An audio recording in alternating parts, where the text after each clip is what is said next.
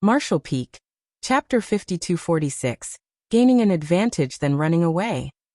As the two armies clashed, both parties had to be menacing and bold. Certainly, neither the humans nor the Black Ink clan were less menacing or bold, especially when both parties were furious. What happened to old ancestor Xiao Xiao enraged the humans while her actions infuriated the Black Ink clan. As these raging armies clashed, it was destined to be a brutal battle. Faced with the humans' onslaught, the Black Ink clansmen at the front were instantly killed. On the other hand, the defenses around the human warships at the front flickered. The secret techniques from both parties intertwined in the void and rained down on each other. For a battle of such scale, there was no need for specific targets. Everyone simply attacked the enemy closest to them. Both armies engaged in an intense struggle as soon as they came into contact. Such intense fighting was more than many Black Ink clansmen could take, resulting in massive casualties on their side. Even the human warships couldn't last forever under such wanton bombardment. After just 10 breaths of time, the 300 warships which formed the vanguard of the East-West Army's force had their shields turning dim.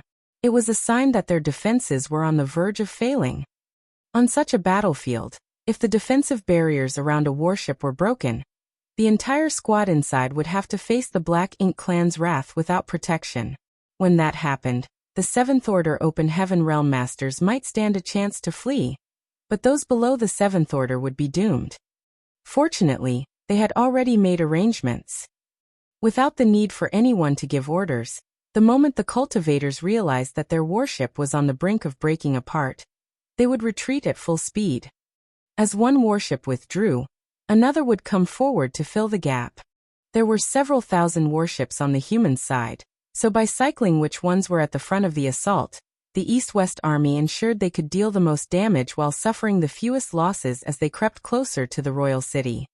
As warships retreated, the same amount of warships would replace them from behind. By using this method, there were rarely any casualties on the human side as the two armies collided. During the second round of replacement, Dawning Light made it to the forefront. The members responsible for controlling the defensive arrays and artifacts madly pushed their world force and infused it into the arrays and artifacts so that their warship could last even a little longer. The ones in charge of the offensive arrays and artifacts quickly tried to restore their energy, which they had exerted during the opening round of attacks. Meanwhile, with Yang Kai in the lead, the Seventh Order Open Heaven Realm Masters vented their powers on the Black Ink clansmen in front of them. The secret techniques they cast successfully killed many enemies. Bai Yi's skills in archery were especially intimidating in this kind of situation. Every arrow she shot could end a feudal lord's life. As her petite figure stood at the bow of the ship, her eyes radiated an unusual glow. It was apparent that she had activated an secret technique as she selected her targets. The warship of the Old Turtles squad was not far from Dawning Light. The Old Turtles were renowned for their defensive capabilities, so this kind of situation was where they could make the best use of their skills.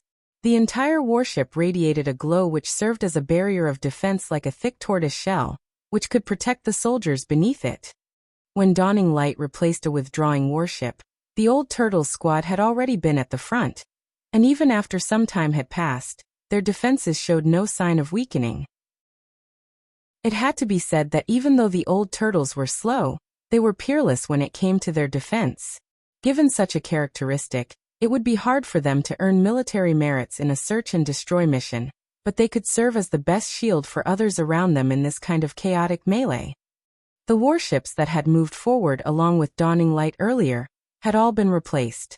In fact, Dawning Light's shields were also on the brink of failing. Although the capabilities of Dawning Light were far greater than average squad-class warships, they were for all intents and purposes balanced. It was unlike the warship of the Old Turtles squad, which had outstanding defensive and offensive strength, but greatly reduced speed and maneuverability. Dawning Light naturally reached its limit sooner than the older Turtles warship. Fortunately, both armies were already tangled up together, so Dawning Light didn't have to fully retreat. Like two torrents that collided, the universe seemed to have turned upside down as the void became destabilized. After the exchange of moves, with the battalion-class warships leading the way, The humans tore apart the defenses of the Black Ink Clan army. The warships from behind came forward and cast their attacks on the Black Ink clansmen on both sides, further dividing up the enemy. Like a sharp blade, the human warships cut across the Black Ink clan's lines and continued to move forward for several 100,000 kilometers until the enemy army had been split apart. Upon arriving at this spot, the battalion-class warship in the lead suddenly changed directions and charged forward. The other warships all followed it closely. The battalion-class warship was commanded by Xiang Shan. In order to carry out the plan on this day, this battalion-class warship was specially modified, and its members were also carefully selected. Ordinary squads were not comparable to it when it came to their offense and defense capabilities. Such a battalion-class warship could serve as the tip of the spear. Meanwhile, the other battalion-class warships, all commanded by the 8th Order Open Heaven Realm Masters, were located on the sides of the fleet. That way, with the protection of the 8th Order Open Heaven Realm Masters, they could ensure that the fleet wouldn't be broken up, allowing them to move together as a cohesive force. However, the price that the East-West Army had to pay was that the 8th Order Open Heaven Realm Masters had lost their freedom to move around.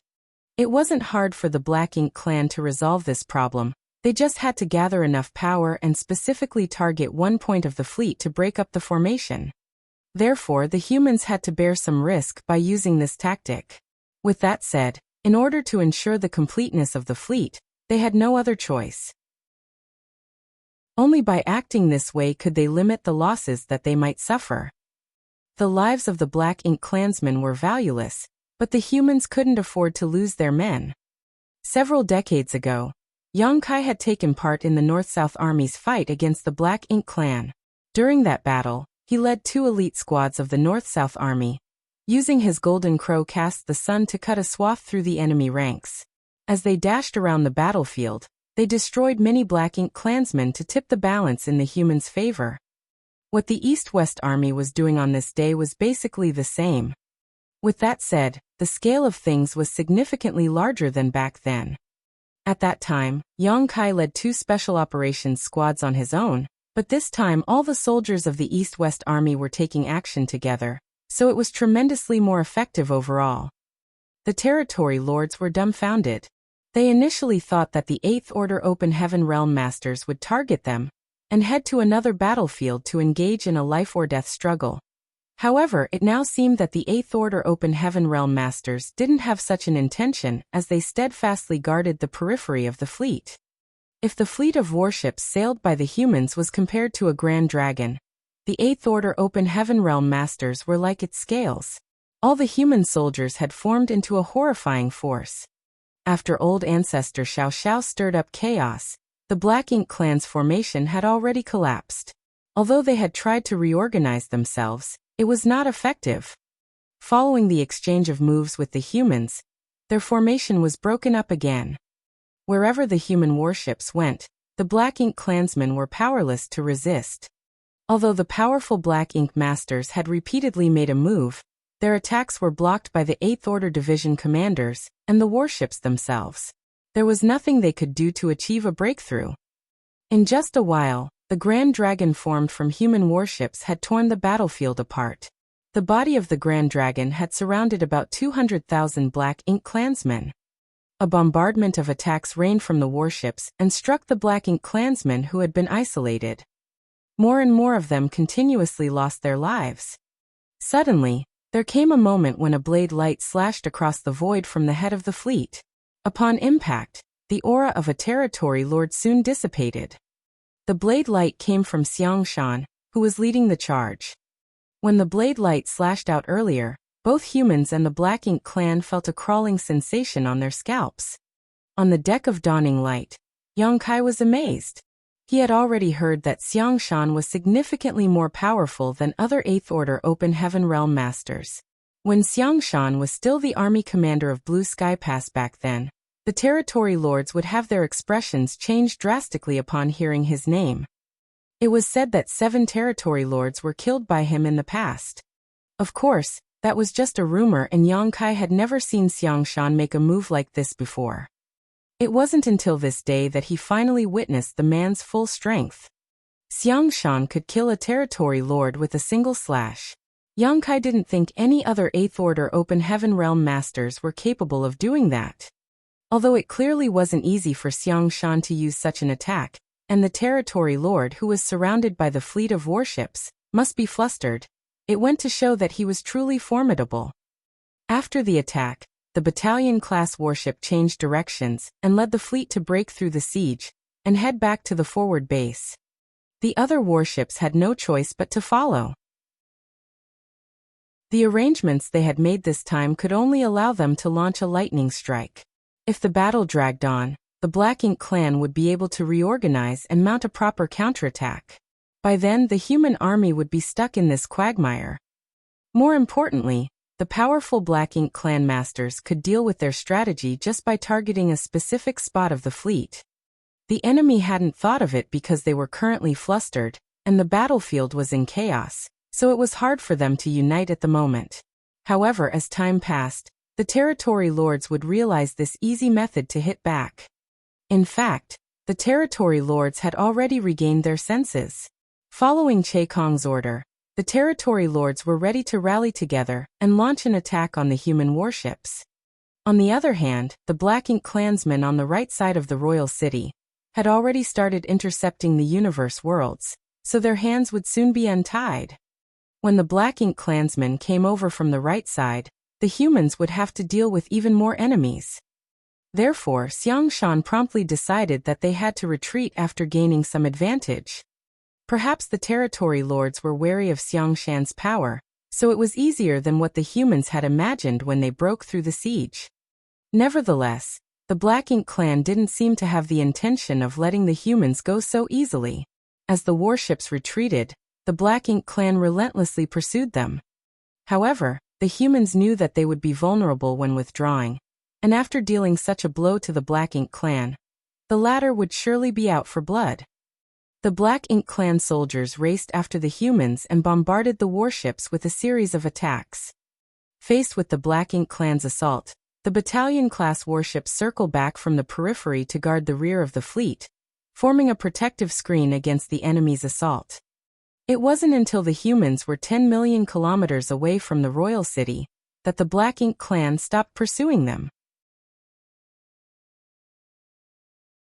Marshall Peak. Chapter 5247. You noticed? The Black Ink clansmen wouldn't dare to keep chasing after the humans, for they were not certain if they had any hidden trump cards to play. If the humans launched a sneak attack on the Black Ink nest when the Black Ink clansmen were not around, they would be doomed. Therefore, despite his unwillingness, Che Kong still ordered them to stop their pursuit. As he watched the human warships leave, his face contorted with fury. It was rare that a battle between the two races of such a scale had ended so quickly. The reason the humans could achieve it was that they had to obey the leader's command no matter what. Wherever Xiangshan was, that was where the fleet of warships would be heading. Therefore, the moment his battalion-class warship started retreating, the other warships followed suit without hesitation. There hadn't really been any grand strategies used in this battle. They simply relied on the excellent leadership of their commanders, the collaboration between several tens of thousands of soldiers, and a bit of luck. Only 1 hour had passed from the time the two armies clashed to the time the humans withdrew 10 million kilometers from the royal city. However, in just 1 hour, the humans had managed to cause the same number of casualties to the Black Ink clan as the total number of casualties for the past 20 years. There were even more casualties if they included what the old ancestor had done to the Black Ink clan earlier. After all, 3 8th Order Black Ink disciples were killed by the old ancestor, and even more of them were injured. Although the Black Ink clan had suffered immense losses, it didn't mean no humans were killed. Under Xiangshan's leadership, the fleet of warships had acted like a dragon that swam across the battlefield in an imposing manner. Nevertheless, the Black Ink clan was not weak. The defenses of some of the warships were shattered, and when that happened, the soldiers inside were instantly exposed to danger. While more and more Black Ink clansmen were killed on the battlefield, the sound of small universes collapsing was also heard. Casualties were inevitable, especially when one was trying to break through a siege and retreat. Although the 8th Order Open Heaven Realm Masters had brought up the rear on their battalion-class warships, They couldn't possibly ensure everyone's safety. There were times when they were powerless to save some of the soldiers' lives. The Black Ink clan hadn't achieved their goal of breaking the humans with a pursuit from behind, but to the humans, it was already a huge loss. It was a price they had to pay though, and the leaders of the East-West Army had already expected such an outcome when they were coming up with this plan. Regardless, this plan had to be carried out. No war would end with no casualties. The differences were how many of them were killed, and whether their deaths were meaningful. The leaders had already done their best to minimize the number of deaths. From beginning to end, the battle formation remained intact, though the shields of many warships had turned dim and numerous arrays were flashing and flickering. It was a sign that the arrays were on the verge of breaking. Yang Kai, who was soaked in black blood, was standing on the deck of Dawning Light. As he looked around, he couldn't help but feel sorrowful. The peace in the 3,000 worlds was in stark contrast to the brutality on the Black Ink battlefield. The trillions of people back in the 3,000 worlds didn't know that so many of the brightest cultivators from the cave heavens and paradises were constantly fighting against the Black Ink clan on such a battlefield, silently defending their homeland. Those who were killed on the battlefield would only have their names carved on the monument of heroes back in the Great Passes, so that their comrades would remember them. However, when their friends and relatives all passed away, only the names would remain. No one would really remember them then. Just then, Yang Kai caught a whiff of a bodily fragrance as Feng appeared beside him. He turned to look at her and asked with concern, "Is everyone all right?" Feng replied, "No one is fatally wounded. Junior brother Yu suffered some damage to his small universe, so it will take him a few years to properly recuperate. One of junior brother Ning's arms was torn off, but he managed to catch it, and it's now reconnected. He'll be fine after he fully recovers. The others have only suffered some flesh wounds." Yang Kai nodded gently. The junior brother Yu that Feng had mentioned was Yu Ziyu, who, along with Renbing Bai, were the new 7th Order Open Heaven Realm Masters that had joined them when the Dawn was expanded before this campaign. On the other hand, junior brother Ning Zhiqi, who was from Red Sun Paradise, was a longtime member of Dawn who had been around since the founding of the squad. He was also one of the Black Ink disciples that Yang Kai had brought back from the Black Ink clan's territory back in the Blue Sky Theater. In this war, the 7th Order Open Heaven Realm Masters were more severely impacted than the mid-rank Open Heaven Realm Masters, because they had to move around outside the warships to directly deal with the enemies. As long as the defenses of the warships weren't broken, those inside wouldn't be in any danger.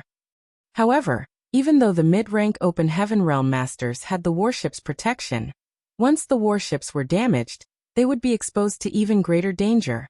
That was because they were weaker than the high-rank Open Heaven Realm Masters. Dawn was a special operations squad. However, in the battle that lasted just 1 hour on this day, 8 7th Order Open Heaven Realm Masters, including Yang Kai, were all injured. One of Ning Zhiqi's arms was even torn off. It went to show how truly perilous this clash had been. With that said, it was because Dawn was located at the periphery of the fleet. Hence, they faced a greater pressure than other warships during the intense battle. "I wonder how many people lost their lives," Feng sighed all of a sudden. Yang Kai fell silent, for the dead couldn't be resurrected. All the survivors could do was pay tribute to their sacrifice and move on. Strictly speaking, the humans had gained a massive victory today. That was because the number of Black Ink clansmen was several dozen times greater, but the difference in casualties between both sides was of an even higher ratio. Despite the landslide victory, no one felt elated when they returned. That was because this was the first real clash between the East-West Army and the Black Ink clan in the Great Evolution Theater, and there would surely be even more brutal battles in the future. It wouldn't be too late to celebrate their victory when they finally destroyed all the Black Ink clan in this place and retook Great Evolution Pass. By then, they would also celebrate the occasion on behalf of the deceased. When they returned to the forward base, the injured started recuperating while the damaged warships were repaired. Yang Kai said a few words to the members of Dawn, then headed to the mountain valley on his own. After spreading out his small universe, he waited for the old ancestors' return. This place was a restricted area in the forward base, so other than the 2 army commanders, even the other 8th Order Open Heaven Realm Masters wouldn't come here. That was because this was the place the old ancestor would come to recuperate for many years to come. No one could disturb her. Violent energy fluctuations were still felt coming from the depths of the void, and it was apparent that the old ancestor and the royal lord were still fighting. More than 10 days later, the fluctuations suddenly stopped. Noticing this, Yongkai just waited patiently. As he had expected, a figure descended from the sky half a day later and touched upon his small universe. A thought flashed through Yongkai's mind, and the next instant, the old ancestor entered his small universe and landed beside him. The moment she landed on the ground, she almost lost her balance and fell. Yongkai promptly supported her weight, only to see that her face was horrifyingly pale, and her clothes were soaked in blood. Some of the blood was red, while some was black. The red blood naturally belonged to the old ancestor, while the black blood was from the royal lord. Needless to say, they were mutually wounded again this time. With that said, it was the outcome that the old ancestor had deliberately tried to achieve. Here again, old ancestor Xiao Xiao looked up and saw the familiar log house in front of her. 100 years ago, she arrived here in this small universe when she turned into a 3-year-old child. It was the hunter who picked her up from the log house. Yongkai grinned. I was thinking that it might help with your recuperation when you recall the fond memories you had experienced here. That's why I've chosen this place. If you think it's not appropriate, we can go somewhere else. It's fine. I'll stay here. Old ancestor Xiao Xiao waved her hand. All right. I'll help you inside. Please relax your legs. Old ancestor Xiao Xiao couldn't help but shoot him a glare. Yongkai's words seemed to suggest that she was a frail old person. Although she was indeed in a terrible state, she was still a 9th Order old ancestor. Regardless of how horribly injured she was, she didn't need him to carry her into the house. As she secretly cursed at this smelly brat, she tripped over the threshold at the door. After Yongkai helped old ancestor Xiao Xiao take a seat on the bed, he hospitably walked to the side and poured her a cup of water. The old ancestor took the cup and chugged down the water, then asked with a frown, "Don't you have any tea leaves?" Yongkai shrugged. "I'm too lazy to prepare some tea. Please make do with it." The old ancestor certainly wouldn't mind it. She tossed the cup back onto the table and let out a breath. "I was too negligent." Upon hearing that, Yongkai furrowed his brows. "Did you suffer a setback?" Old ancestor Xiao Xiao shook her head. "Not really. It's just that there's something that surprised me." Yongkai asked, "What do you mean?" With a worried expression, the old ancestor replied, "The royal lord with wings on his back can make use of his black ink nest to strengthen himself." The humans were not aware of this. Even Yongkai, who had pretended to be a Black Ink disciple and lived in the Black Ink clan's territory twice, was unaware of this. Therefore, upon hearing what the old ancestor said, he was shocked. The royal lord can make use of his Black Ink nest not only to heal, but also to directly strengthen himself. The old ancestor nodded. Otherwise I wouldn't have let him off. According to her plan, she would make sure that the royal lord would be half dead this time even if she couldn't kill him, and she would do the same next time. By repeatedly harassing the royal lord, she would eventually take his life one day. However, the moment they exchanged moves, she realized that the royal lord could make use of his Black Ink nest's power to increase his own strength, and not by just a small amount either. Yongkai soon realized something. "Is that why you suddenly fell into a disadvantage not long after you clashed with the royal lord, even though you initially had the upper hand?" When the old ancestor exchanged moves with the royal lord, Yongkai was on the deck of Dawning Light, so he could see what was going on above the royal city. Although he couldn't clearly see the battle as he was too far away from the royal city, he was aware that the old ancestor was at an advantage at the start of the battle. Old ancestor Xiao Xiao nodded. Honestly, she was astounded when she realized that the royal lord's power had surged all of a sudden, for such information was not available to them in the past. Although the humans had been at war with the Black Ink clan on the Black Ink battlefield for countless years, They knew very little about their enemy because the black ink's strength was irresolvable previously. It was Yang Kai who found out that the transmission of information was convenient between the black ink nests. Is that why you pretended that you hadn't fully recovered and held back some of your power? Yang Kai asked. Old ancestor Xiao Xiao was slightly surprised. You noticed? Marshall Peak. Chapter 5248, 20 years. When old ancestor Xiao Xiao was injured, she could make use of Yang Kai's small universe to speed up her recuperation.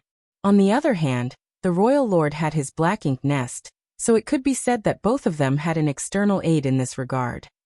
However, in comparison, the humans were already aware that the royal lords could use their black ink nests to help with their recuperation, while the Black Ink clan did not know that old ancestor Xiao Xiao had a similar advantage. This simple disparity of information could be used to trick the Black Ink clan.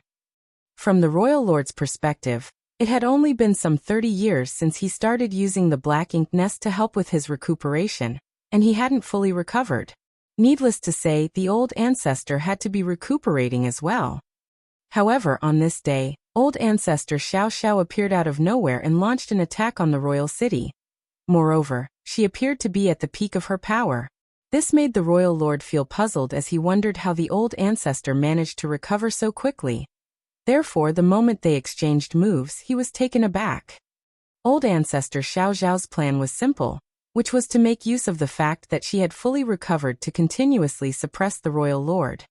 While she had fully recovered, the royal lord was still wounded. If nothing unexpected happened, she could exacerbate the royal lord's wounds after the fight. Then, she would come back and seek Yang Kai's help. When her wounds had healed, she would look for the royal lord for their next fight. By repeatedly doing so, she believed that the royal lord wouldn't be able to take it anymore after 100 years, as his wounds would never heal properly.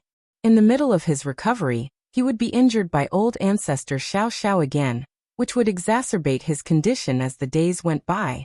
In such a way, there would come a day when he would be defeated by her.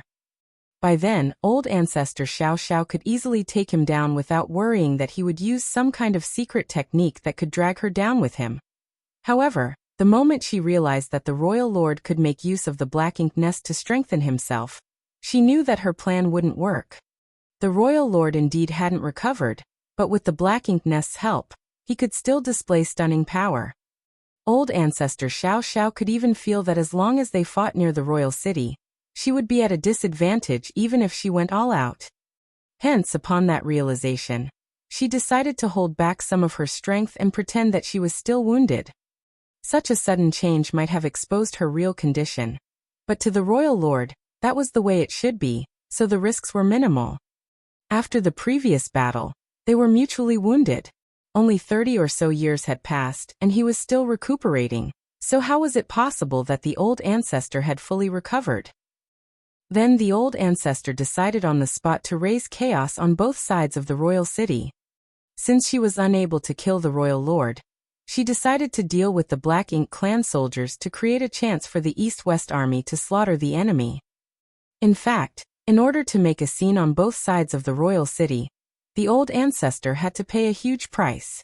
When she was dealing with the third Black Ink disciple, she was directly struck by the royal lord's attack. For the rest of the battle, she had to suppress her pain to make sure that no one noticed. Then, she decided to lure the royal lord away so that the latter couldn't keep drawing energy from the Black Ink nest. When she reached the depths of the void and exchanged moves with the royal lord, she still held back some of her power to feign weakness and injury. In the end, the two top masters fought an intense, but not life-threatening battle. That was the reason she managed to retain her original form when she returned. One had to know that when she came back to the forward base previously, she immediately turned into a 3-year-old child, and it wasn't until much later that she regained her consciousness. It could be said that she was already in a better state this time. I thought I'd concealed it well. It never crossed my mind that you'd figured it out. The old ancestor thought that it was such a shame. Yang Kai chuckled. I was fully aware of your condition because you recuperated in my small universe. However, the royal lord definitely wouldn't have noticed, so you don't have to worry about it. You have a point. The old ancestor nodded lightly. Now, it seems that the black ink nests do not only help the black ink clan cultivate and heal, but they can also empower them as long as they are nearby. Knowing what she was trying to say, Yang Kai asked, "Are you worried about Great Evolution Pass?" The old ancestor nodded. There are black ink nests in Great Evolution Pass, so I suppose they might be able to help the territory lords strengthen themselves. Send a message to them, and tell them to be careful and not invade Great Evolution Pass when they see an opportunity. Upon receiving the order, Yang Kai replied, "Understood. I will report it to the army commanders. I'm exhausted, so I'll start healing now." Upon finishing her words, old ancestor Xiao Xiao sat down on the bed with her legs crossed. The next instant, her figure started shrinking. Barely several breaths of time later, she transformed from an adult to a young child that appeared some 7 or 8 years old. She looked just like the young girl in the marketplace in Yinyang Pass when Yang Kai saw her for the first time. It suggested that she was indeed in a better state than last time. Since the old ancestor had to recuperate, Yang Kai left the log house respectfully. At the entrance of the valley where Yang Kai had spread out his small universe, 2 7th Order Open Heaven Realm Masters, who were responsible for standing guard, exchanged glances as they had received a message from Yang Kai via divine sense. One of them nodded. "I'll inform the army commanders about it now." A moment later, aboard the purifying black ink battleship, Xiangshan, Lu Jiping, and the others listened to the report from the 7th Order Master. It was only then that they learned that the Black Ink clan could use their black ink nests to strengthen themselves in combat. Then, they promptly told someone to head to Great Evolution Pass to share this piece of information with the North-South Army. Although the North-South Army wasn't supposed to launch an attack on Great Evolution Pass, they still had to immediately share such information with them. However, since it was a long journey, it would be at least a month later when the North-South Army received this intel. After the East-West Army's first clash with the Black Ink clan in the Great Evolution Theater, they went on to coexist peacefully for the next 20 years. During this period of time, the humans never made a move. They had also stopped harassing the Black Ink clan with universe worlds. This silence only made the leaders of the Black Ink clan feel ill at ease. That was because it suggested that the humans were trying to accumulate enough strength before launching an even more violent assault than last time. The territory lords had the urge to take the initiative and launch an attack on the humans. However, the royal lord had given an order, so they wouldn't dare to make a rash move. In the beginning, with Che Kong as the leader, some of the territory lords still thought that it was better to defend the royal city than to launch an attack. Nevertheless, as time passed, even Che Kong felt that he had made a mistake by being too conservative. He should have derailed the humans' plan before they gained a strong foothold. Now that the humans had set up a forward base, and the royal lord was badly injured, there wasn't a chance for the Black Ink clan to initiate an attack. It was too late now though, so they could only obey the royal lord's order and defend the royal city at all costs. No war broke out on the East-West Army's side for 20 years. On the other hand, over the past 20 years, the North-South Army had clashed with the Black Ink clan in Great Evolution Pass on several occasions. There were about 700,000 Black Ink clansmen in Great Evolution Pass, including more than 20 territory lords and about 50 8th Order Black Ink disciples. It was a force to be reckoned with. The Black Ink clan had made countless arrangements in Great Evolution Pass over the last 30,000 years, and given their collective power, it wasn't hard for them to deal with a mere 30,000 human soldiers. The North-South Army had never shown any intention of attacking Great Evolution Pass. Be it the irritable Ouyang Lai or the measured Mi Jingluan. They both knew that it was no different from asking for death if they tried to assault Great Evolution Pass in such a situation. The humans had limited manpower, so they couldn't afford to suffer any unnecessary losses. Therefore, the North-South Army had set up camp about 2 days' journey from Great Evolution Pass, just close enough to monitor the situation, and ensure they could intercept any Black Ink clansmen that tried to leave the Great Pass. This made the Black Ink clansmen feel vexed. After the battle at the Royal City 20 years ago, the Black Ink clansmen in Great Evolution Pass realized that they couldn't keep hiding in this place to enjoy the temporary peace. Once the Royal City was destroyed, they couldn't possibly stay safe in Great Evolution Pass. Therefore, after the Black Ink clansmen learned about the battle, they began trying to leave Great Evolution Pass and head to the royal city to provide reinforcements. Given the fact that there were 700,000 Black Ink clan soldiers, more than 20 territory lords, and about 50 8th Order Black Ink disciples, if they went all out, the humans would not be able to stop them. However, if they really did that, it would be akin to giving up Great Evolution Pass. Certainly, Territory Lord Hongdi wouldn't agree to it. After all, his Black Ink nest was located in Great Evolution Pass, so this place was practically his domain. As such, over the years, the Black Ink clansmen had been trying to come up with a solution to this problem. On one hand, they had to retain control of Great Evolution Pass.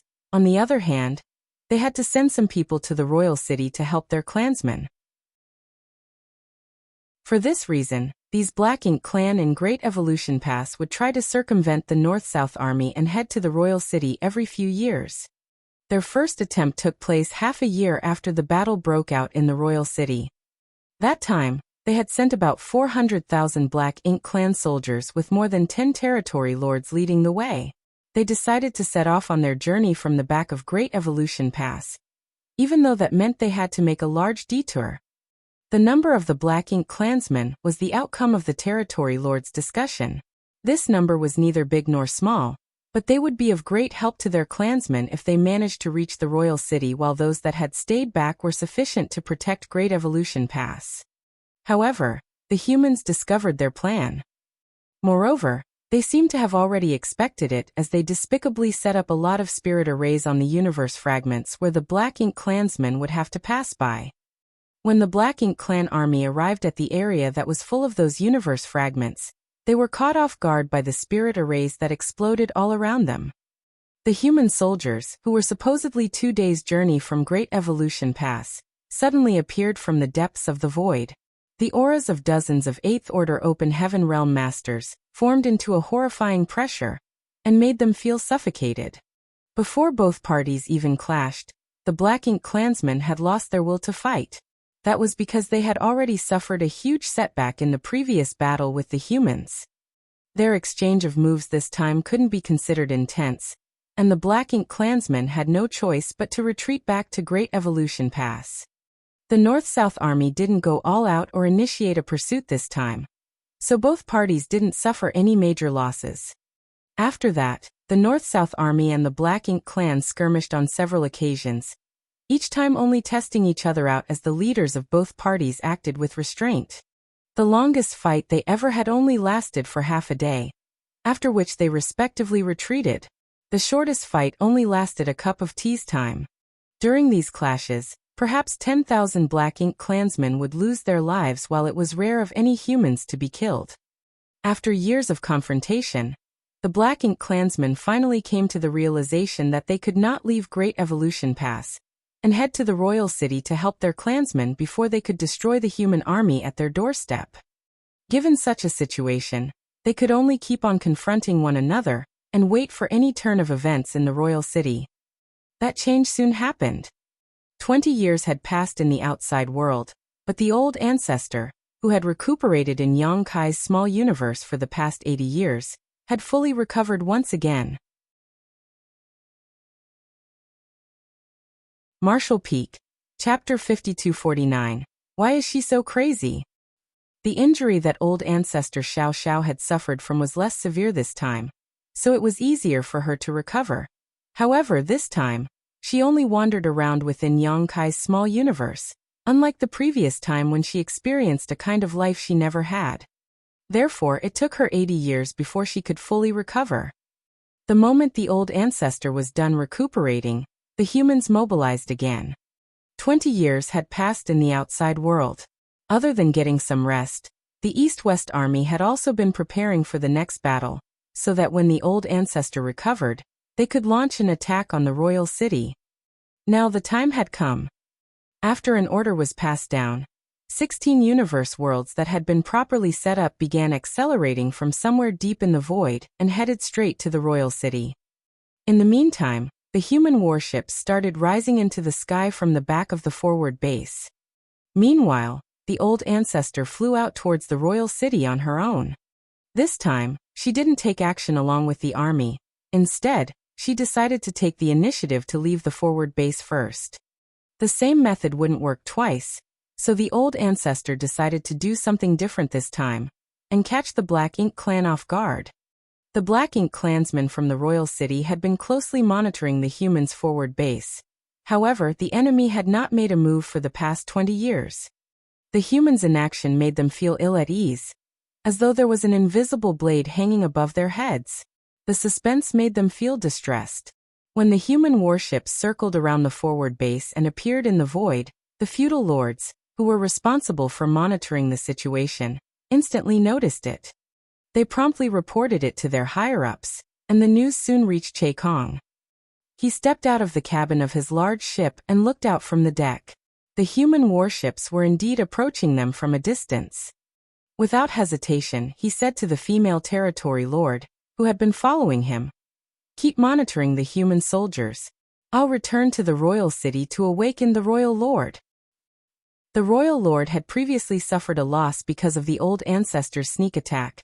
Therefore, when he returned, he told Che Kong that, when the humans invaded the royal city next time, the latter had to immediately wake him so that he wouldn't be caught off guard again. He wouldn't have given such an order if he had a choice, as no Black Ink clansman was willing to be forcefully awakened when they were recuperating, for this would be disruptive to their recovery. This was especially true for a royal lord. Nevertheless, such drawbacks were inconsequential compared to the possibility of the old ancestor launching a sneak attack on him again. After all, when the old ancestor struck, the royal lord would immediately awaken anyway. Hence, he would rather let his subordinate wake him up first so that he could get prepared. Certainly, Che Kong wouldn't dare to disobey the royal lord's order. However, since the human warships had just taken off, it would take them at least half a day before they would reach the royal city. Therefore, he reckoned that he wouldn't have to wake the royal lord in a hurry. After he spoke to the female territory lord, Che Kong immediately headed to the royal city. Nevertheless, not long after he left, he abruptly turned around. A dangerous aura was rapidly approaching, one that caused Che Kong and the female territory lord's expressions to change drastically. The old ancestor was already on her way. This was something they had never anticipated, as they all thought that the old ancestor would take action along with the human army, so it surprised them that she had made a move first. By the time they realized that the human soldiers were mobilizing, the old ancestor had already arrived near the royal city. With no time to mull over what the old ancestor was up to, Che Kong roared, "Enemy attack!" The next instant, a phantom-like figure crashed into the Black Ink clan soldiers who were just outside the royal city. As her violent world force surged, the entire void seemed to be boiling as though a burning piece of iron had fallen into cold water. When one of the most powerful human cultivators flared up at the Black Ink clan soldiers, ignoring her status completely, the damage she could cause was catastrophic. It was because there was practically no one who could stop her. Without the royal lord around, even the territory lords and the 8th Order Black Ink disciples were at risk of losing their lives. Thousands of Black Ink clansmen lost their lives every breath. With the petite figure as the center, the Black Ink clansmen around her melted away like snowflakes under the scorching sun. Many feudal lords, and even some territory lords and 8th Order Black Ink disciples lost their lives to this sneak attack. In just 10 breaths, some 50,000 Black Ink clansmen had been slaughtered. The Black Ink clan's formation had descended into chaos as the Black Ink clansmen instinctively cast their secret techniques at the figure, but their attempts were all futile. More often than not, they accidentally injured their own allies rather than hitting the enemy. Some of the Black Ink clansmen were killed by their own clansmen instead of the old ancestor, which was quite miserable. 10 breaths of time was all it took for many Black Ink clansmen to be laid to rest forever. Meanwhile, the same amount of time was sufficient for the royal lord to come to his senses. The old ancestor's power had burst forth just outside the royal city. Therefore, the royal lord could clearly sense it even though he was in a state of deep slumber. Before the old ancestor could cause more chaos and casualties to the Black Ink clan, the royal lord furiously shot out of the royal city, his form engulfed in thick black ink strength. Infuriated, he went all out and struck at old ancestor Xiao Xiao, forcing her back. A hint of redness flashed through her fair face, but it soon disappeared. Hovering in the void, she stared at the royal lord from a distance. Her alluring eyes seemed able to see through the black ink's strength and take in the fury and puzzlement behind the royal lord's gaze. The royal lord was indeed furious and puzzled. He was furious because only 20 years had passed, but this insane woman came to harass him again, interrupting his healing just like last time. On the other hand, he wondered if all humans were so crazy. He was certain that this woman hadn't fully recovered, as during their exchange just now, he could clearly sense some fluctuations in her aura. Certainly, he couldn't exclude the possibility that the other party was hiding her true power. However, that was practically impossible. With the help of his black ink nest, he had only healed some 30% of his injuries over the last 20 years.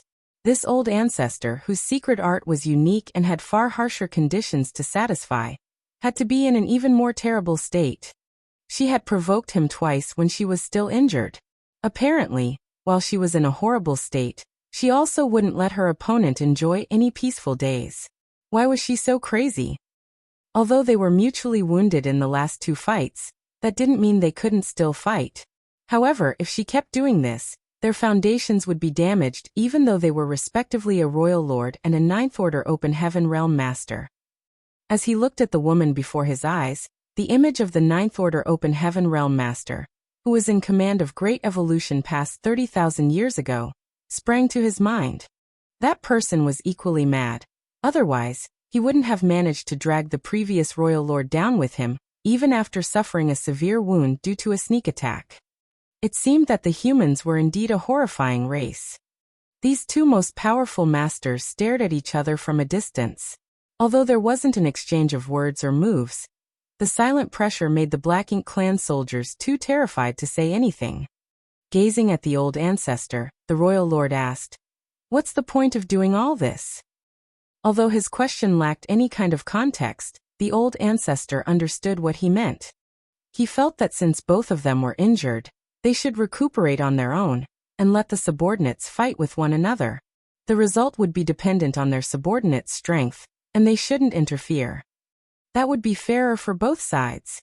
What was the point of her provoking the royal lord when she was still injured? They would just end up being mutually wounded again, and none of them would gain any advantage. Upon hearing that, Xiao Xiao put on a smile. Humans are weak, so we have no choice but to act a little crazy. As an old ancestor, I naturally have to put in more effort. Including this time, she had exchanged moves with the royal lord thrice, but it was the first time they had spoken to one another. The previous times, they directly clashed with one another without any attempt to communicate. The reason she was even willing to talk to him was that the East-West army was still on its way. If she could stall for time, it would be helpful for the humans who were planning to attack. As long as she was around, the Black Ink clansmen, whose formation had been disrupted, wouldn't be able to effectively reorganize themselves. The royal lord lowered his gaze. Since you know that humans are weak, why don't you pledge loyalty to the Black Ink clan? The humans are destined to be ruled by the Black Ink clan one day. You're one of the most powerful of the humans, so I'm sure you're aware of it. Old ancestor Xiao Xiao snorted. Stop boasting shamelessly. What makes you think the Black Ink clan will rule over the humans one day? Since time immemorial, the Black Ink clan has never been able to step out of the Black Ink battlefield.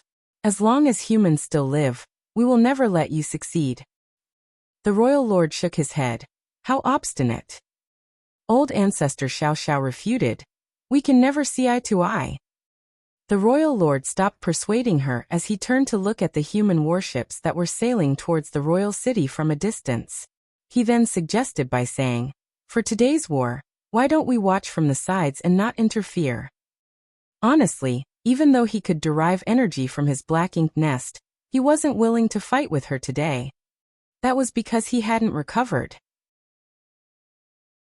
Although he wouldn't be at a disadvantage by making use of the Black Ink nest's power, it would slow down his recovery considerably. Moreover, he didn't have the confidence to kill this woman, so the end result would only be a massive loss of resources and more wounds on his body. If he had the confidence to win, he would have directly made a move instead of talking to her. Although they had only exchanged moves a few times, he had come to realize that she was a difficult opponent to deal with. Upon hearing his suggestion, old ancestor Xiao Xiao shook her head. No. Since I'm here, I'll not watch the fight and do nothing. The royal lord snapped. Don't go too far. He had already conceded quite a bit to her by suggesting that they wouldn't have a hand in the battle on this day.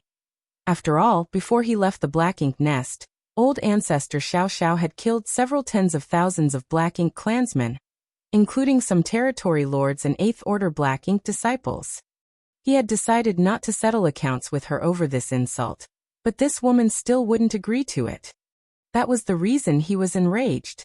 The next instant, a puff of Black Ink strength appeared beside old ancestor Xiao Xiao. The Black Ink strength turned into a contorted face as it howled in silence. Although the howl was silent, it was as though it could penetrate a person's mind and cause them to fall into a state of restlessness. Even an 8th Order Open Heaven Realm Master would freeze for a moment after getting struck. It was apparently the Royal Lord's move. The instant the strange secret technique was cast, the Royal Lord charged towards old ancestor Xiao Xiao and pushed his palm. Old ancestor Xiao Xiao sneered. You said we should just watch from the sides, but you didn't hesitate to make a move. You're indeed a typical Royal Lord, aren't you? The Royal Lord snorted. Since you've already turned me down, all that's left to do is fight. Martial Peak, Chapter 5250 Intertwining Branches. This Royal Lord was a decisive person. He wasn't lying when he suggested that both of them should not interfere in the battle today. If old ancestor Xiao Xiao had agreed to it, both of them would have kept their word. For powerful beings like them, even a simple promise could affect their fates. Hence, it wouldn't do them any good if they broke their word. However, the moment the Royal Lord was rejected by old ancestor Xiao Xiao, he directly cast his secret technique. It was apparent that he was well prepared from the start. Just like what he had said, since his suggestion was rejected, there was no choice but to fight. As the two clashed, Che Kong and the other territory lords felt extremely frustrated, for the same scenario that happened 20 years ago repeated itself. Back then, the two top masters clashed with one another among the Black Ink clan soldiers, causing many deaths and throwing their formation into disarray.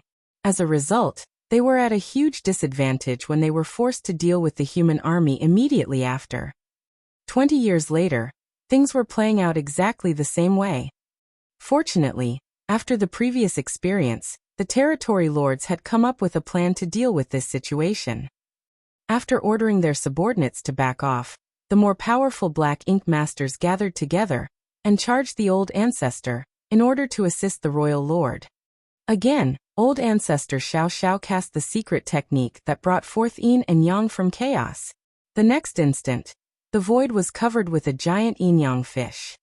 Even with the help of this secret technique though, her momentum still appeared weaker than 20 years ago.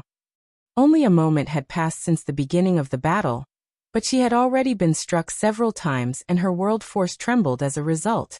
Fortunately, those strikes were from the territory lords and 8th Order Black Ink disciples, which was still bearable for the old ancestor. If she had been struck by the royal lord, she would have fallen into a terrible state. This sight confirmed the royal lord's suspicions. This woman indeed hadn't recovered. In fact, her injuries had worsened after she repeatedly provoked him. As a result, she appeared weaker than she was previously.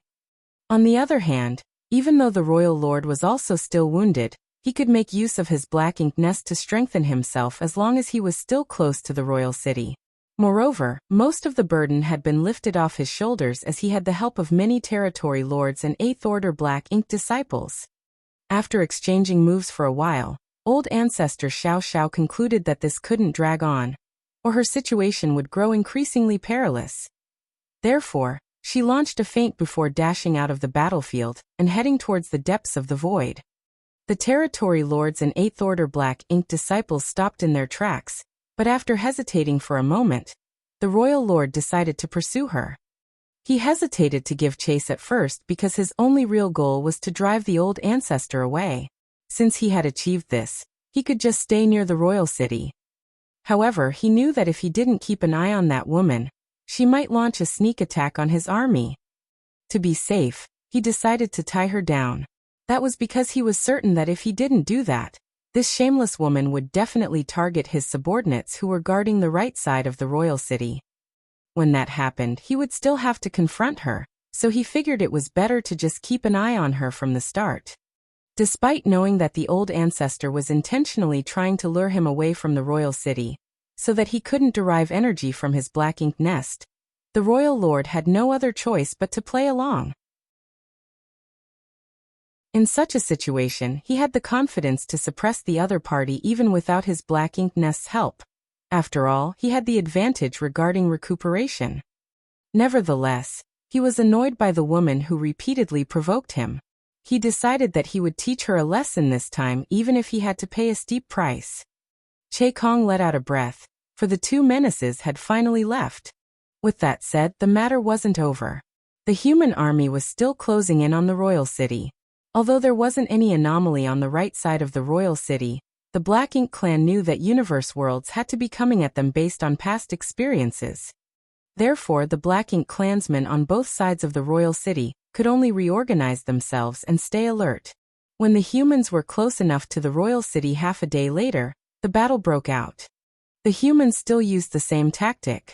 With the 8th Order Open Heaven Realm Master's protection, the fleet of warships turned into a long dragon as the warships flew in tight formation.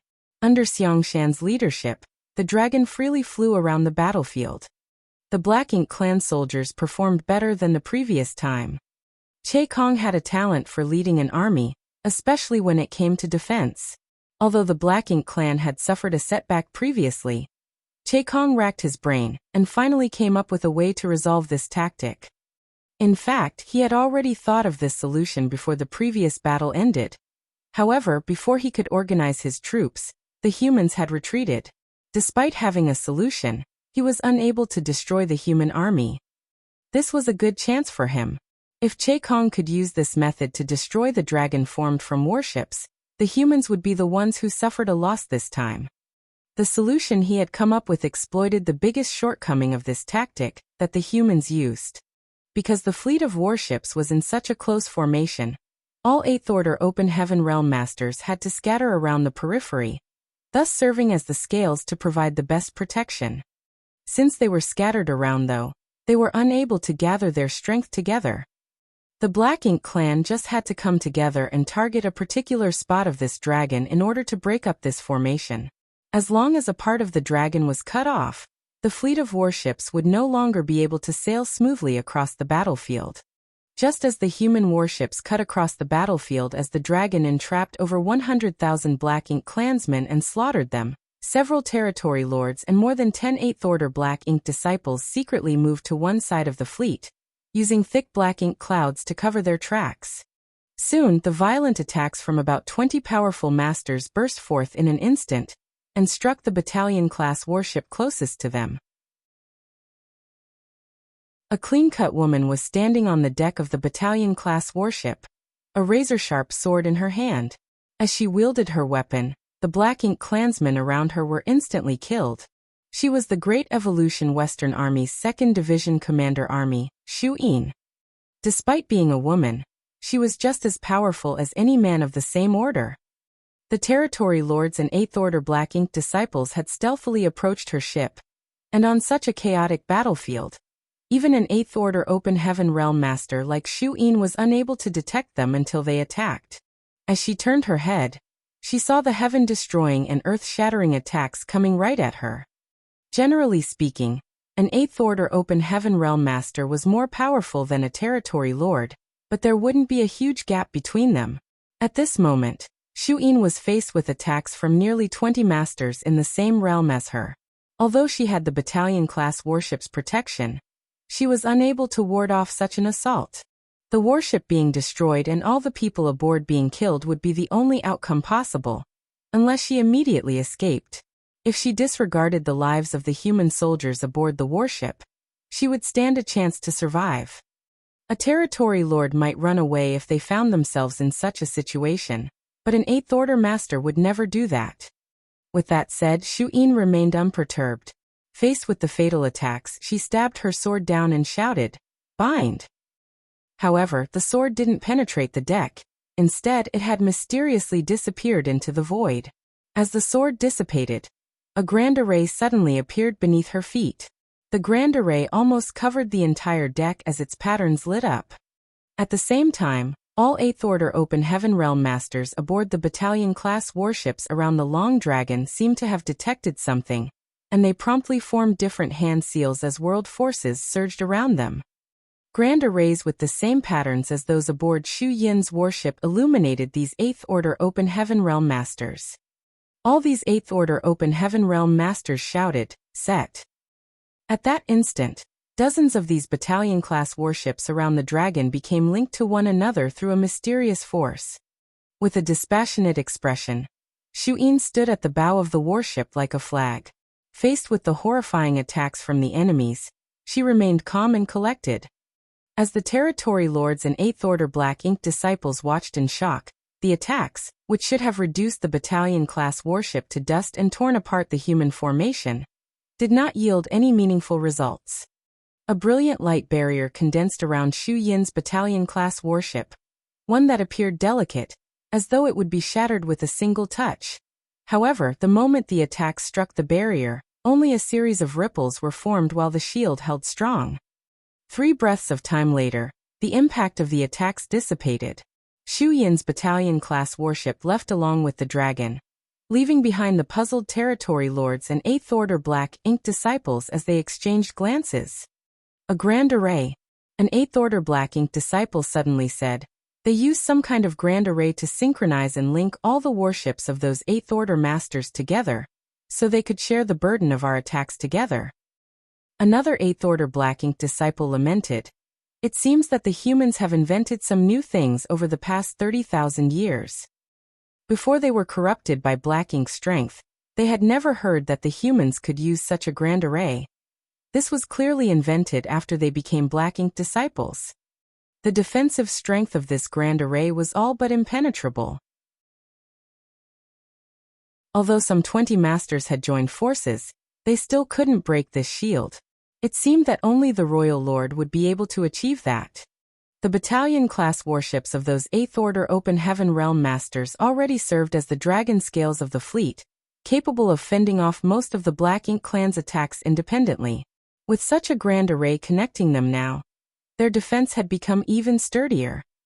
Faced with such a fleet of warships, the Black Ink clansmen had no idea what they could do. "Stop dawdling and come up with a solution," a Territory Lord harshly snapped at them. Although 8th Order Black Ink disciples were fairly powerful, they were no different than slaves in front of these Territory Lords.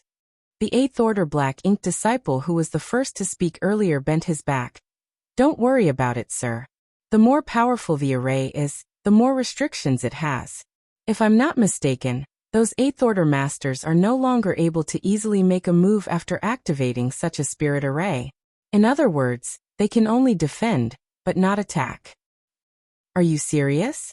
The Territory Lord's eyes brightened when he heard that. In that case, it would be very good news to the Black Ink clan as a lot of casualties on their side could be avoided. One had to know that those 8th Order Open Heaven Realm Masters could easily kill a massive number of Black Ink clansmen. As the Territory Lord looked up, he saw that the 8th Order Masters were indeed standing on the decks without showing signs of making another move. He reckoned that the Black Ink disciple didn't lie to him. It seemed that the humans couldn't have the cake and eat it too, as there was a serious drawback to this new grand array.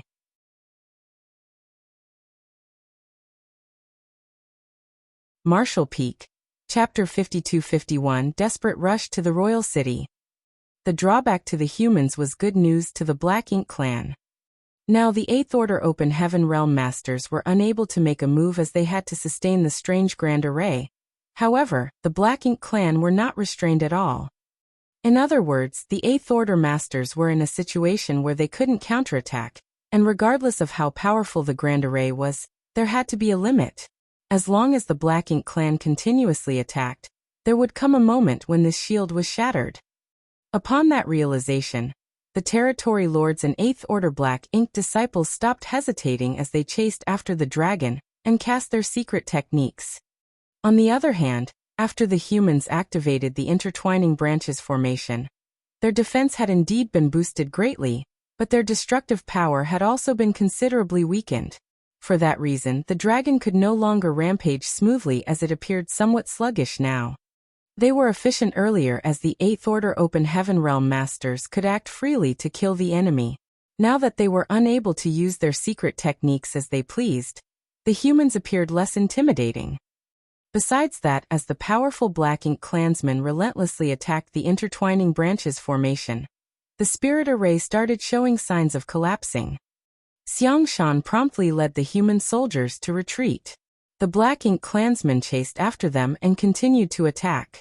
It wasn't until the humans were 10 million kilometers away from the royal city that the Black Ink clan stopped. Right then, the 16 universe worlds finally arrived. The 30% of the Black Ink army on the right side easily intercepted them, ensuring that the royal city was not damaged one bit.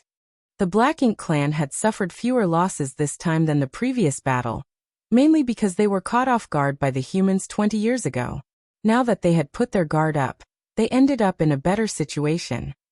Regardless, they had still lost several tens of thousands of troops, including many feudal lords.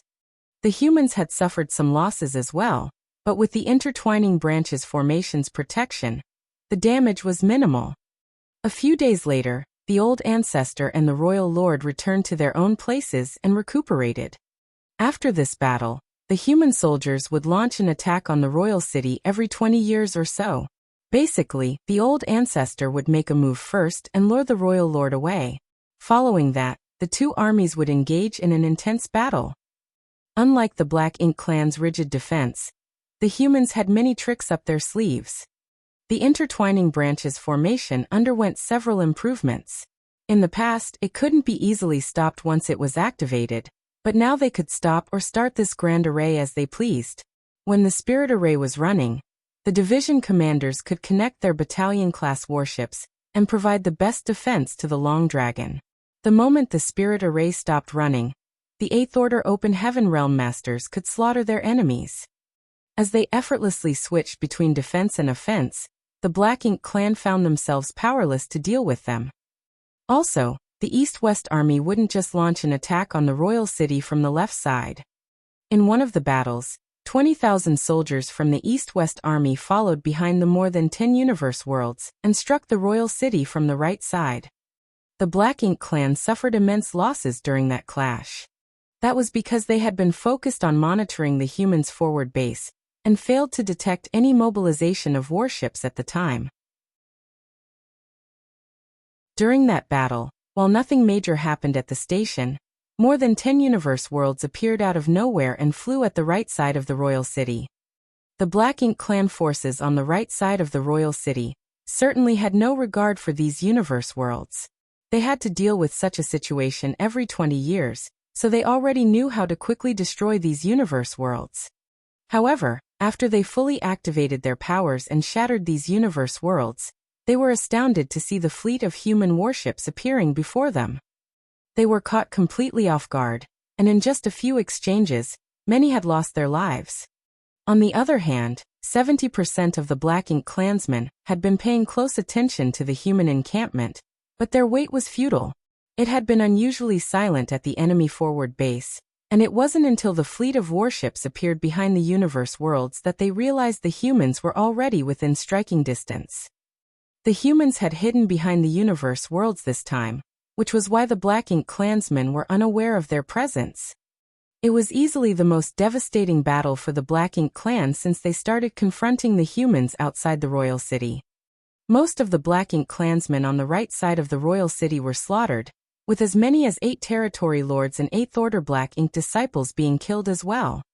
The Territory Lord and 8th Order Black Ink disciples did not hold their powers back when destroying the universe worlds.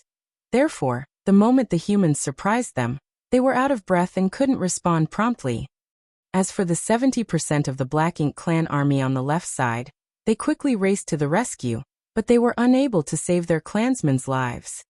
The humans never stayed for long, and would always run away as soon as they gained some advantage.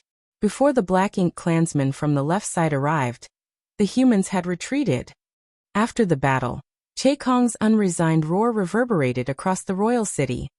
The two armies had clashed 5 times over the past 100 years, with both sides suffering some losses. Other than the feudal lords and 7th Order Black Ink disciples, there would be territory lords, 8th Order Black Ink disciples, and even 8th Order division commanders who lost their lives in every battle. Although the humans had the incredible protection of the intertwining branches formation, the brutality of this war was beyond what any of them could have possibly imagined. As the war that the East-West Army was embroiled in intensified, things were similarly heating up on the North-South Army's side. When the East-West Army originally set up their forward base outside the royal city, there were already 1 million Black Ink clan soldiers lying in wait. After years of war, there were still 1 million Black Ink clan soldiers. In fact, instead of a decrease, there had actually been an increase in their numbers. The reason they were able to achieve this was that they had a way to replace the dead Black Ink clansmen. However, the new soldiers were not comparable to the original Black Ink clan army. The Black Ink clansmen originally outside the royal city were the territory lords' elite subordinates, so they were all fairly powerful. On the other hand, the new Black Ink clansmen were the weaker ones who didn't get to be selected back then. Many elite Black Ink clansmen would be killed in every battle. As time passed, there were still 1 million Black Ink clan soldiers, but their collective power was no longer comparable to that in the beginning. It could be proven by looking at the number of casualties on the Black Ink clan side after every battle. As the Black Ink clan clashed with the humans, the number of casualties they suffered increased with every fight. It wasn't that the humans had become stronger, it was because the Black Ink clan's collective strength had become weaker. The humans' collective power had weakened as well. That was because there would be people who lost their lives in every war. However, they still managed to gain an increasingly bigger advantage. How was Che Kong supposed to stay calm and collected in such a situation? The royal lord had told him to defend the royal city. With 1 million Black Ink clan soldiers under his command, he didn't even need to launch an attack. All he had to do was protect the royal city at all costs. If he couldn't even achieve that simple task, how was he supposed to face the royal lord again? Nonetheless, it was an undeniable fact that the collective power of the Black Ink clan was on the decline. In order to change that, he had to get more elite Black Ink clansmen to come to the royal city. Where was he supposed to get those elites from? In the entire Great Evolution Theater, other than the 1 million Black Ink clansmen outside the royal city, there were only those who were stationed in Great Evolution Pass. Other than hundreds of thousands of elite soldiers, there were also over 20 territory lords and about 50 8th Order Black Ink disciples at Great Evolution Pass. If those soldiers could come to the royal city, the humans would certainly be defeated. It wasn't until this moment that they realized how much of a mistake it had been to leave many Black Ink clansmen in Great Evolution Pass. If not for the fact that there were too many Black Ink clansmen in Great Evolution Pass, the royal city wouldn't have fallen into such a state. However, it was the royal lord who told so many Black Ink clansmen to stay in Great Evolution Pass, so the territory lords wouldn't dare to complain about it now. Through the Black Ink Nest network, Che Kong told the Black Ink clansmen in Great Evolution Pass to immediately head to the royal city. Upon receiving the order, Hong Di hurriedly started taking action. Although both of them were territory lords, Che Kong was the army commander of 1 million soldiers that the royal lord had personally appointed. When the royal lord was recuperating, Che Kong would lead the Black Ink clan in his stead, so Hong Di wouldn't dare to disobey his order. After the order was passed down, the Black Ink clansmen in Great Evolution Pass started getting prepared to leave. 500,000 soldiers would depart from Great Evolution Pass this time along with some 20 territory lords. Zhicheng would be the leader of this expedition. Only 100,000 Black Ink clansmen would be left behind to protect Great Evolution Pass. This time, the Black Ink clan didn't make a detour. Instead, they headed straight towards the North-South Army's base. They knew that to assist their clansmen in the royal city, they had to destroy these humans before them. If they were ambushed by the humans on their way to their destination, a battle would be inevitable, and they might even fall into the humans' trap. This was exactly what Ouyang Lai and Mi Jingluan hoped would happen. In fact, the moment Cha Pu brought the news from the East-West Army with him, Mi Jingluan started making arrangements for this very scenario. He knew that as the East-West Army kept on using the same tactic, the Black Ink clansmen in the royal city wouldn't be able to persevere forever. Once the royal city fell into a perilous situation, they would seek help from their allies in Great Evolution Pass. By then, regardless of whether they were willing to or not, the Black Ink clan here would have to head to the royal city. The North-South Army had been getting prepared for almost a century for this moment. Over the past 100 years, other than clashing with the Black Ink clan from Great Evolution Pass, the North-South Army spent their time extracting resources from everywhere instead of resting and cultivating. They had set up clusters of spirit arrays in various locations, and it could be said that regardless of which way the Black Ink clan chose to head to the royal city, it wouldn't be smooth sailing for them. The universe fragment where the North-South Army was located had become especially sturdy. Although it didn't look special from the outside, Mi Jingluan had ordered a massive amount of spirit arrays to be installed, creating another fortified forward base. It wouldn't have mattered if the Black Ink clan chose to stay in Great Evolution Pass, but if they dared to attack the human fortress, they would be greeted with innumerable traps. Compared to the war between the East-West Army and the Black Ink clansmen in the royal city, it had been relatively peaceful between the North-South Army and the Black Ink clansmen in Great Evolution Pass. Apart from the first battle where both parties had suffered immense losses, they had been acting restrained in all following confrontations. However, this time was different. In order to save the royal city, they had to wage a life-and-death battle with the North-South Army, regardless of whether they were willing to do so. When the battle broke out, the humans were fully prepared.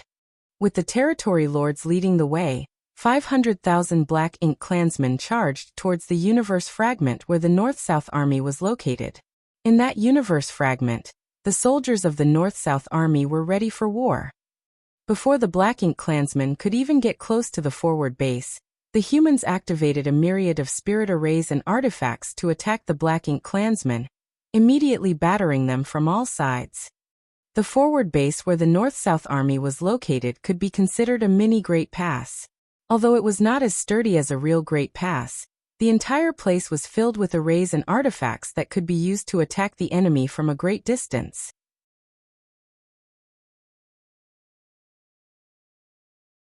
Marshall Peak, Chapter 5252, Decisive Battle.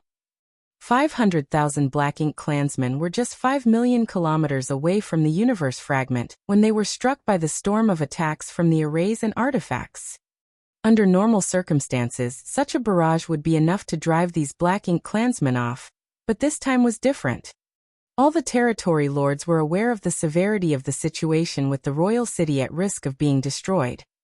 Therefore, regardless of the price they had to pay, they had to head to the royal city. Zhicheng took the initiative by leading the territory lords and Eighth Order Black Ink disciples to open up the way for the rest of the army. Faced with the intense bombardment, they steadfastly drew closer to the humans' base. The Black Ink clansmen were still 5 million kilometers away from the forward base, but several tens of thousands of them had lost their lives in a short time. They were practically stepping on the corpses of their clansmen to advance, while the territory lords and Eighth Order Black Ink disciples at the vanguard were all injured. This time, the Black Ink clan exhibited unwavering resolve. Faced with the continuous attacks from the arrays and artifacts, none of the territory lords and feudal lords backed down. Although the clansmen around them continued to pass away, they were determined to continue forward. That was because the territory lords knew that it was a price they had to pay. As long as they could get close to the humans and force them into a melee, they would gain the upper hand as they had numbers on their side. Although the skirmishes between both parties over the years had been intermittent and relatively tame, the Black Ink clansmen were fully aware of the humans' true power. The humans numbered 30,000 when they first arrived outside Great Evolution Pass, but that number included several thousand specialists such as artifact refiners, array masters, and alchemists. Furthermore, after years of war, the humans had naturally suffered a number of losses. Now the combat force they could mobilize totaled about 20,000. On the other hand, There were 500,000 soldiers on the Black Ink clan's side, with the number of top masters being equal to that of the humans. Therefore, even though the humans had their warships to rely on, they didn't have any kind of significant advantage. These 500,000 Black Ink soldiers sacrificed many of their comrades before finally getting close to the forward base. However, the moment they landed on the universe fragment, they were dumbstruck. That was because this forward base, which was full of humans before, was completely empty now. Regardless of where they looked, they couldn't find a single human on this large universe fragment. Besides that, the artifacts that served as the array cores were gone as well. What was left behind were the large number of arrays that couldn't be taken away. The territory lords promptly scanned the surroundings with their divine senses, but as far as they could tell, the humans were nowhere to be seen. Where are they? The territory lords were puzzled. How did all the humans retreat in such a short time without leaving any traces behind? Even the Eighth Order Black Ink disciples, who had a deep understanding of what the humans were capable of, couldn't explain it. After all, it had been 30,000 years since they were corrupted by Black Ink's strength. Purifying Black Ink battleships and universe arrays only appeared after Yongkai arrived, so how were they supposed to know the secrets behind them? Damn it! One of the territory lords roared and stomped his foot on the ground. As his violent force burst forth, the entire universe fragment shook a little. Don't! Zhicheng quickly tried to stop him, but it was too late. A dangerous aura suddenly engulfed the entire universe fragment.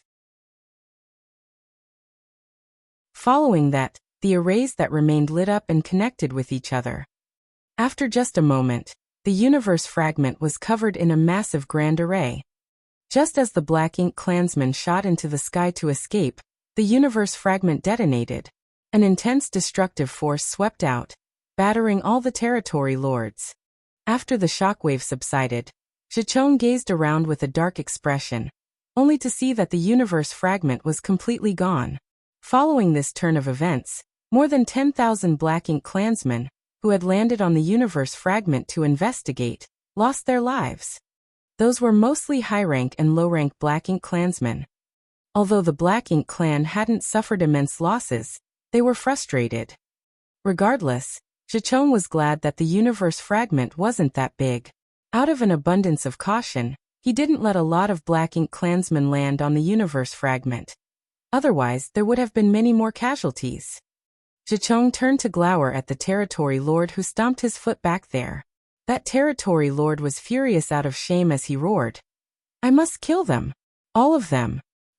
Barely 2 days had passed since these 500,000 Black Ink clansmen departed from Great Evolution Pass, but 10% of them had already perished.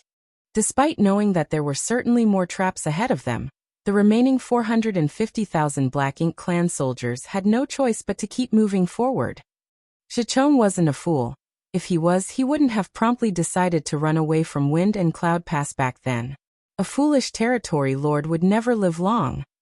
As he clashed with the North-South army over the years, Zhicheng came to realize that the enemy had a leader who was particularly good at devising tactics and laying out plans on the human side.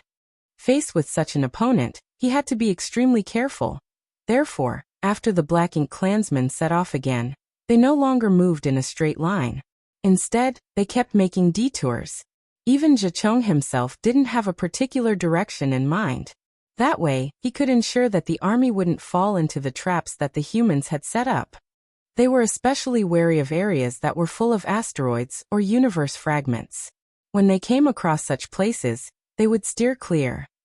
That was because they had suffered from a similar setback already. 3 days later, the humans were still nowhere in sight, and the scouts that the Black Ink clan had sent out couldn't find anything.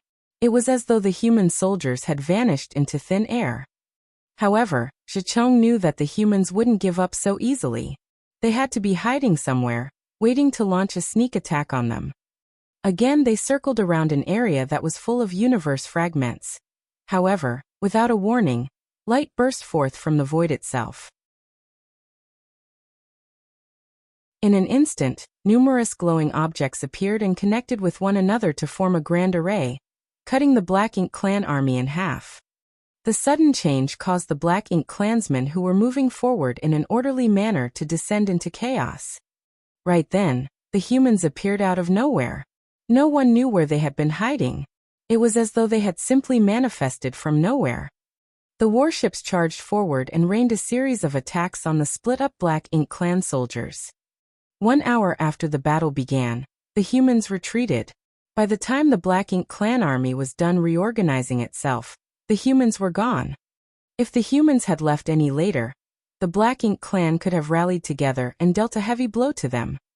Although Zhicheng was vexed, he wouldn't dare to tell the others to pursue the humans. No one could be certain whether there were any traps set up on the route the enemy had retreated. Zhicheng would appear useless if they fell into the humans' traps again. Ordering the Black Ink clan soldiers to pull themselves together, Zhicheng continued their forward march. Similar ambushes repeatedly over the next 10 days. Regardless of how hard Zhicheng tried to suppress his fury, he was on the brink of flaring up. There was one thing he just couldn't understand. He had been ordering random changes in the army's marching direction all this time, leading to them taking 10 days to cross a distance which could normally be traversed in just 5. However, they had still repeatedly fallen into traps that the humans had arranged. There was no way this was a mere coincidence, nor was it possible that the humans had accurately speculated about the route they would take. After all, even Zhicheng had no idea about the next direction he would lead the army towards. So how were the humans supposed to figure it out? There was only one possibility that could explain such a situation. The humans had simply set up a tremendous amount of traps in various places between Great Evolution Pass and the Royal City. Although the Black Ink clan army kept changing directions and successfully avoided some traps, they would inevitably fall into others. Upon that realization, Zhicheng couldn't help but groan. If that was true, the number of traps that the humans had arranged must be astronomical, as was the amount of resources they had consumed to make such a thing possible.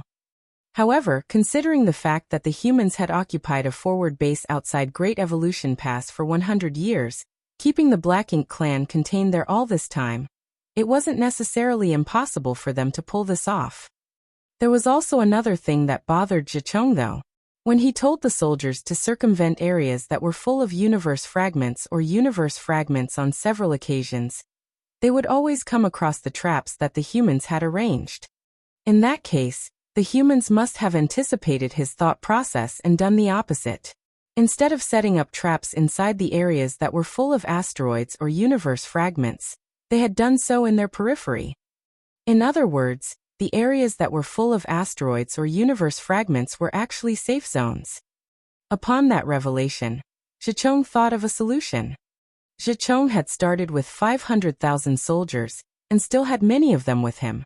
It had been 1 month since they departed from Great Evolution Pass, but they had only crossed about 30% of the distance to the Royal City. This couldn't be helped. Even though they had avoided many of the traps the humans had set up, they had also wasted a lot of time. If they had headed towards the Royal City in a straight line, they would have arrived at their destination in a little over a month.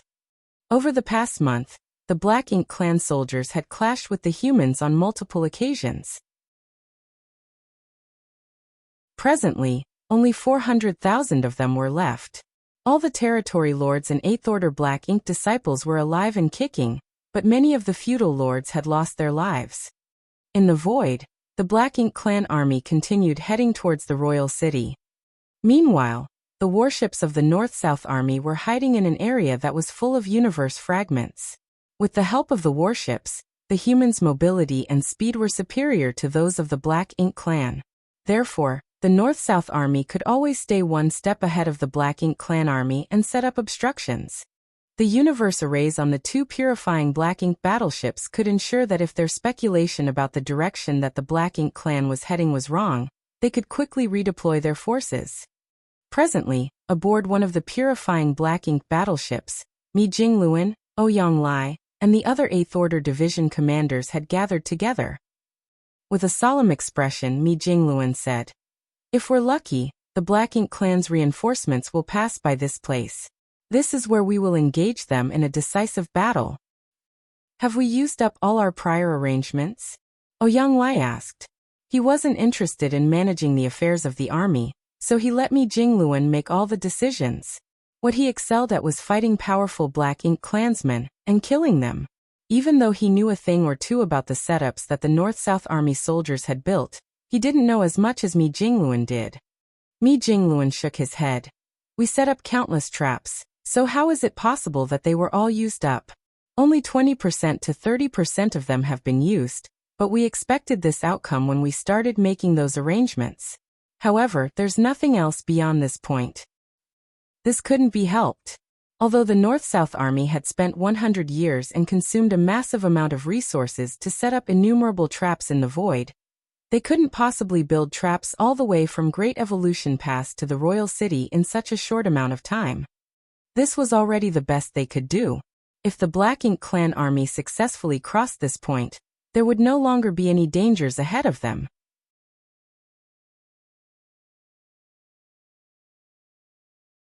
Marshall Peak, Chapter 52-53 Good.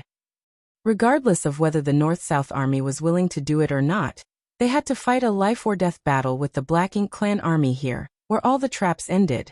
Whatever the price they had to pay, they had to stop the Black Ink clan reinforcements from reaching the Royal City in order to ensure that the East-West Army's plans wouldn't be thwarted. If they let the Black Ink clan break through their blockade and go to the Royal City, the East-West Army's plans would be foiled. In the worst-case scenario, the East-West Army would be pincered by the enemy, and when that happened, they would be doomed. There were two human race armies in the Great Evolution Theater. The East-West Army had their mission, which was to invade the Royal City. The North-South Army had their own task as well, which was to intercept the Black Ink clansmen garrisoned at Great Evolution Pass. It was a task they had to accomplish no matter the cost. The North-South Army wasn't trying to stall for time in the past month. Rather, they were trying to weaken the Black Ink clan's power. After all, 500,000 Black Ink clansmen was a force to be reckoned with. The North-South Army wasn't powerful enough to destroy such an army. Over the past month, they had made use of the traps they had set up and clashed with the Black Ink clan on several occasions, but they still hadn't achieved their goal. Although there was a decrease of somewhere between 20% and 30% in the number of Black Ink clansmen, there were still about 400,000 of them. For the North-South Army, it was hard to stop such a force, which was determined to rescue the Royal City. This battle is different from those in the past. Many people will lose their lives. Mi Jingluan lifted his gaze and looked at Ouyang Lai. A nonchalant Ouyang Lai replied, "Are we humans even afraid of death? We already expected this outcome when we formed the Great Evolution Army. I'm sure the soldiers are aware of it as well." Mi Jingluan nodded. In the end, strength is what it takes to win a war. Strategies are just the icing on the cake. An impatient Ouyang Lai said, "Let's not belittle ourselves and overestimate the enemy's power. Just tell us what we should do, and keep it simple. I do not understand complicated strategies anyway." Mi Jingluan put on a helpless smile. After giving it a thought, he said grimly, "There's only one way to win this battle." "What is it?" All of them gazed at him. With a solemn expression, Mi Jingluan went on to say, "We must prioritize killing the most powerful Black Ink masters. It would be best if we could kill several territory lords or 8th Order Black Ink disciples at the outset of the battle, so that we can intimidate the Black Ink clan and make the territory lords flustered. That way we might be able to stop them." As soon as he finished speaking, everyone fell silent. It wasn't easy to kill the territory lords and 8th Order Black Ink disciples. As 8th Order division commanders, they were certainly more powerful than the territory lords or 8th Order Black Ink disciples. However, in a real fight, while it was easy for them to get the upper hand, it was hard for them to take their opponents' lives. In order to accomplish this, they would also have to pay a huge price. Mi Jingluan didn't say it clearly, but everyone present knew what he meant. This battle would be significantly more dangerous than the ones they'd had fought in the past. The North-South Army had stopped the Black Ink clan from heading to the Royal City before. However, at that time, the Royal City wasn't in a perilous situation, so the territory lords were not determined to engage in a life-and-death struggle. Generally, after they suffered a setback, they returned to Great Evolution Pass. This time was different. The royal city was at risk of being destroyed, so the territory lords wouldn't give up as long as there was still a chance. In order to crush their hopes, the humans had to deal a devastating blow to them. Dealing a crippling blow to the enemy would require significant sacrifices. Yonglai guffawed. Since you already have a plan, why did you look miserable earlier? That's easy. I'll take the lead and kill a territory lord first. Gazing at him, Mi Jingluan shook his head. Brother Ouyang, you're the army commander of Great Evolution Southern Army, so you can't put yourself at risk. Yonglai refuted him with a smile. That's nonsense. Although I'm an army commander, I know nothing about strategies and military affairs. All I have is brute strength, so whether I'm around or not makes no difference in the long run. With you in charge of the North-South Army, that will be enough. Brother Ouyang. Before he could finish speaking, Yonglai interrupted him by lifting his hand. Brother Mi, stop trying to dissuade me or you'll look petty. I've just said that we're not afraid of death. When the time comes, I'll lead the charge as an army commander. Those at the top must set an example for the rest to follow. The moment he finished speaking, an old man stepped forward as he ran his fingers through his beard. I'm an old man who no longer has a future, and I've always wanted to end my life in the most splendid way. This is a good opportunity. Count me in for killing a territory lord. A moved Mi Jingluan glanced at the old man. Senior Brother Chung. Senior Brother Chung had helped him a lot in the past. When Mi Jingluan arrived at the Black Ink battlefield as a 6th Order Open Heaven Realm Master back then, Senior Brother Chung was the squad leader of his squad. It was Senior Brother Chung who had repeatedly saved him from life and death moments. Without him, Mi Jingluan wouldn't even be alive today. Many years had passed, and Senior Brother Chung was no longer as energetic as when he was young. However, he never forgot about why he came to the Black Ink battlefield in the first place, which was to destroy the Black Ink clan. Senior Brother Chung cupped his fist and said, This Chung would like to accept the challenge of killing a territory lord at the outset of the battle. I'll not disappoint you, Army Commander. Mi Jingluan clenched his teeth and exerted so much force with his hand that he almost broke the feather fan that had been with him for so many years, but in the end, he said with difficulty, Good. Senior Brother Chung put on a smile. Many thanks, Army Commander. After he sat back down, another person rose from the chair. I've been practicing a certain sword technique for 5,000 years. The moment I unsheath my sword, even a territory lord can't fend it off. I'd like to accept the challenge of killing a territory lord. Good. Another division commander then stood. She was a middle-aged woman who said smilingly, This mistress isn't as powerful as the 2 senior brothers, but I have a secret technique that I've never used before. This time, I can seize the chance and try it out on a territory lord. Please count me in, Army Commander. Good. No one is comparable to Bright King Cave Heaven when it comes to killing enemies at all costs. I'll make the first move. Good. For every good that Mi Jingluan spoke, a bit of energy seemed to have left him. It had been 100 years since he took charge of the North-South Army, but he had never felt more heartbroken than this day. However, he knew that in order to stop the 400,000 Black Ink clansmen who were determined to reach the royal city, there was a price to pay. Hasty footsteps were heard approaching at that moment, and a person soon entered the room and cupped his fist. Sirs, a scout has returned and reported that the Black Ink clan army will arrive in 2 hours. A glint flashed through Mi Jingluan's eyes. They're really coming this way. A while back, they had speculated on which route the Black Ink clan army would follow to reach the royal city. Although Zhichong believed that he was constantly changing directions in a random manner, and the humans would not be able to anticipate his movements, there were still some regular patterns in reality. These regular patterns had something to do with his unconscious habits, and even he was unaware of it. Nevertheless, humans could make a deduction based on this information. Mi Jingluan and the others had drawn out several possible routes, but they eventually concluded that the Black Ink clansmen would most likely pass by this place. To be safe, the other purifying Black Ink battleship was waiting at the next most likely route. That way, Even if the Black Ink clan went another way, the North-South army could promptly rush over. If the Black Ink clan didn't head in either direction, the humans would have no choice but to fight with them head-on. Now it seemed that the humans were in luck. Tell those from the other side to return, Mi Jingluan ordered.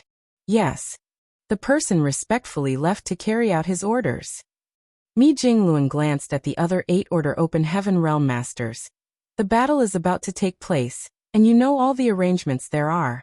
There's only one thing I'd like to remind you of.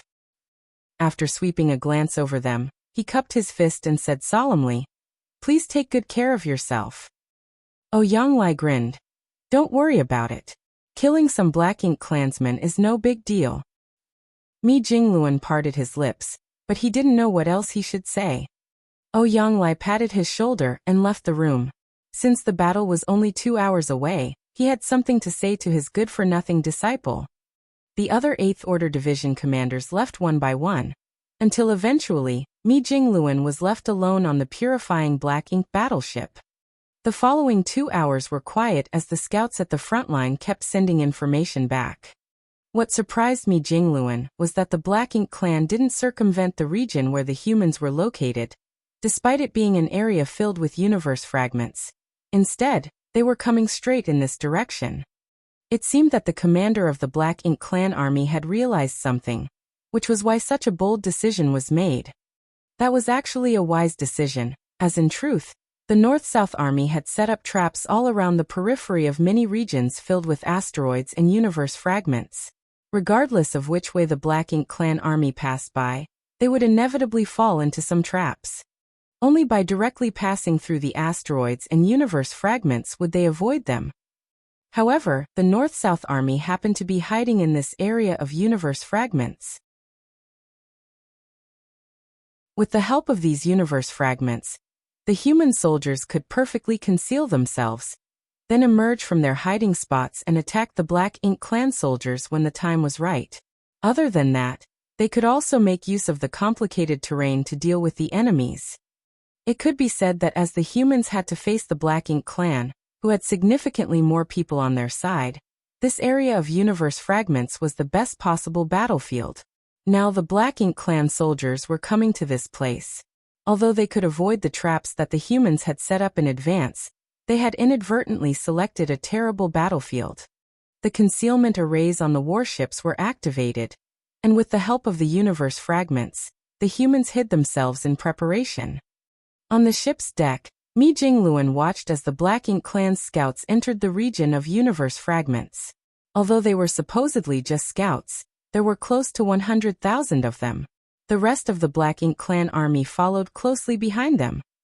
Apparently, the leader of these Black Ink clansmen knew that if the humans were really hiding in this place, the scouts would be doomed if there were too few of them. In that case, a large number of them should directly barge into the place to intimidate the enemy.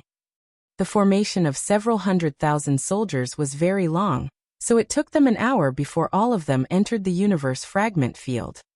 Although the scouts had been looking around, they found nothing. Mi Jingluan closed his eyes and waited patiently. Finally, there came a moment when he suddenly opened his eyes and waved his feather fan. He didn't seem to have exerted any force with his hand.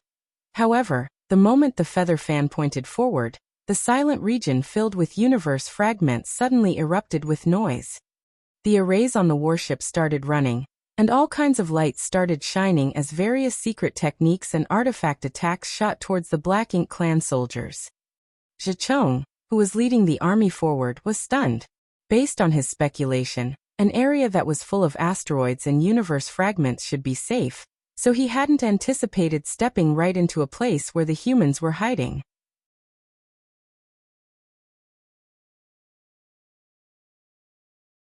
Martial Peak. Chapter 52-54, only a 9th Order Open Heaven Realm Master. The shock only lasted for a brief moment, though as Zhicheng soon grit his teeth and focused. Since they departed from Great Evolution Pass 1 month ago, they had gone through a lot of hardships because of the humans. They would always fall into a trap, after which the humans would appear out of nowhere and attack them. By the time they managed to reorganize themselves, the humans would have retreated. The Black Ink clan had suffered a lot of setbacks, but they had nowhere to vent their anger. There were no traps this time, but the humans had taken the initiative to come at them. Rather than falling into the humans' ambush, the Black Ink clan army had actually barged into their hiding place. After all, it wasn't like 20,000 humans could encircle and besiege them. Zhicheng was determined to make the humans pay the price for what they had done on this day. He thus roared, "Kill!" The moment he gave the order, he felt a ferocious aura locking onto him.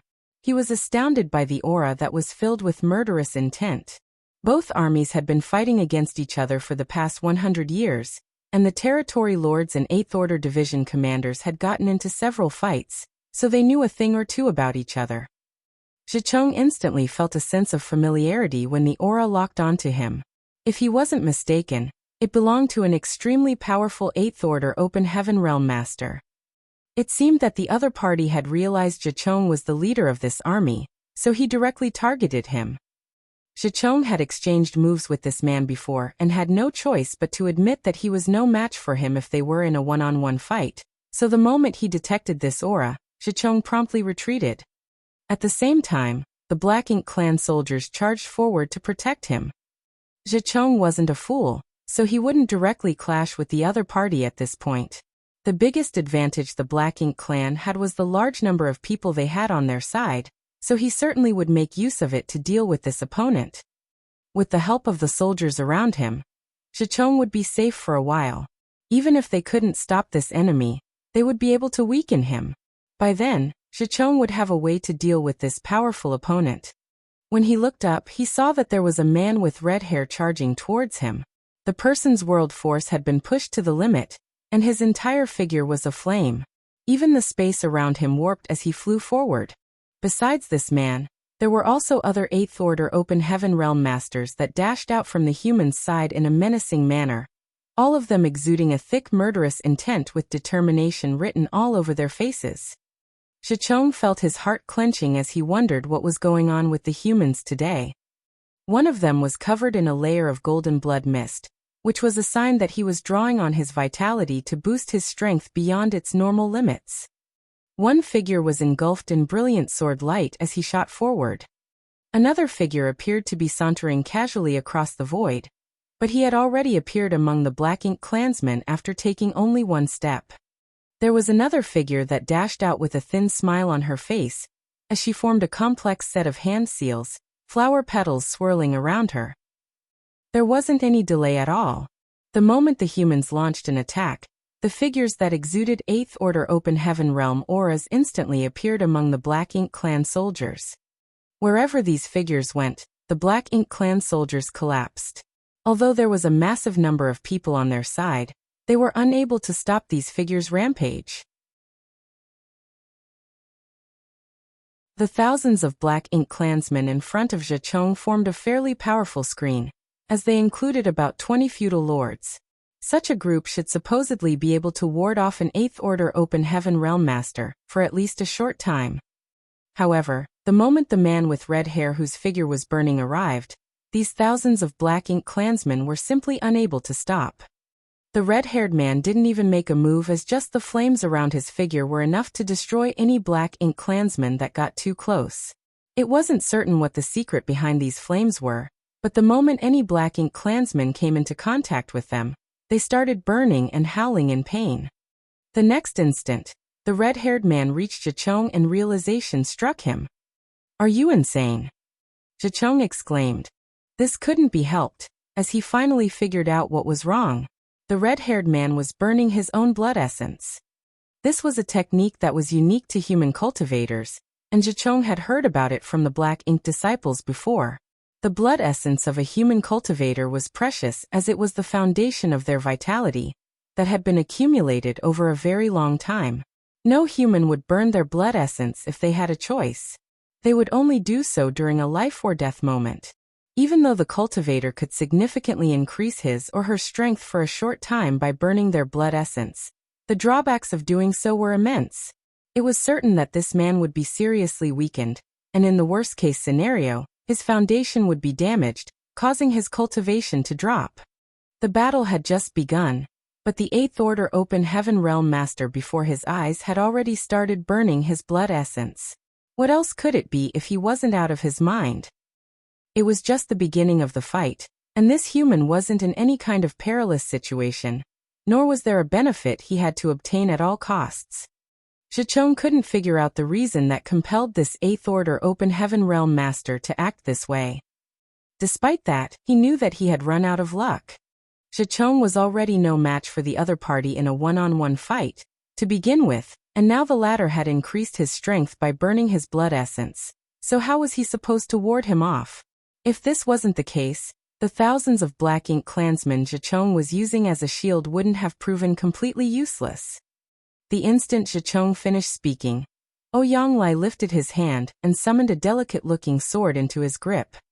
It was hard to imagine that a masculine man like him would be using such a delicate-looking sword, but that was indeed the case. This sword was his natal artifact, so he wouldn't show it to others unless it was necessary to do so. That was because he too felt that this artifact didn't match his image. It was somewhat of a mismatch for a burly man with flaming red hair like him to hold such a delicate-looking sword. In fact, he hadn't used this sword for a very long time. The reason he even summoned this sword now was that he had to kill his enemy no matter the cost. Ouyang was a completely different person when he had a sword in his hand. As he was holding his sword, the aura around him became extremely sharp. His entire figure seemed to have transformed into a sword that was about to be unsheathed.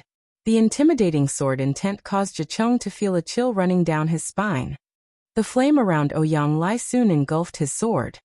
The next instant, sword chi burst forth and engulfed Zhicheng.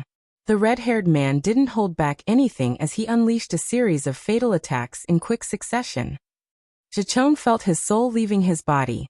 He could feel that this 8th Order Open Heaven Realm Master was set on killing him. This red-haired man had already started burning his blood essence the moment he appeared, and he didn't seem to have the intention of defending himself. It was apparent that he was determined to kill his opponent regardless of the costs. What was the point of him doing this? Zhicheng had no idea how horrifying an 8th Order Open Heaven Realm Master, who was determined to kill, could be in the past, but he knew now. Although Zhicheng fully pushed his own power, he was still no match for the other party. In just several breaths of time, he fell into a complete disadvantage. Faced with the opponent's attacks, he could only defend himself in a fluster. Battered, he continuously lured the 8th Order Open Heaven Realm Master to the surrounding weaker Black Ink clansmen in the hopes that these soldiers would help him turn things around. Ouyang followed closely behind him. The flickering sword lights caused Zhicheng's black blood to scatter across the void. However, Ouyang was also impacted by the attacks that were coming at him from all directions. His clothes were dyed red with blood. Just then, a menacing sword intent pervaded a particular area of the battlefield. The sword intent was unimaginably powerful. As the sword intent spread out, a dazzling sword light emerged. The next instant, a person's voice reverberated across the place. Butterfly transformation. Instantly, the aura of a territory lord rose up wildly before fading away forever. Aboard the purifying Black Ink battleship, Mi Jingluan stood on the deck as he watched the sword light that had exploded. It was the strongest sword technique he had ever seen in his life. The sword technique had surpassed the 8th Order Open Heaven Realm, and almost reached the threshold of the 9th Order. It was a sword technique that an 8th Order Open Heaven Realm Master had practiced for 5,000 years, and the moment it was cast, only a 9th Order Open Heaven Realm Master could ward it off. It was the most splendid light in the world. Mi Jingluan bent his back to salute the person.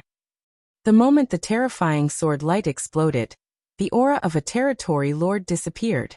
The next moment, a large number of Black Ink clansmen lost their lives. Following that, the death of an 8th Order Open Heaven Realm Master was felt. Zhicheng, who was bombarded with Ouyang attacks, felt his face turning pale in an instant. The territory lord who had just lost his life was as powerful as he was. In fact, due to his rather unique constitution, he was even slightly stronger. However, just 10 breaths after the 8th Order Open Heaven Realm Masters had launched their attacks, that territory lord had already lost his life. He was probably the first territory lord who had lost his life so quickly after the beginning of a battle between the two races. Zhicheng wouldn't even dare to imagine what would have happened to him if he were the one who had to deal with that sword attack. All of a sudden, he realized that the red-haired man before his eyes wasn't so savage after all. The sword light seemed to be even more oppressive. Following that, it was as if a chain reaction was set off on the battlefield. All sorts of profound and powerful secret techniques burst forth. Forget the Black Ink clan. Even the humans had never seen such a wide display of powerful and abstruse secret techniques before. These were the secret techniques that one would only use in life or death moments, so they wouldn't easily show them to others.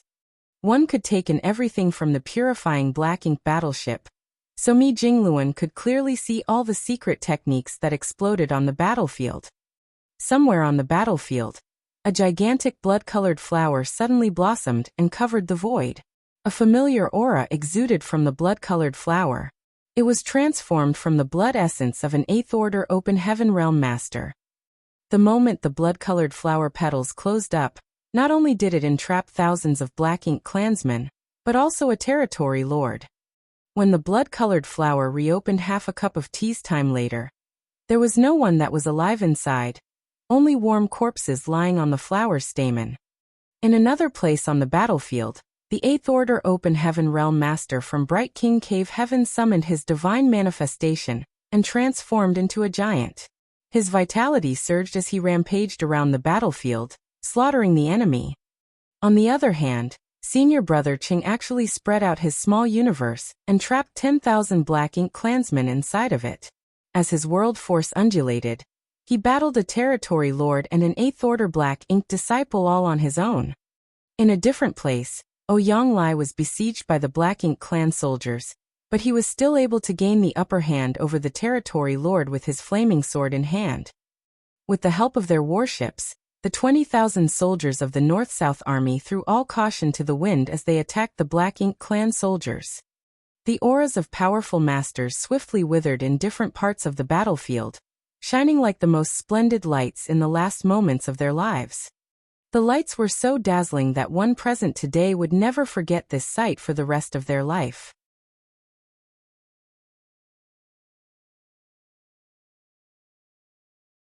Marshall Peak, Chapter 52-55. Seeing them off.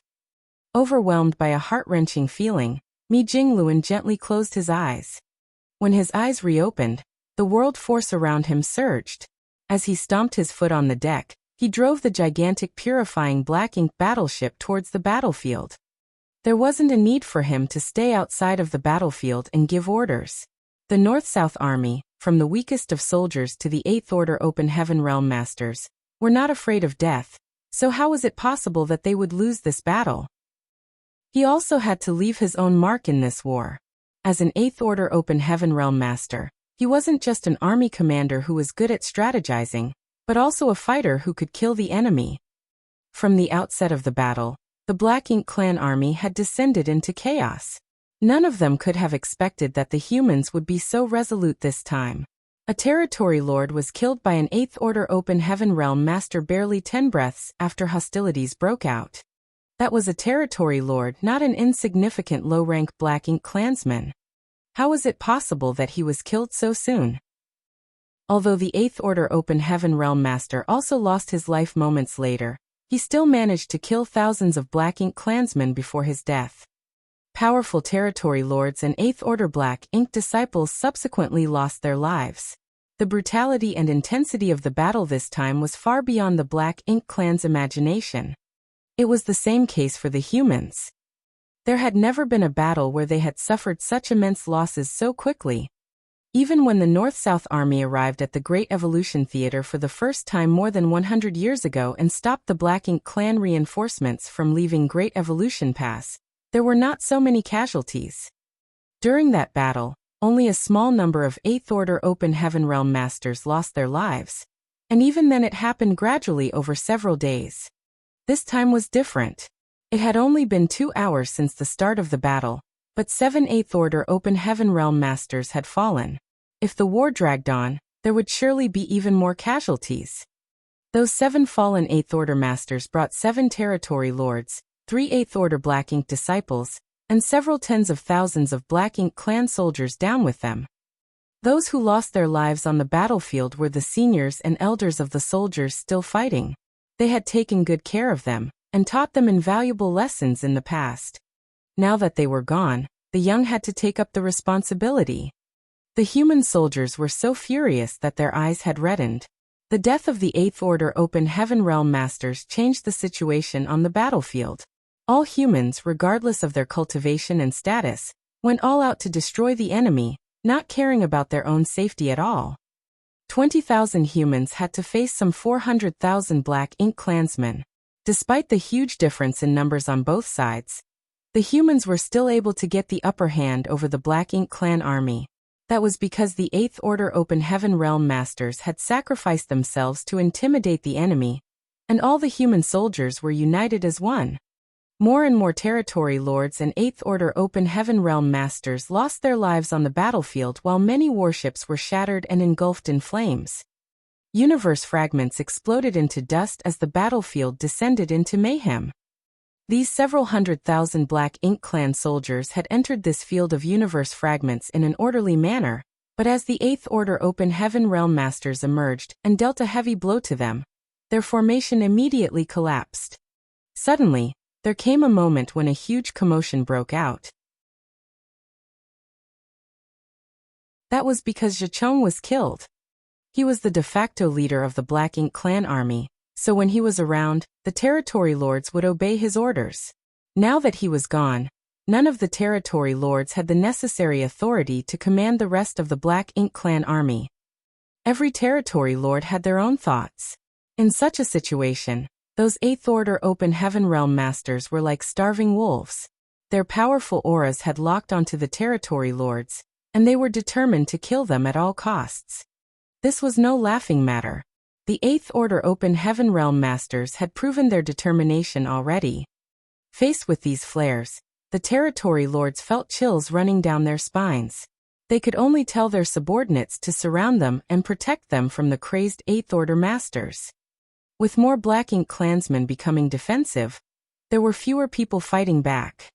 On the battlefield, the human warships charged around as secret techniques and artifacts were continuously shot off, each attack killing more enemies.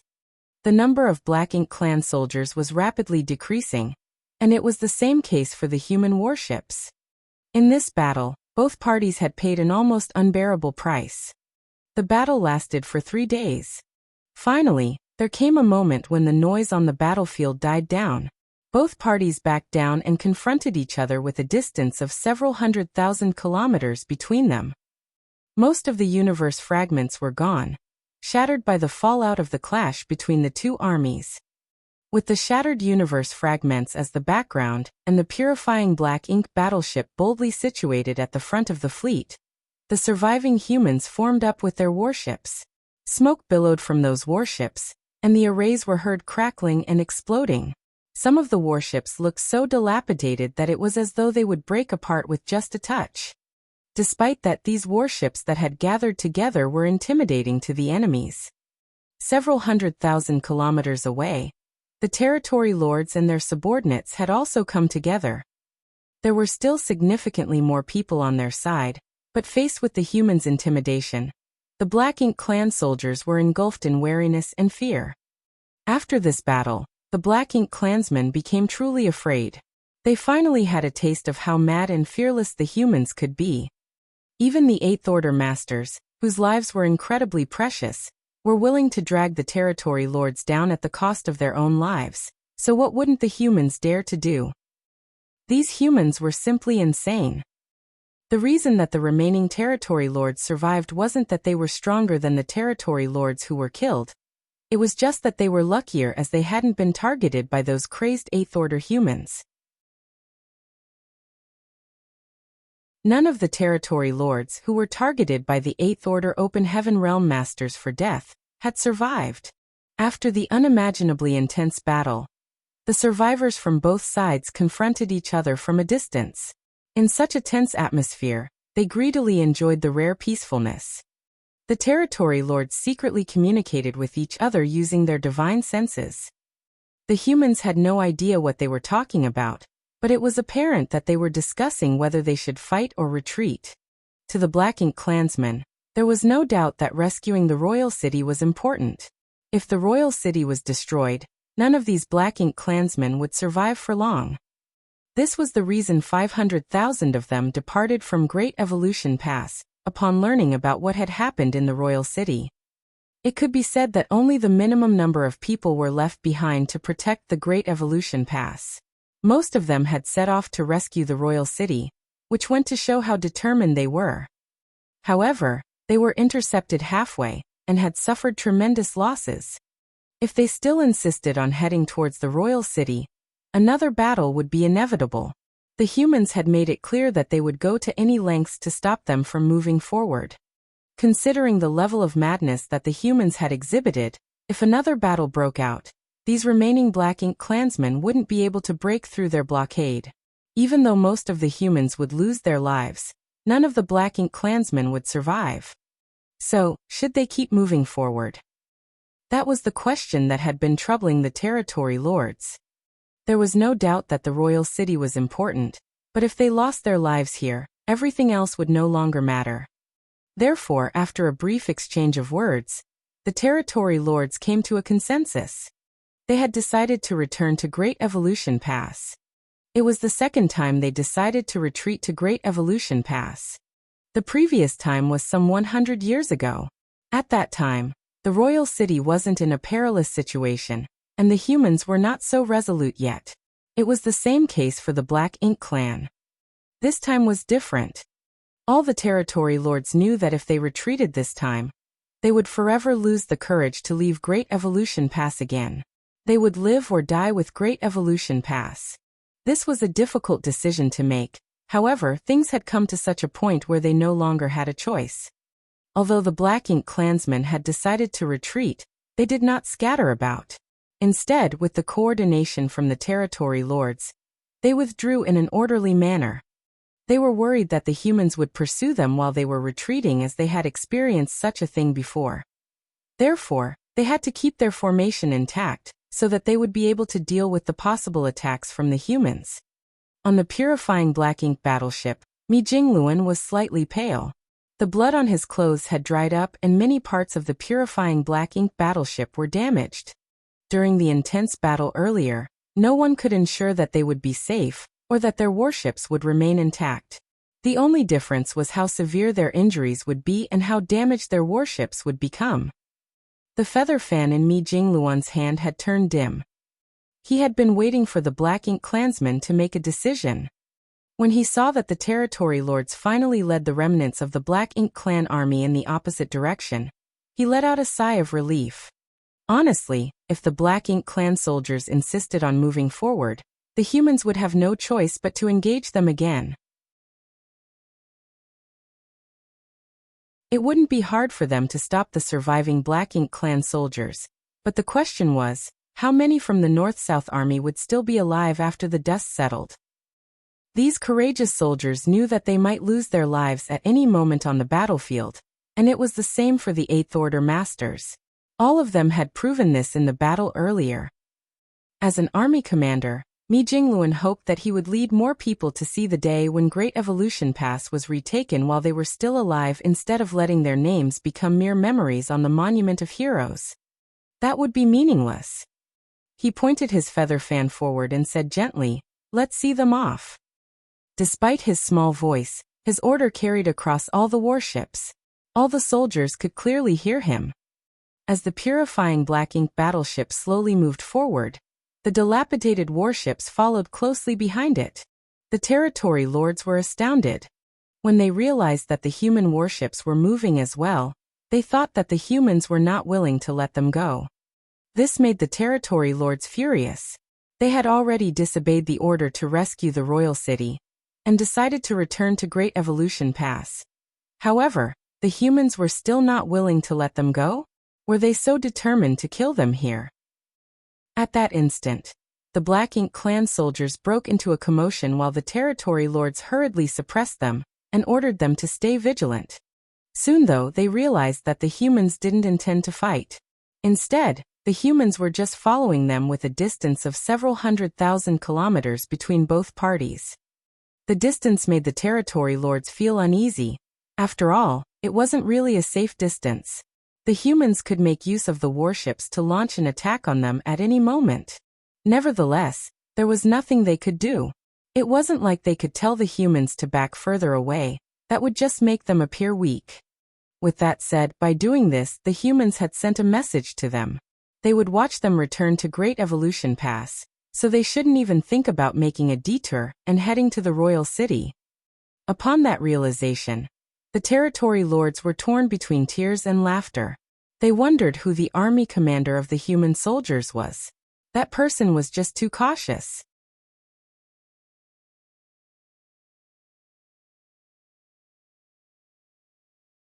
Martial Peak. Chapter 52-56. Honored Master, you're quite miserable.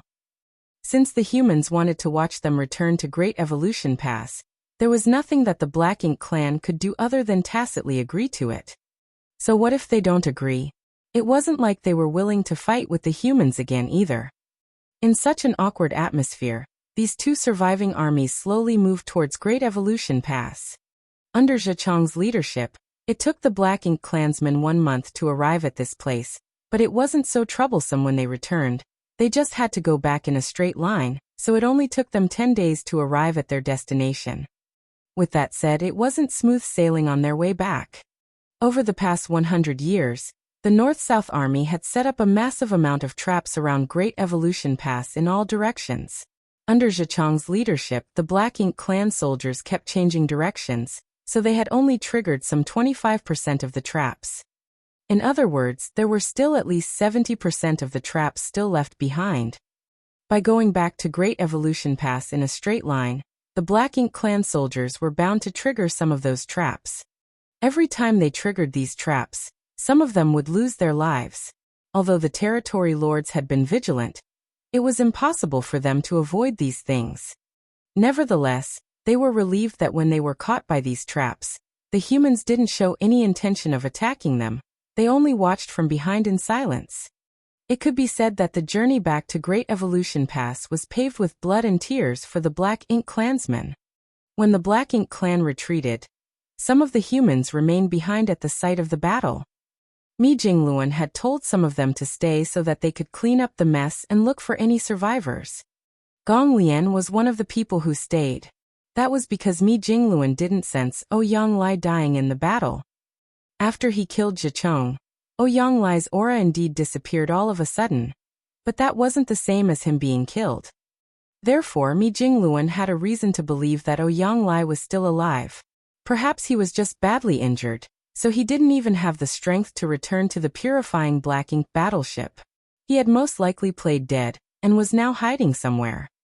Gong Lian was the best person to handle this matter because he was Ouyang Lai's legacy disciple.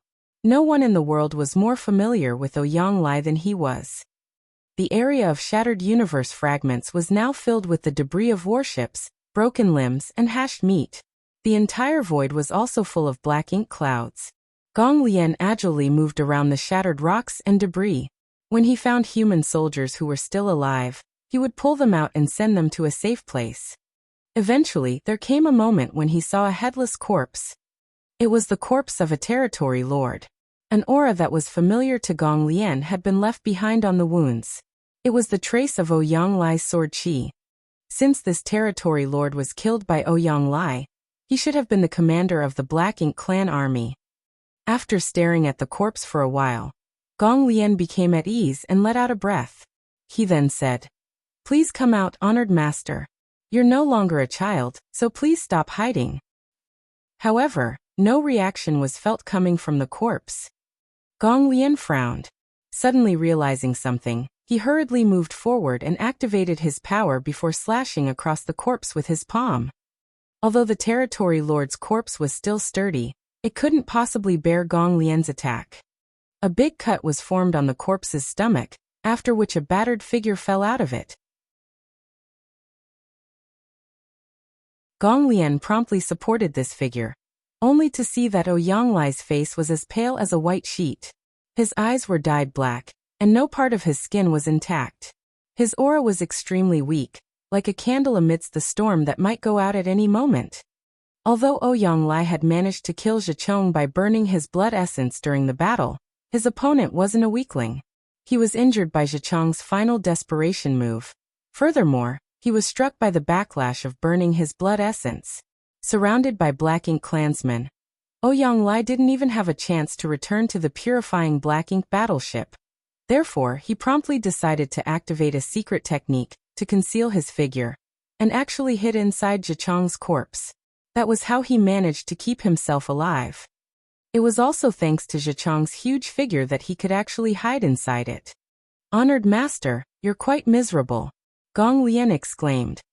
Glaring at this good-for-nothing disciple, Ouyang snapped, "Brat, if you had come any later, I would have killed myself." Gong Lian chuckled. "Since you still have the strength to curse at me, it shows that you're just fine." Ouyang eyes became a shade darker as he hurriedly said, "Bring me back to the purifying Black Ink battleship right now." As soon as he finished speaking, he activated a secret technique and passed out, his head slumping to the side. With a solemn expression, Gong Lian released his divine sense and sent a message to his companions, who were looking for survivors nearby. Then he lugged the unconscious Ouyang with him and flew towards the fleet of warships. He could feel that his honored master was in a perilous situation. Other than the fact that Ouyang had been struck by the backlash of burning his blood essence, he was also invaded by Black Ink strength. He might turn into a Black Ink disciple at any moment. Hence, he wasn't joking when he said that he would kill himself. Ouyang would definitely commit suicide before he was completely corrupted by Black Ink strength. Although the humans now had a way to dispel Black Ink strength, he knew that his disciple would be the one looking for him, so he was worried that he might accidentally kill his disciple after he lost his mind. Fortunately, Gong Lian came to his rescue in time. Gong Lian moved forward at the speed of lightning. After all, he was a 7th Order Open Heaven Realm Master. Although he was also injured during the battle, his foundation hadn't been harmed. Barely one day later, the pair reached the fleet of warships and Gong Liang brought his honored master to the inner hall of the purifying Black Ink battleship. Mi Jingluan breathed a sigh of relief upon receiving the news. Many 8th Order Open Heaven Realm Masters had lost their lives during the battle. All the others who had requested to kill territory lords had perished, but at the very least, Ouyang, the Southern Army commander, had returned alive. After dispelling the Black Ink strength from Ouyang body and settling him down, Mi Jingluan returned to the deck and watched the Black Ink clan army return to Great Evolution Pass. It took the Black Ink clan 10 days to retreat to Great Evolution Pass, and many of them had lost their lives along the way. The North-South Army also returned to where the universe fragment where their forward base was once located. The forward base, which had once been bustling with noise, was now a cloud of debris. Senior brother Chung was no longer around to give them valuable lessons, and many familiar faces were gone for good. As Mi Jingluan recalled the previous battle, he could still remember the glorious moments before each of their deaths. All of their sacrifices had not been in vain. They had managed to ensure that the East-West Army wouldn't be pincered by the enemy. The Black Ink clan reinforcements were intercepted before they could arrive at their destination, and they had suffered immense losses. Many of the territory lords and 8th Order Black Ink disciples had been slain. The humans were united as one and doing their best to stop the Black Ink clan army, forcing them to return to Great Evolution Pass. The news was passed on to the royal city through the Black Ink nests. Che Kong was furious as he argued with Hong Di, who was in charge of Great Evolution Pass, through the Black Ink nest despite being separated by a distance of billions of kilometers. He accused Hong Di of being useless and urged him once again to immediately come to the royal city. However, there was nothing Hong Di could do. Although he wanted to save the royal city as well, he was powerless to do so. After the previous battle, their collective might had been significantly weakened, and about half of the Black Ink clan soldiers had lost their lives. Even many territory lords and 8th Order Black Ink disciples were killed. When there were still 500,000 soldiers on their side, they were already unable to break through the humans' blockade. Even if they went all out now, they wouldn't be able to leave Great Evolution Pass. He certainly knew that the royal city was in a perilous situation, but there was nothing he could do. Before, the Black Ink clansmen might have been able to leave Great Evolution Pass, and as long as they were determined enough and not afraid of the losses, they might be able to break through the humans' blockade. Now that many of them had lost their lives though, they were trapped inside Great Evolution Pass. There was no way out for them other than defending Great Evolution Pass. However, could they really keep Great Evolution Pass? That was the question every territory lord had in their mind. There had only been 30,000 soldiers on the humans' side, but they had managed to toy with and repel nearly 1 million Black Ink clansmen for over 100 years. While the Black Ink clansmen were not aware of it, their strength was gradually weakened, and when they finally came to that realization, it was already too late. If they wanted to leave Great Evolution Pass, there would only be one chance. If the humans suddenly lost their minds and decided to attack them.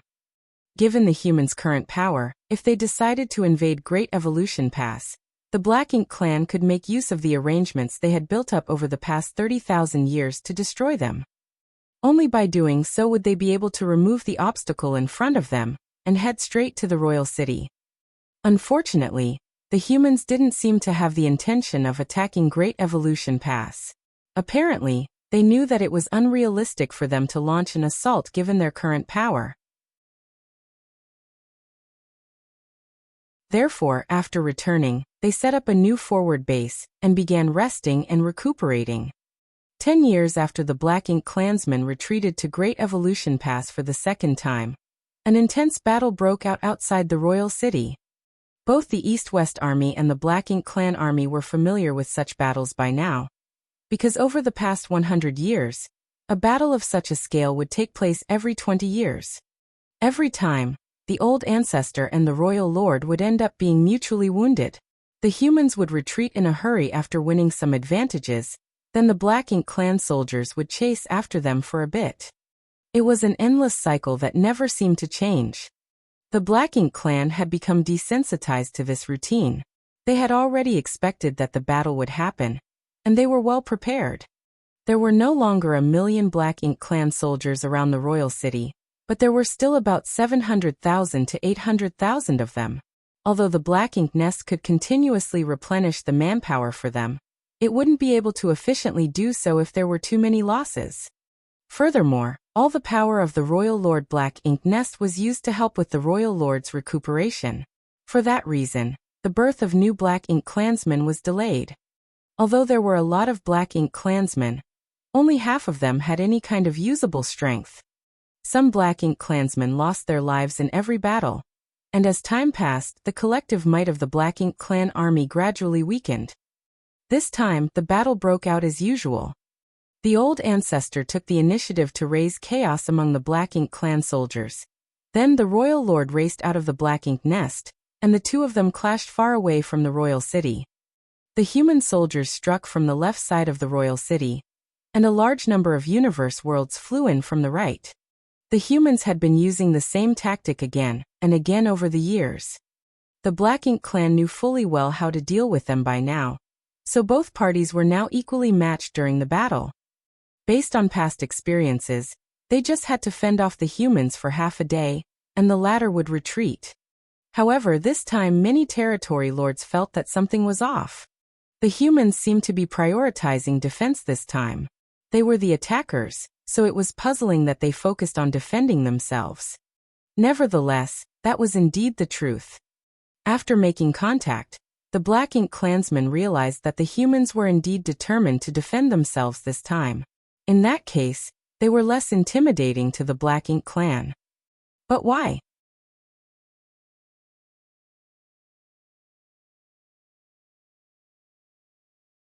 Marshall Peak. Chapter 52-57, Accumulated Advantages. While the Black Ink clansmen were puzzled, an unusual energy fluctuation was felt coming from the depths of the void.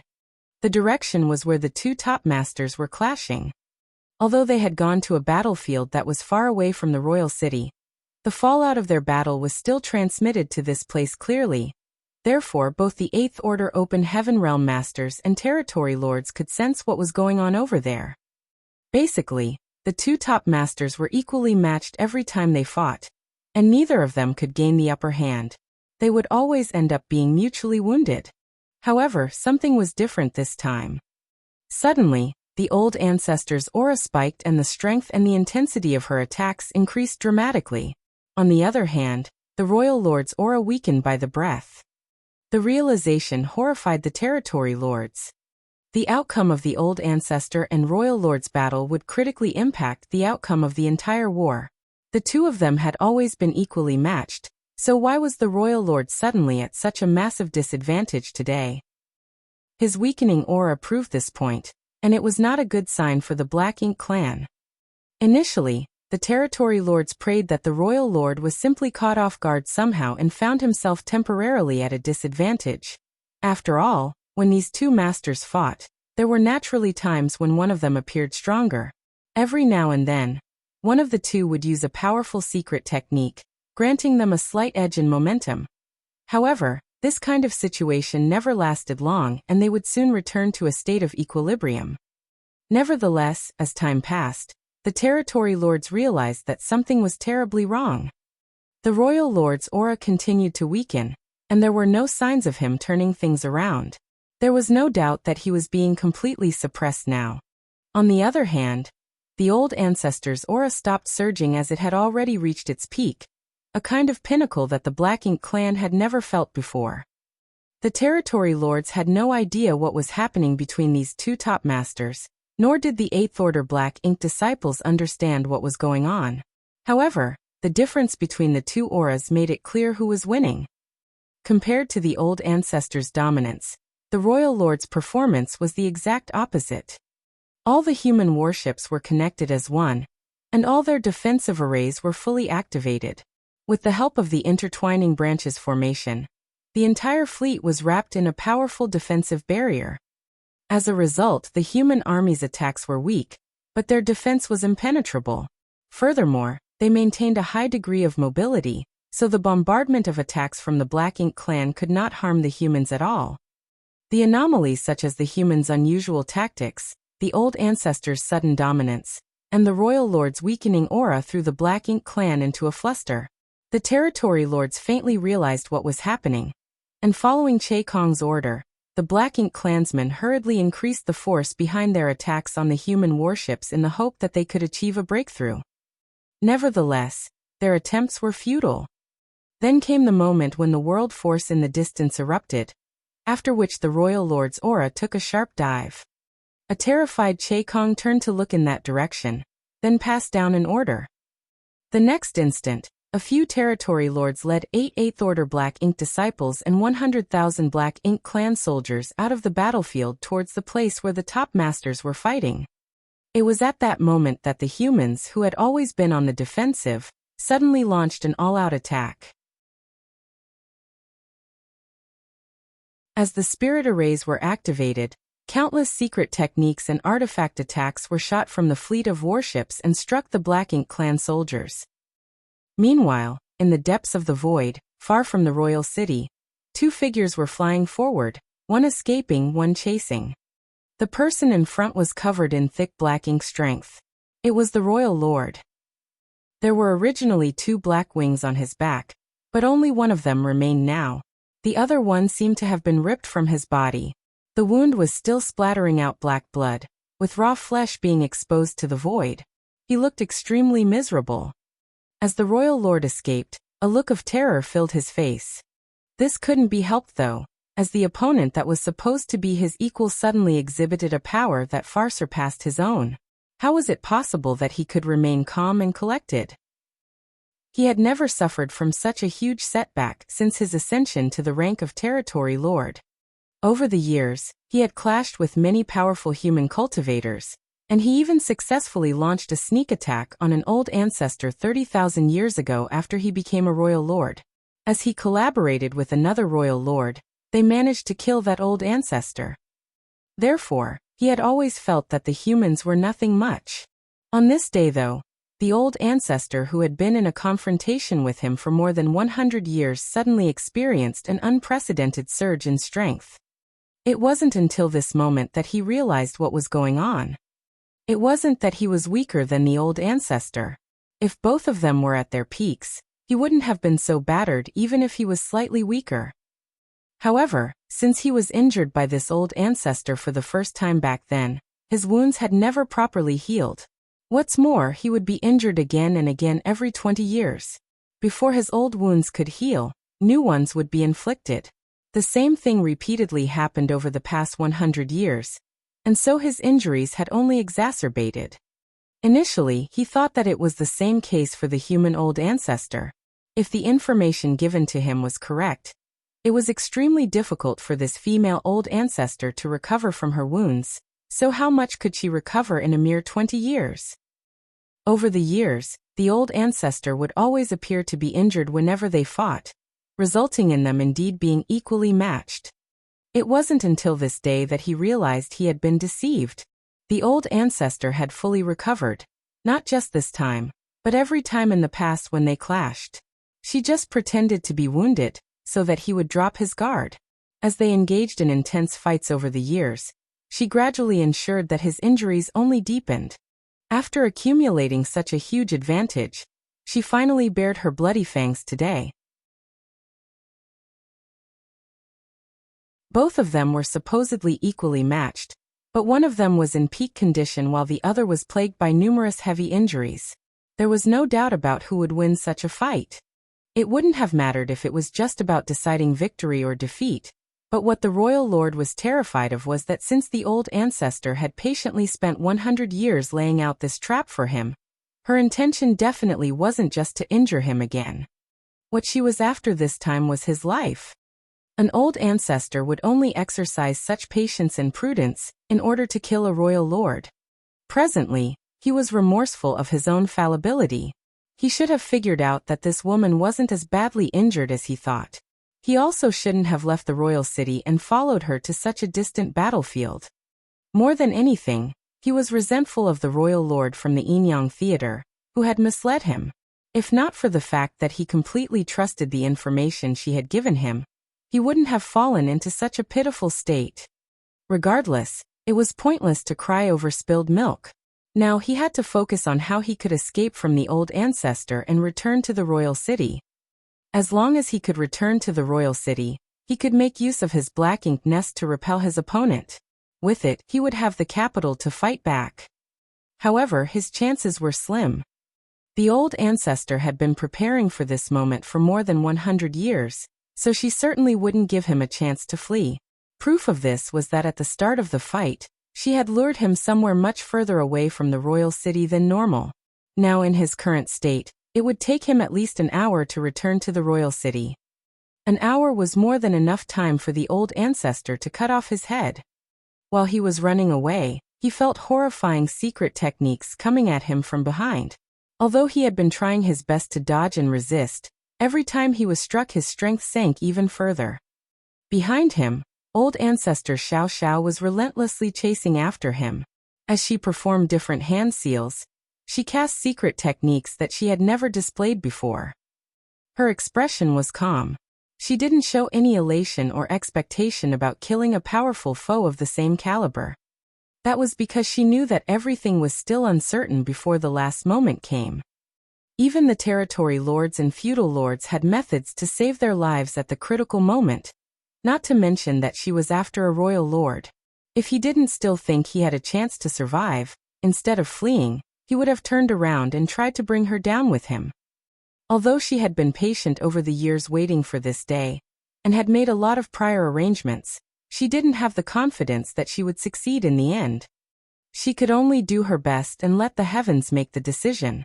However, from the looks of it, it was highly likely that she would succeed. Presently, several territory lords were leading 8 Eighth Order Black Ink disciples, and 100,000 Black Ink clan soldiers over from the royal city to assist the royal lord. The human soldiers also chose to strike at that moment. Just by looking in the direction the detachment of Black Ink clan soldiers was heading, Xiang Sha knew where they were going. If everything went well, this would be the final battle here at the royal city. The old ancestor was the key to winning the war, so the humans definitely couldn't let those Black Ink clan soldiers disturb her. Therefore, under Xiang Shan's leadership, The human warships did their best to intercept them. On the other hand, Che Kong led even more Black Ink clan soldiers to stop the humans. As both parties clashed, the originally dry battlefield was filled with rivers of blood as countless people on both sides lost their lives. In the end, the East-West Army was unable to stop the detached force from the Black Ink clan. Although they had done their best, there were too few people on their side. With Che Kong and his army restraining the humans, the territory lords still managed to leave with those 8th Order Black Ink disciples and several tens of thousands of Black Ink clan soldiers. During the intense battle, both parties used all sorts of amazing secret techniques and divine abilities. Be it the 8th Order Open Heaven Realm Masters who were already aware of it or the territory lords who had figured it out.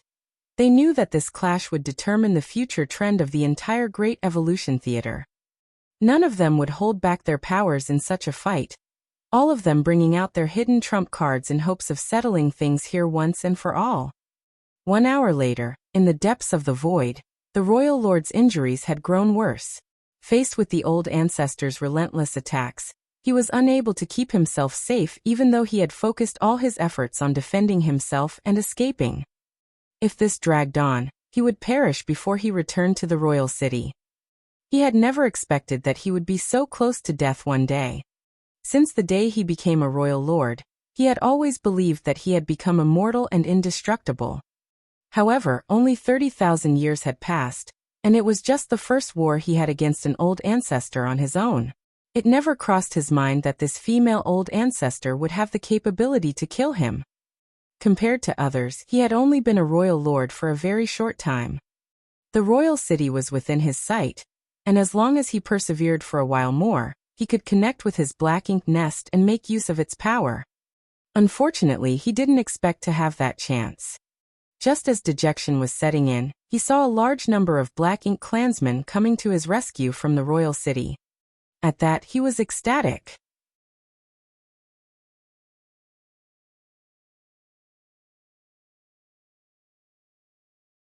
Marshall Peak, Chapter 5258, Miserable Royal Lord. The human language was an art. Both races had been in a confrontation with each other for countless years, and although the Black Ink clan looked down on humans, thinking that they should become their subordinates and slaves, they were constantly being influenced by the human race. For example, the humans' habits and sayings had subtly influenced the Black Ink clan over the years. The royal lord had heard an 8th Order Black Ink disciple say that every cloud has a silver lining, and there's always a way out. At that time, he dismissed it, thinking that it was something only a loser would say, and it was complete nonsense. However, he finally realized that there was some truth in the saying after all. At the most critical moment, some territory lords and several tens of thousands of Black Ink clan soldiers were coming to his rescue. It seemed there was a silver lining for him. Behind him, the old ancestor's attacks became even more aggressive. It was apparent that she had spotted those Black Ink clansmen as well. She wanted to kill the royal lord before they could join together, but she was unlikely to be able to achieve that goal in the time allotted. Still, given the current state of affairs, it was unrealistic to think that these few Black Ink clansmen could stop the old ancestor. Although there were some territory lords, 8 8th Order Black Ink disciples, and several tens of thousands of Black Ink clan soldiers, that was not nearly enough to block the old ancestor if she was determined to break through their lines. Therefore, after hesitating for a moment, the royal lord released his divine sense and secretly sent an order to the territory lords who were coming towards him. The territory lords were startled for a moment before resolve filled their faces. Thick Black Ink strength started billowing from the territory lords' bodies while the Black Ink clan soldiers had already done so before the territory lords acted. Endless Black Ink strength formed into a gigantic Black Ink cloud. As Black Ink strength rapidly left their bodies, the territory lords and their subordinates felt their vitality weakening by the breath.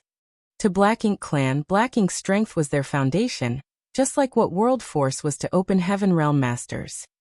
Such a crazy act was no different from an Open Heaven Realm Master shattering their own small universe. In the best-case scenario, their cultivation would regress, and in the worst-case scenario, they would directly lose their lives. Usually no Black Ink clansman would be willing to do such a thing. However, since it was the Royal Lord's order, the Territory Lords could only oblige, not to mention the Black Ink clansmen below the Territory Lords. The moment the Royal Lord's order was passed down, the lower-ranking soldiers started wantonly releasing their Black Ink strength. They were clearly more obedient than the Territory Lords, so they had taken action sooner. On the other hand, the Eighth Order Black Ink disciples dashed out of the huge Black Ink cloud and rushed over to the Royal Lord's side. Although they were Black Ink disciples, whose small universes had been corrupted by Black Ink strength, the Black Ink strength in their bodies was impure. Hence, it couldn't support the secret technique that the Royal Lord was about to cast. That was the reason they didn't have to imitate the Territory Lords. The Royal Lord hoped that these 8 would be able to stall the old ancestor at least for a while.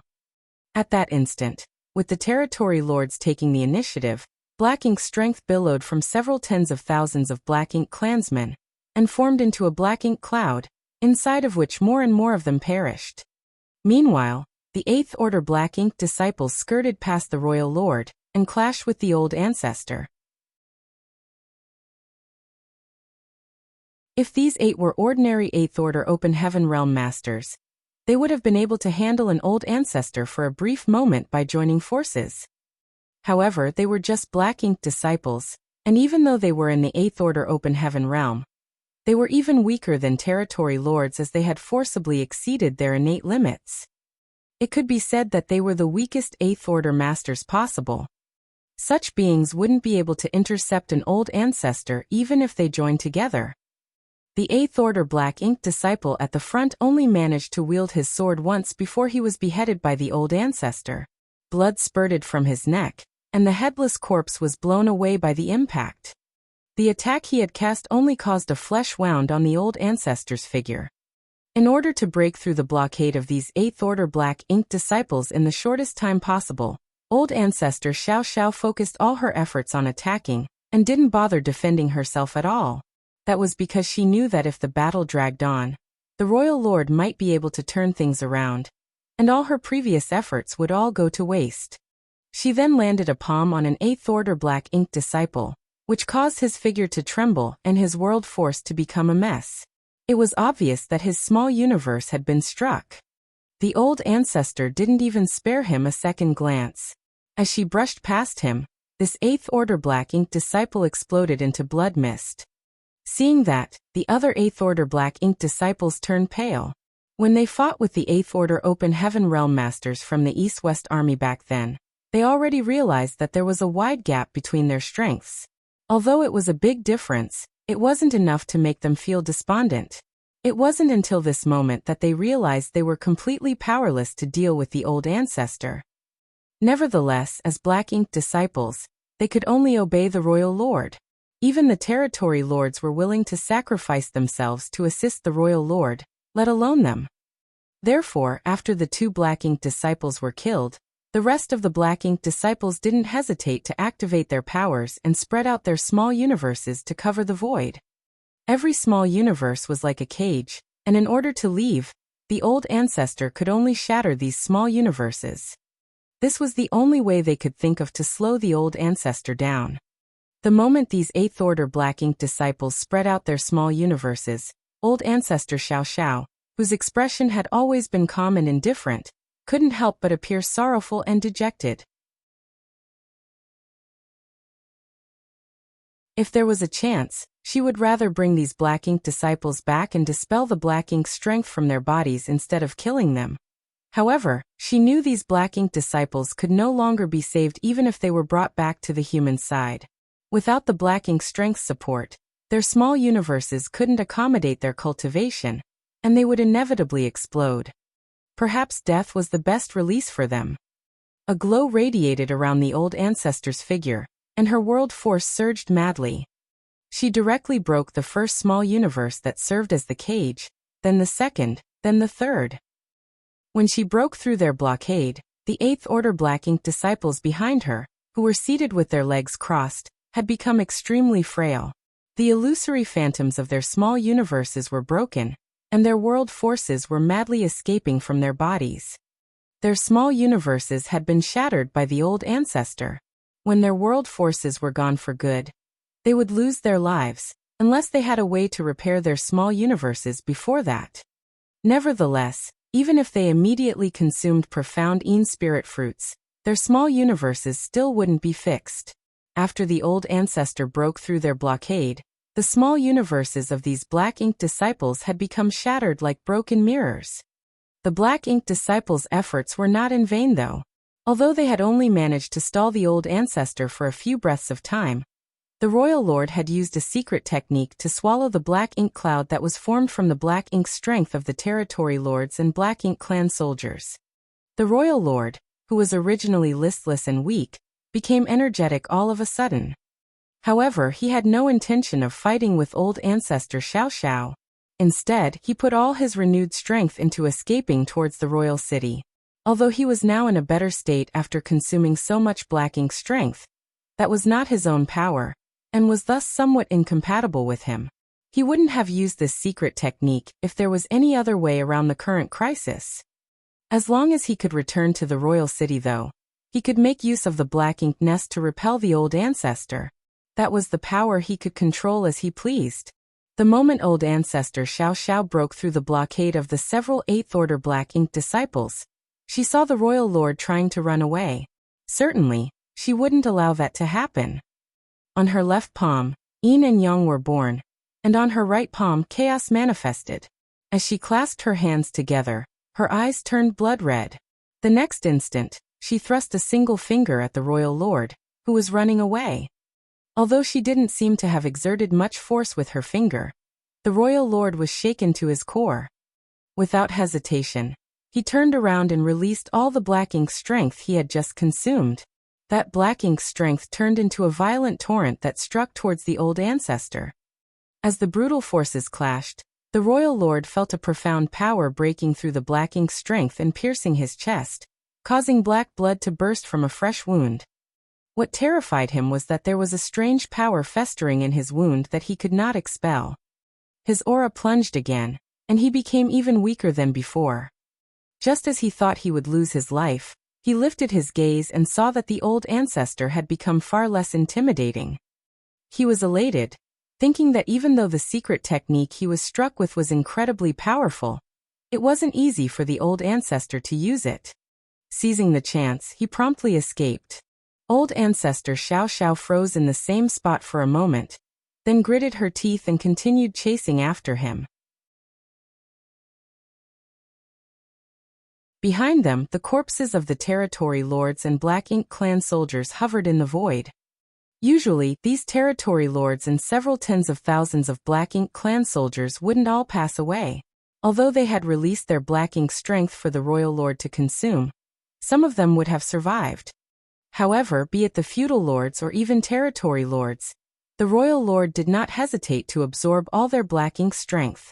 As he fully activated his power, he drew out every bit of black ink strength in their bodies.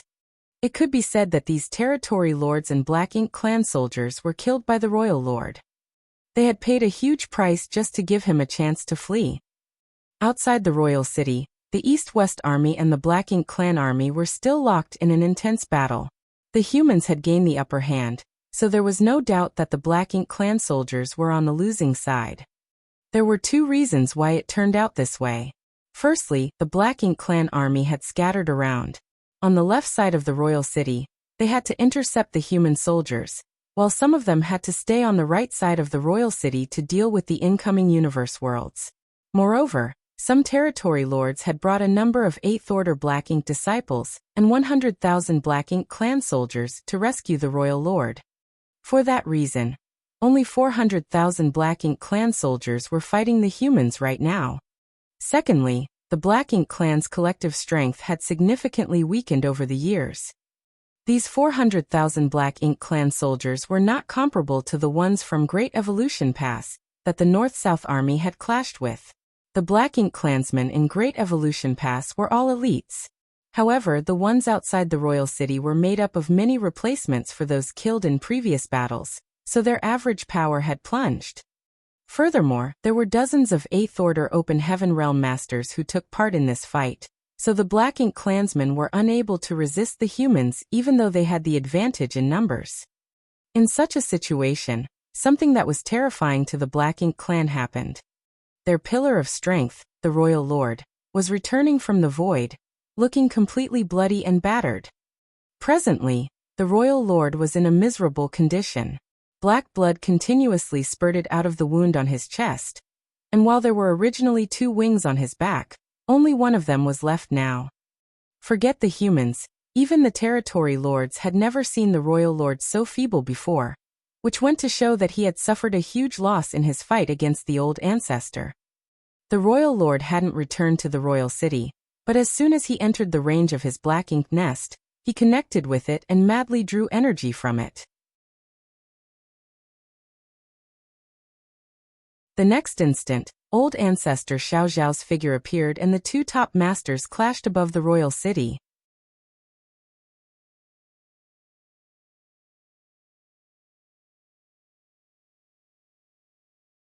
Martial Peak. Chapter 52-59 Consecutive Kills. Violent explosions burst forth as the world force and black ink strength clashed. The space around the royal city warped and cracked under the weight of the clash. Although these 2 top masters had exchanged moves on several occasions near the royal city over the past 100 years, the battle on this day was by far the most intense. Both the humans and Black Ink clansmen were acutely aware that this was a life-and-death battle. What terrified the Black Ink clansmen was that even though the Royal Lord had the support of the Black Ink nest, he was still at a clear disadvantage. This was hard for the Black Ink clan to accept. One had to know that with the Black Ink nest's help, the Royal Lord could use a much greater power than normal. It could be said that as long as the Royal Lord was within the Black Ink nest's range of coverage, no old ancestor would be a match for him. However, it was the complete opposite now. There was nothing wrong with the Black Ink nest. Over the years, whenever a battle broke out, there would always be 2 or 3 territory lords or 8th Order Black Ink disciples who stayed back to prevent the humans from launching a sneak attack and ward off the fallout of the battle between the 2 top masters, so that the high-rank Black Ink nest wouldn't be harmed. At the same time, countless resources would be poured into the Black Ink pool to be turned into energy and absorbed by the Black Ink nest. The Royal Lord was the problem here. His injuries were too severe, so even though he had the Black Ink nest's help now, he still couldn't match the old ancestor. If the Royal Lord was killed, how would the rest of the Black Ink clansmen survive? After a brief moment of fear and unease, the Black Ink clan soldiers became even more fierce. The fact that the Royal Lord was at a disadvantage didn't make them lose the courage to resist. Instead, their survival instincts had been ignited. The leaders of the East-West Army sensitively noticed this. Xiang Shan and Lu Zhiping promptly ordered the human soldiers to put more emphasis on defense so that they could persevere in a prolonged fight with the Black Ink clan soldiers. Profound forces undulated as the 2 armies clashed. Impacted by the battle between the 2 top masters, the void itself became shattered.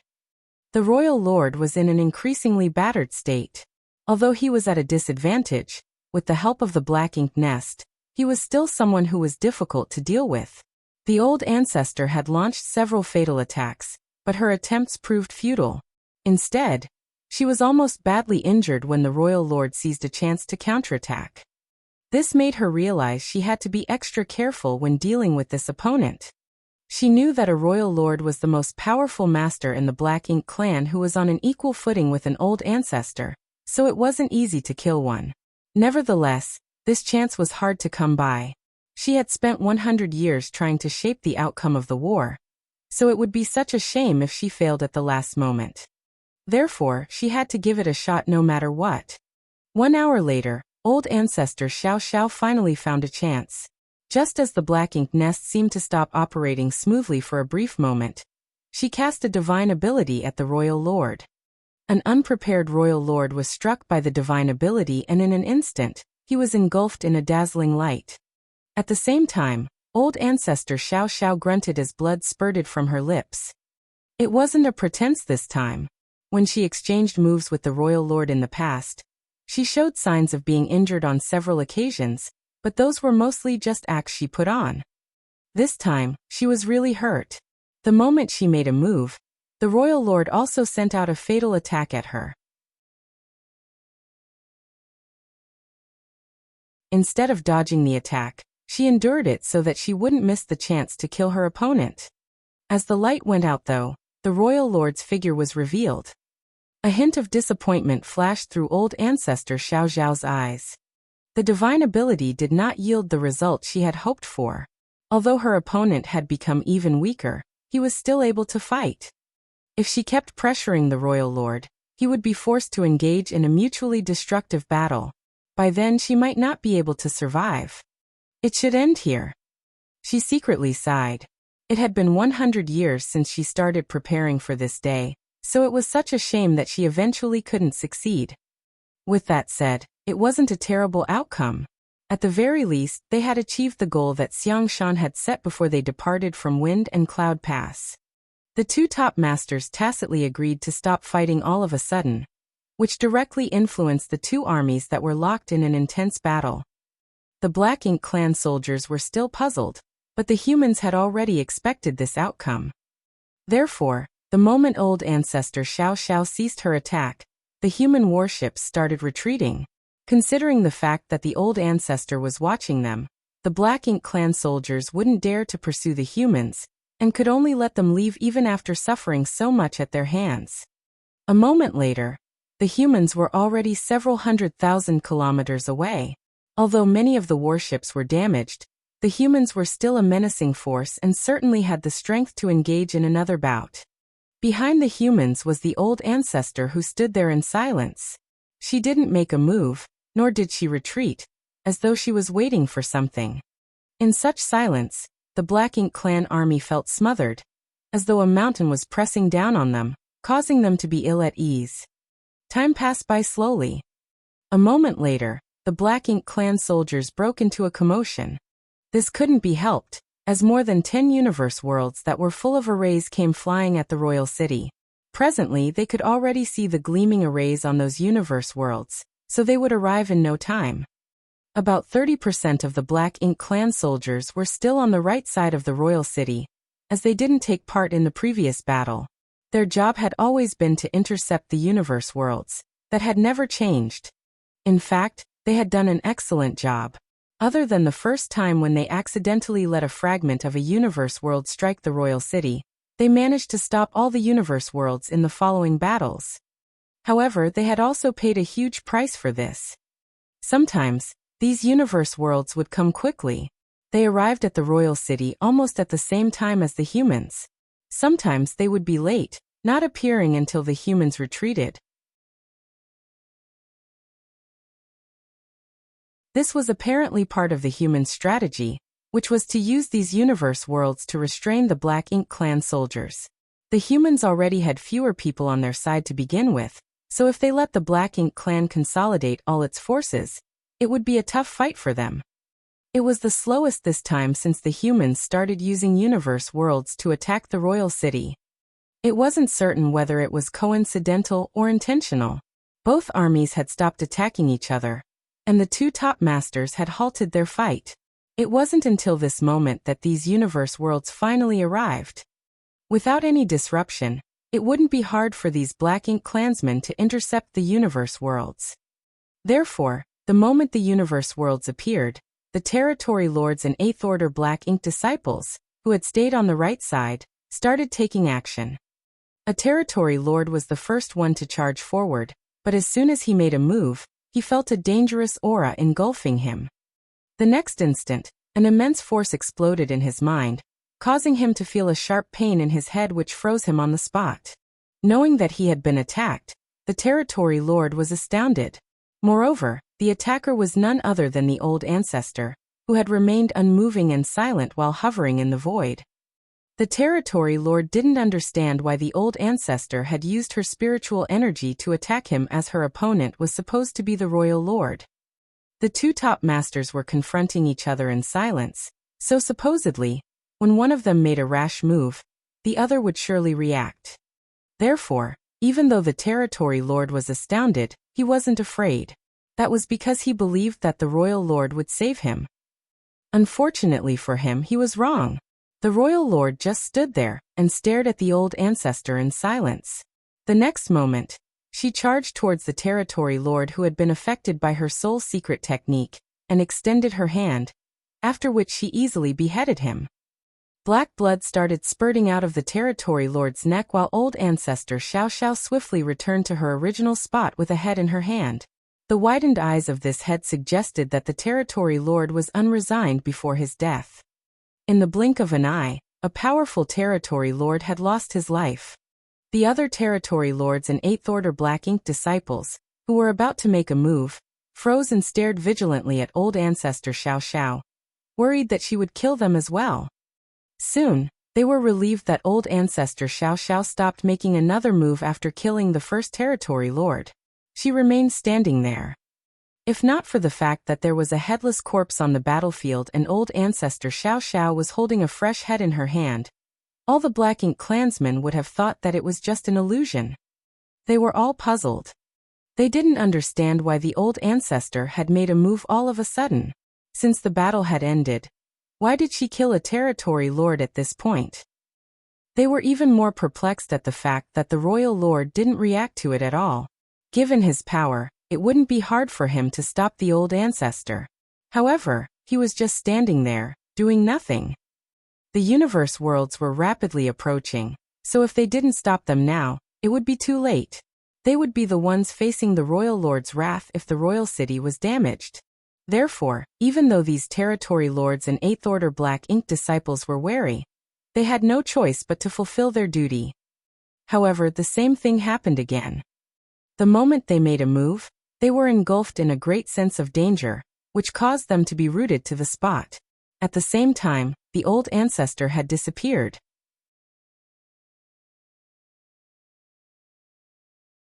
Old ancestor Xiao Xiao reappeared a moment later, as though she had never moved at all, but there was another head in her grasp. A strange noise that suggested that another territory lord had lost his life was heard coming from the Black Ink clan's side. This horrified the Black Ink clan soldiers. The two people who were killed were territory lords. The old ancestor had consecutively made a move and easily beheaded two territory lords. It suggested that without the royal lord stopping her, the old ancestor could kill anyone as she pleased even though she was injured. What puzzled them was that the royal lord still didn't react. However, after the old ancestor made a move twice, they finally realized something. The territory lords that she had killed were the ones who took the initiative to intercept the universe worlds. By specifically targeting these two territory lords, the old ancestor had sent a clear message. She would kill anyone who dared to make a move. What was she trying to achieve?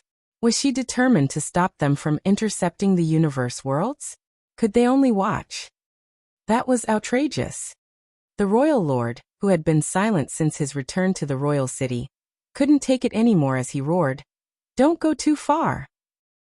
Old ancestor Xiao Xiao turned to look at him with a pair of dispassionate eyes.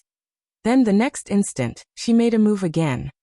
Having experienced what just happened earlier, the territory lords and Eighth Order Black Ink disciples were wary of whatever the old ancestor did. Seeing her disappear, they hurriedly raised their guards. Most of the territory lords and Eighth Order Black Ink disciples would be safe, but there would always be someone who was unlucky.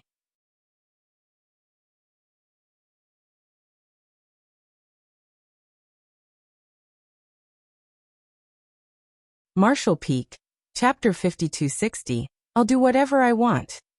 There were no noises that suggested there had been a fight. When old ancestor Xiao Xiao reappeared in her original spot, she had grasped a territory lord in her hand. This time, it was a territory lord who was alive and kicking, not just a head. Although the territory lord was several times larger than old ancestor Xiao Xiao, who didn't seem to exert much force with her hand, he was unable to struggle out of her grasp regardless of how hard he tried. Old ancestor Xiao Xiao gazed at the furious royal lord and lifted her blemish-free chin in a provocative manner. "I'll do whatever I want." Saying so, she exerted more force with her hand. As her world force surged, a horrifying pressure squeezed the territory lord. Soon, the territory lord's figure contorted, and a series of bone-cracking sounds were heard. With a horrified look, he struggled fiercely as he looked in the royal lord's direction, pleading with him, "Sir Royal Lord, save me." A hint of conflict flashed through the royal lord's eyes, but he soon decided not to make a move. Countless soldiers of both races watched as the old ancestor, who was standing between the two armies, squeezed the territory lord to death with her world force. Under such immense pressure, the territory lord eventually exploded, his blood and flesh scattering about. The Black Ink clansmen were infuriated, but deep down, they were also terrified. The old ancestor had repeatedly made a move and killed 3 territory lords, which went to show how domineering she was. On the other hand, the royal lord only watched from the side without doing anything. They were in an awkward situation.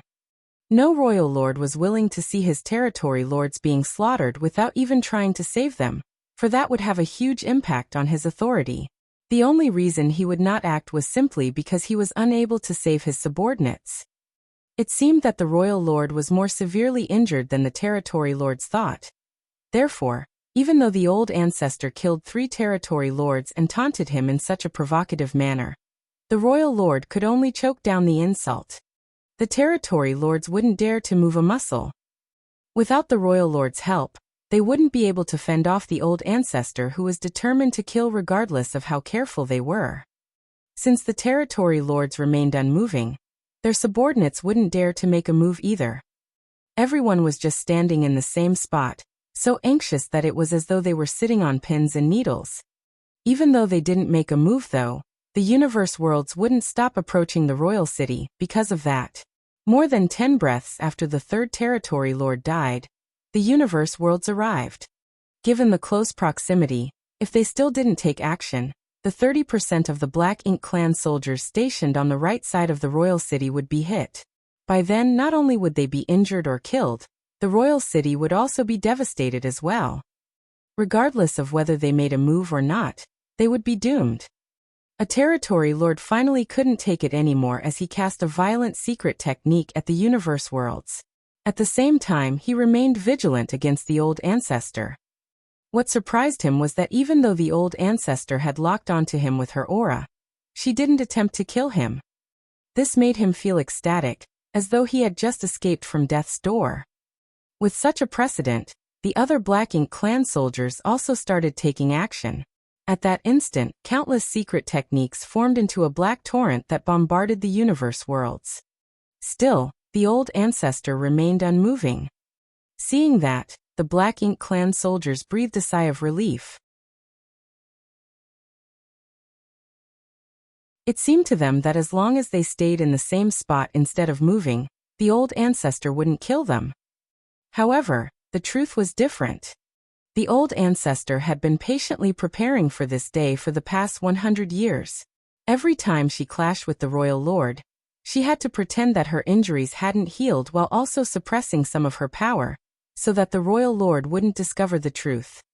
It wasn't easy to deceive a royal lord, so it had been a constant struggle for old ancestor Xiao Xiao for the past 100 years. The advantage she accumulated over the years was perfectly hidden by the old ancestor. And when there was finally a chance, she unleashed her full might against her opponent. For the first time in her life, she saw hope to kill a royal lord, and if not for the territory lords and Black Ink clan soldiers who rushed over from the royal city earlier, she would have succeeded.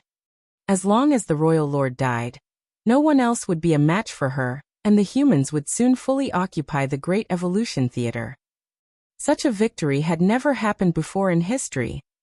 Initially, she had the chance to set a precedent for the entire human race, but her plan was foiled by those territory lords and Black Ink clan soldiers. Although many of the territory lords, 8th Order Black Ink disciples, and Black Ink clan soldiers lost their lives in the process, old ancestor Xiao Xiao was still displeased. Since she was unable to end the royal lord's life, it was pointless no matter how many territory lords and Black Ink clan soldiers she killed. It could be said that she had been vexed since these territory lords led the Black Ink clan soldiers to lend the royal lord a hand. 100 years of effort had gone to waste because of them, and there wouldn't be such a chance again in the future. After suffering such a setback, the royal lord would always be wary of her. When the royal lord returned to the royal city and exchanged moves with her, she knew that there was no longer any hope to kill him, unless she was determined to perish together with him. Although she was unable to kill the royal lord, she could vent her anger on some of these annoying territory lords. The royal lord wouldn't dare to stop her, nor was he able to do so. Therefore, he could only watch in silence. In fact, he even hoped that old ancestor Xiao Xiao would kill more territory lords. Although the royal lord had no idea what kind of an amazing secret technique that old ancestor Xiao Xiao had used to kill a territory lord in the blink of an eye, after using it 3 times, he was certain that this secret technique had to be quite energy-consuming. That was because even though she was an old ancestor, she couldn't possibly behead a territory lord with no effort. He was just as powerful as an old ancestor, so he had the confidence to make such a judgment. That was because it also wasn't possible for him to kill an 8th Order Open Heaven Realm Master with ease, unless he used his Royal Lord secret technique, that would only be used in moments of extreme need. However, once the Royal Lord secret technique was cast, the Royal Lord himself would be significantly weakened for a time, which was a huge drawback on the battlefield. Therefore, the Royal Lords never used this trump card unless absolutely necessary. After the previous battle, the royal lord was injured and had fled back to the royal city in a fluster, but it wasn't like old ancestor Xiao Xiao was completely unharmed. If she repeatedly used this secret technique, she would soon run out of stamina, giving him an opening to get his revenge. However, he couldn't tell the territory lords about his speculations, nor could he order them to provoke the old ancestor. Therefore, he could only watch in silence. Old ancestor Xiao Xiao never made a move again. She had naturally figured out what the royal lord was plotting. Moreover, if she continued to make a move at this point, it would be no different from forcing the royal lord to engage in a life-or-death battle with her. After all, the royal lord wouldn't allow the royal city to be destroyed no matter what. That was because his black ink nest was in the royal city, and was of critical importance to him, and the entire Black Ink clan in the Great Evolution Theater. In this silent exchange, the 2 top masters each tacitly made a concession in order to not shatter the last sliver of calm. The price that the Black Ink clan had to pay was the lives of 3 territory lords and the trouble that ensued. The universe worlds were menacing, so although the Black Ink clan soldiers had done their best to intercept them, they had missed the best opportunity to act because of old ancestor Xiao Xiao's intimidation earlier.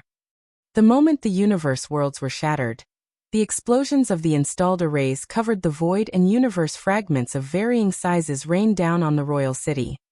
Countless Black Ink clan soldiers lost their lives as the royal city trembled under the impact.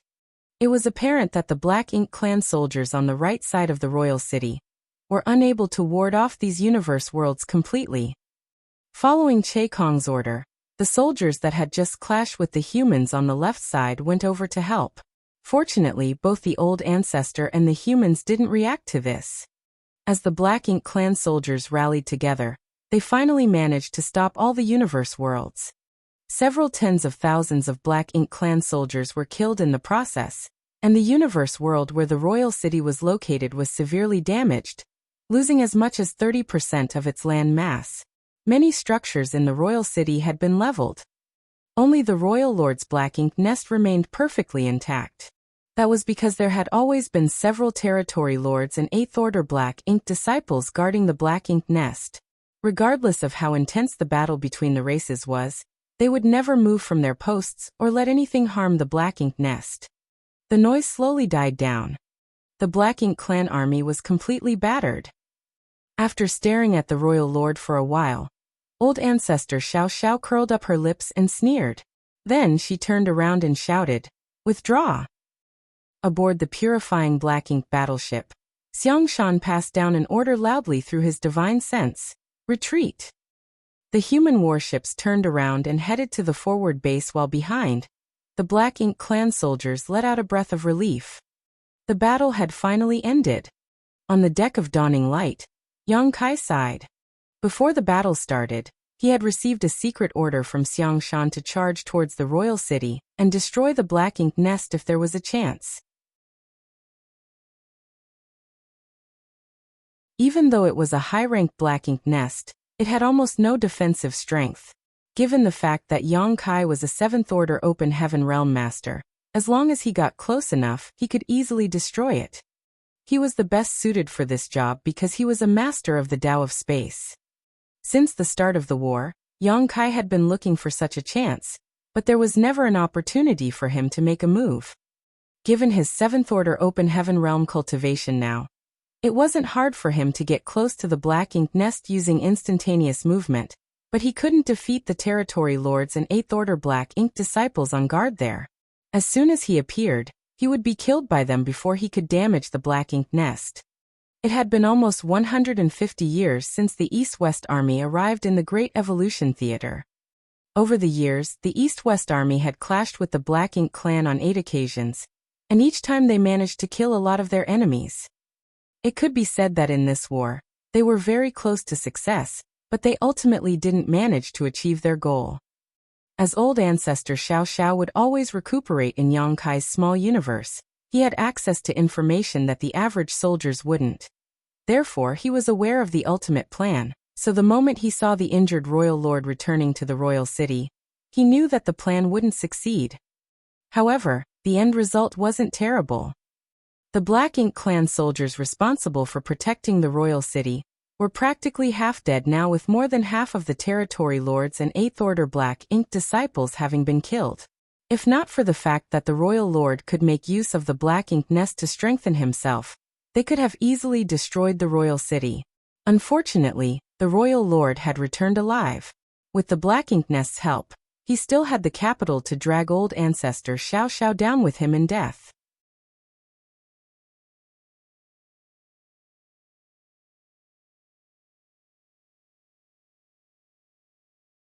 Marshall Peak. Chapter 5261. I want these 3 people. During a chat with Yang Kai, old ancestor Xiao Xiao mentioned that Xiang Shan had come up with a strategy for the Great Evolution Army shortly after they departed from Wind and Cloud Pass. In short, they had to beat the Black Ink clan to a half-dead state before occupying Great Evolution Pass. That way, they would have ample time to recuperate and restore the Great Evolution Pass. If they managed to reoccupy Great Evolution Pass, but didn't have time to make it operational again, what could they do to protect themselves if the Black Ink clan decided to start a war with them all of a sudden? After 100 years of effort, the fall of numerous 8th Order Division commanders, and the deaths of many 7th Order, 6th Order, and 5th Order Open Heaven Realm Masters, they finally managed to achieve this first objective. Now the goal that Xiang Shan had set had been achieved, so their next step would be to retake the Great Evolution Pass. That was the very reason that the Great Evolution Army was founded. After returning to the forward base, the humans started getting some rest.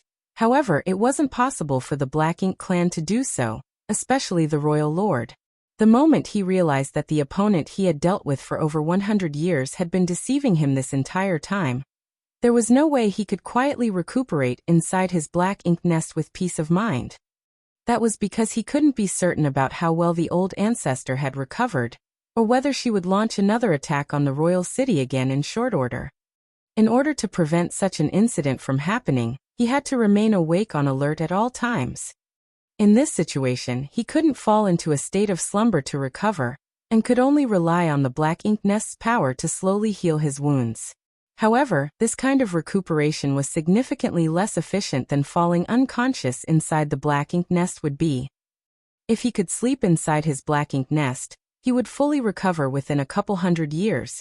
However, given his current situation, he still wouldn't be fully healed after 1,000 years. The old ancestor had indeed put him in a tight spot. The East-West Army had returned to their forward base, but this time, they didn't have much time to recuperate. The leaders had given an order that they could only remain in the forward base for 10 days before they would set off to Great Evolution Pass and join up with the North-South Army, who had been keeping the Black Ink clan army over there at bay. They had to get prepared for the final battle to retake Great Evolution Pass. The soldiers had been waiting for this day for over 100 years. The moment they joined the Great Evolution Army, everyone thought that they would clash with the Black Ink clan at Great Evolution Pass. When they arrived at the Great Evolution Theater, they had the confidence that they would engage in a life-and-death struggle and eventually come out the winners. However, as soon as the East-West Army arrived, they directly headed to the royal city and went on to clash with the Black Ink clan there for nearly 150 years. With that said, the outcome of the war proved that the army commanders had made the right decision.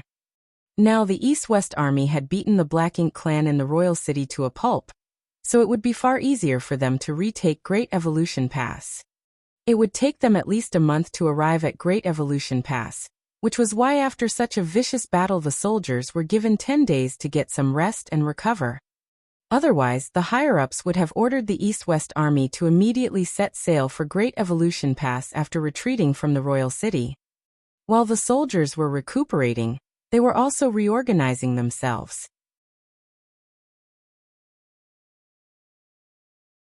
When they departed from Wind and Cloud Pass, there were 30,000 soldiers and 68th Order Open Heaven Realm Masters. There were a lot of powerful masters on their side. However, after 150 years of war, only 20,000 of them were still alive. 10,000 of them had been killed outside the royal city, most of the time without leaving a corpse behind. About 10 8th Order Open Heaven Realm Masters had also lost their lives. That was the result of the East-West Army focusing on defense in every battle. If they were set on attacking the enemy without defending themselves, there would have been far more casualties. Although some humans would be killed in each battle, the number of casualties on the Black Ink clan's side would always be dozens of times more than that of the humans. Every squad had suffered some losses, with some of them having been wiped out entirely. Therefore, it was necessary to do some reorganization. Otherwise, they couldn't ensure that every squad could operate effectively. They had experienced this kind of reorganization twice in the past. However, the previous two personnel shuffles had nothing to do with Dawn.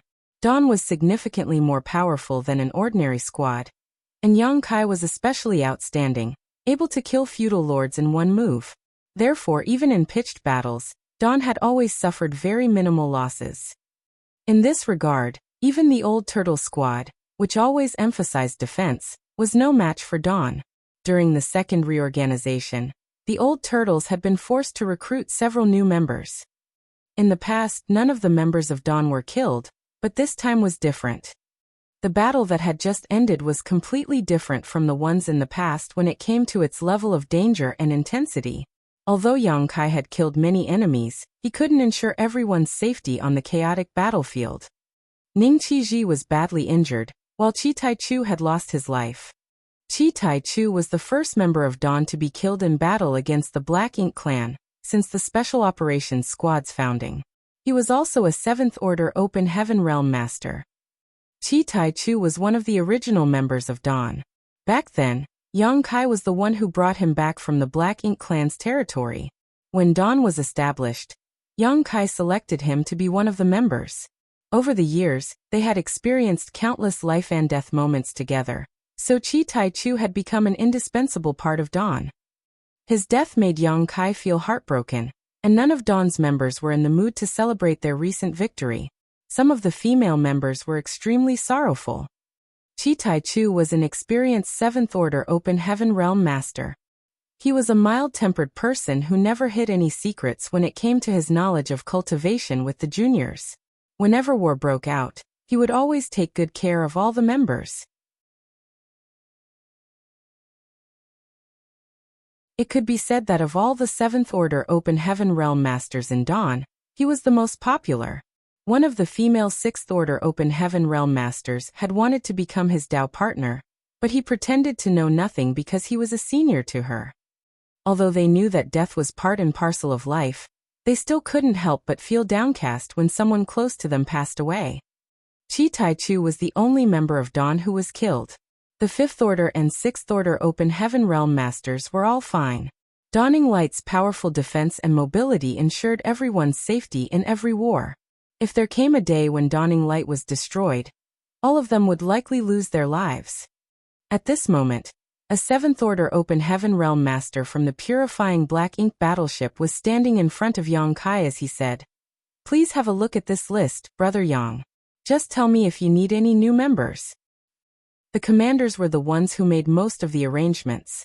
However, considering the fact that the soldiers might have friends they would like to fight alongside with, such a list was produced. The squad leaders were entitled to select new members first. If the squad leaders didn't select anyone, the division commanders would make the decisions for them. After taking the list, Yang Kai took a brief look at it and said, Only one member of Dawn was killed this time. It doesn't really affect our collective power, so we don't really need any new members. Please take this list to the other squads. The Seventh Order Open Heaven Realm Master smiled and nodded. The members of Dawn are lucky to have your protection. This Seventh Order Master was the adjutant who visited every squad leader with the list whenever there was a reorganization in the past, but it was the first time he came to see Yang Kai. In other words, it was the first time there was a casualty in Dawn over the course of 150 years of war. There was no doubt that the members of Dawn were all elites, but it also had something to do with the fact that Yang Kai was abnormally powerful. This man had earned his respect. No other squads in the East-West Army were like Dawn, and no one was clearer than him about this because he was always the one who delivered this list, so he was fully aware of the number of casualties in each squad. Yang Kai shook his head. Just when he was about to pass the list back to him, he halted for a moment and asked, "Can I select anyone from this list?" The person nodded. The army commanders have ordered that the people on the list can be selected by the elite squads first. Squad leaders like you can select anyone from the list. You can select several people as long as it doesn't exceed the limit of your squad. Then he asked curiously, "Have you changed your mind, Brother Yang?" Without saying anything, Yang Kai activated his divine sense and left some marks in the jade slip. Then he passed it back to him and said, "I want these 3 people."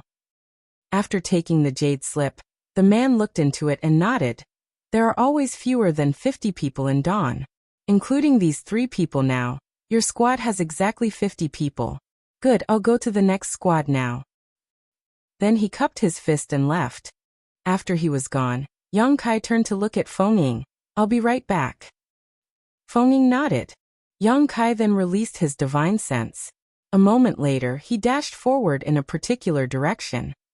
There was a severely damaged warship on a barren piece of land. Sparks were seen flying in all directions as artifact refiners and array masters were busy repairing the warship. Every time the soldiers returned from the battlefield, artifact refiners and array masters would be swamped with work. That was because they were responsible for repairing the damaged warships. The state of this warship showed how dangerous the previous battle was. Minced meat and blood were seen everywhere on the warship. Most of it belonged to the Black Ink clan, but some of it was from the humans. The warship was in such a horrible state that it was practically irreparable. At this point, the warship should have been salvaged for parts and materials, as repairing it would be more costly than simply building a new one.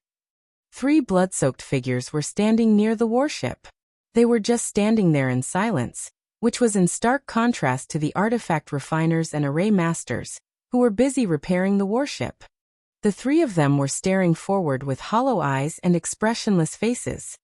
As a breeze whisked past, Yang Kai appeared beside them. Yang Kai narrowed his eyes as he swept his gaze around. Although he knew that every battle with the Black Ink clan was perilous, and some of the squads would be completely wiped out, no one had energy to pay attention to such matters on the battlefield.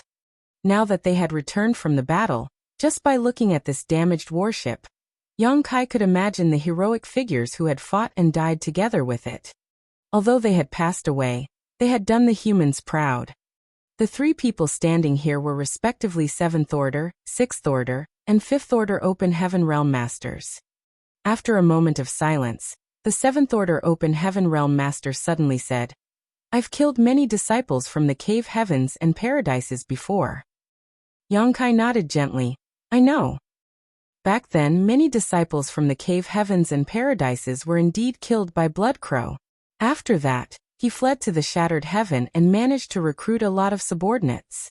He had also made things difficult for the disciples from the cave heavens and paradises on several occasions. During that period of time, he had killed many who were training in the shattered heaven. It could be said that Bloodcrow had many enmities with the cave heavens and paradises. I didn't willingly come to the Black Ink battlefield. Compared to being imprisoned for life or simply being killed, I could only choose to come here. Although I have to deal with the Black Ink clan, there was hope for me to survive. Therefore, when that old man from Bright King Cave Heaven asked me whether I wanted to live or die, I didn't hesitate to decide that I would come to the black ink battlefield.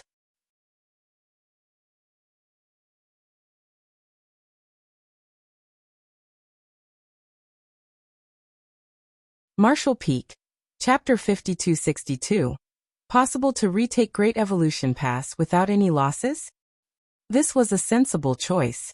Back then, Blood Crow was captured by elder fishermen from Bright King Cave Heaven in the Shattered Heaven, and subsequently imprisoned in their sect. Considering the fact that his cultivation and experience was hard to come by, it would be a shame to kill Blood Crow outright. Therefore, he was given a chance to come to the Black Ink battlefield. The Black Ink battlefield was unlike other places. Here, the humans only had one enemy, which was the Black Ink clan. Grudges from the past would be put aside, and those from Bright King Heaven were not worried that Blood Crow would try to escape or betray them.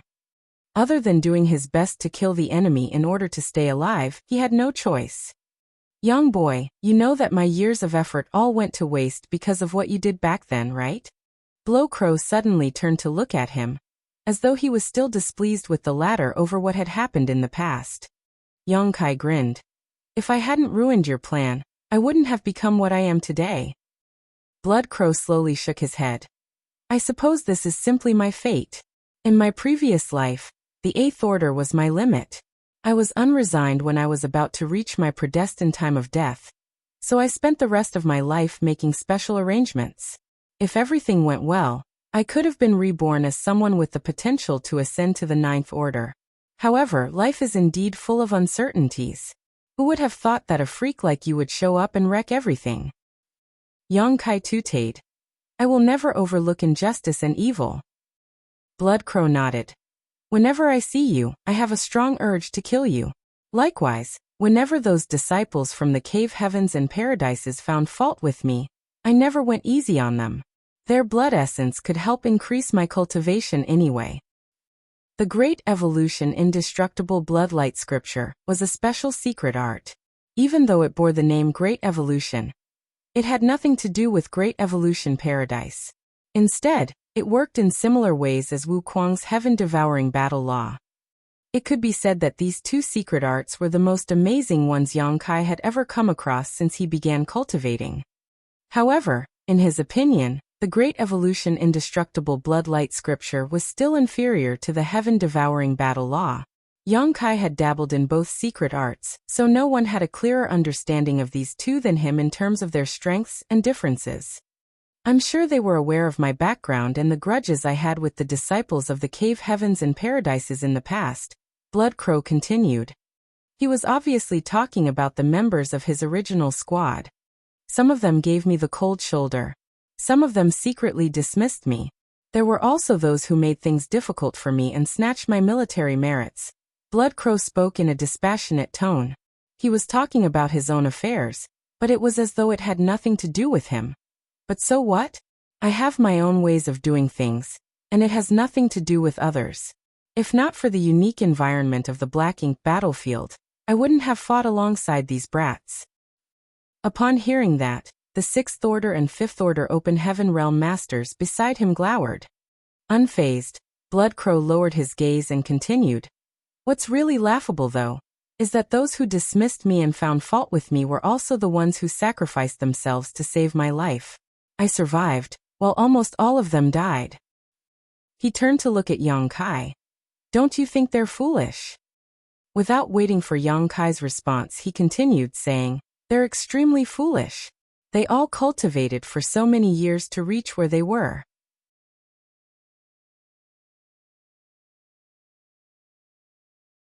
What was the point of all of that if they just threw their lives away in the end? Yang Kai replied in a calm manner, they're indeed foolish. You think so too? Blood Crow looked at him in surprise. Yang Kai nodded. Weren't they foolish by sacrificing themselves for others? Blood Crow nodded in agreement. After a while he asked, is this what you told me back then? On the battlefield, grudges of the past no longer matter, and we're all brothers and sisters. Yang Kai smiled helplessly. You're older and more experienced than me. At one point, you were even stronger than me, so why even ask me this question? Hearing that, Blood Crow fell silent. After standing there for a while more, Yang Kai said, "We'll set off for Great Evolution Pass in 8 days, so get some rest now. We might need to fight the Black Ink clan again when we arrive." Upon finishing his words, he turned around and left. Meanwhile, aboard the purifying Black Ink battleship, Xiangshan, Lu Zhiping, and the others had gathered together. The old ancestor was present as well for once. Although she was wounded during the fight against the royal lord, her injuries weren't severe. Considering the fact that the army would leave for Great Evolution Pass soon, she didn't find Yang Kai to spread out his small universe for her to recuperate. One of the 8th Order Open Heaven Realm Masters spoke up. "We'll set off for Great Evolution Pass in 8 days. I suppose the army will be fully reorganized by then. Excluding the 3,000 artifact refiners, array masters, and alchemists, we have 16,000 to 17,000 soldiers remaining. Things are not looking bright on the North-South Army's side either." In order to stop the Black Ink clansmen stationed at Great Evolution Pass from heading to the royal city, they directly clashed with some 500,000 Black Ink clan soldiers, and many of them died in battle. Although the Black Ink clan forces over there are significantly weaker now, they still occupy Great Evolution Pass. They have been fortifying Great Evolution Pass for the past 30,000 years, so we must not underestimate them. I'm worried that it will be a tough fight to retake Great Evolution Pass. The other 8th Order Open Heaven Realm Masters nodded with solemn expressions. Although they already knew that there would be a lot of casualties when the Great Evolution Army was founded, it never crossed their minds that the most difficult and deadly problem would be retaking Great Evolution Pass. While the Black Ink clan soldiers from the royal city were beaten to a half-dead state by the East-West Army, they still had to deal with those from Great Evolution Pass. Upon hearing that, Lu Zhiping put on a smile. "Perhaps we can retrieve Great Evolution Pass without any losses." Huh. All the 8th Order Open Heaven Realm Masters were surprised to hear what she had said.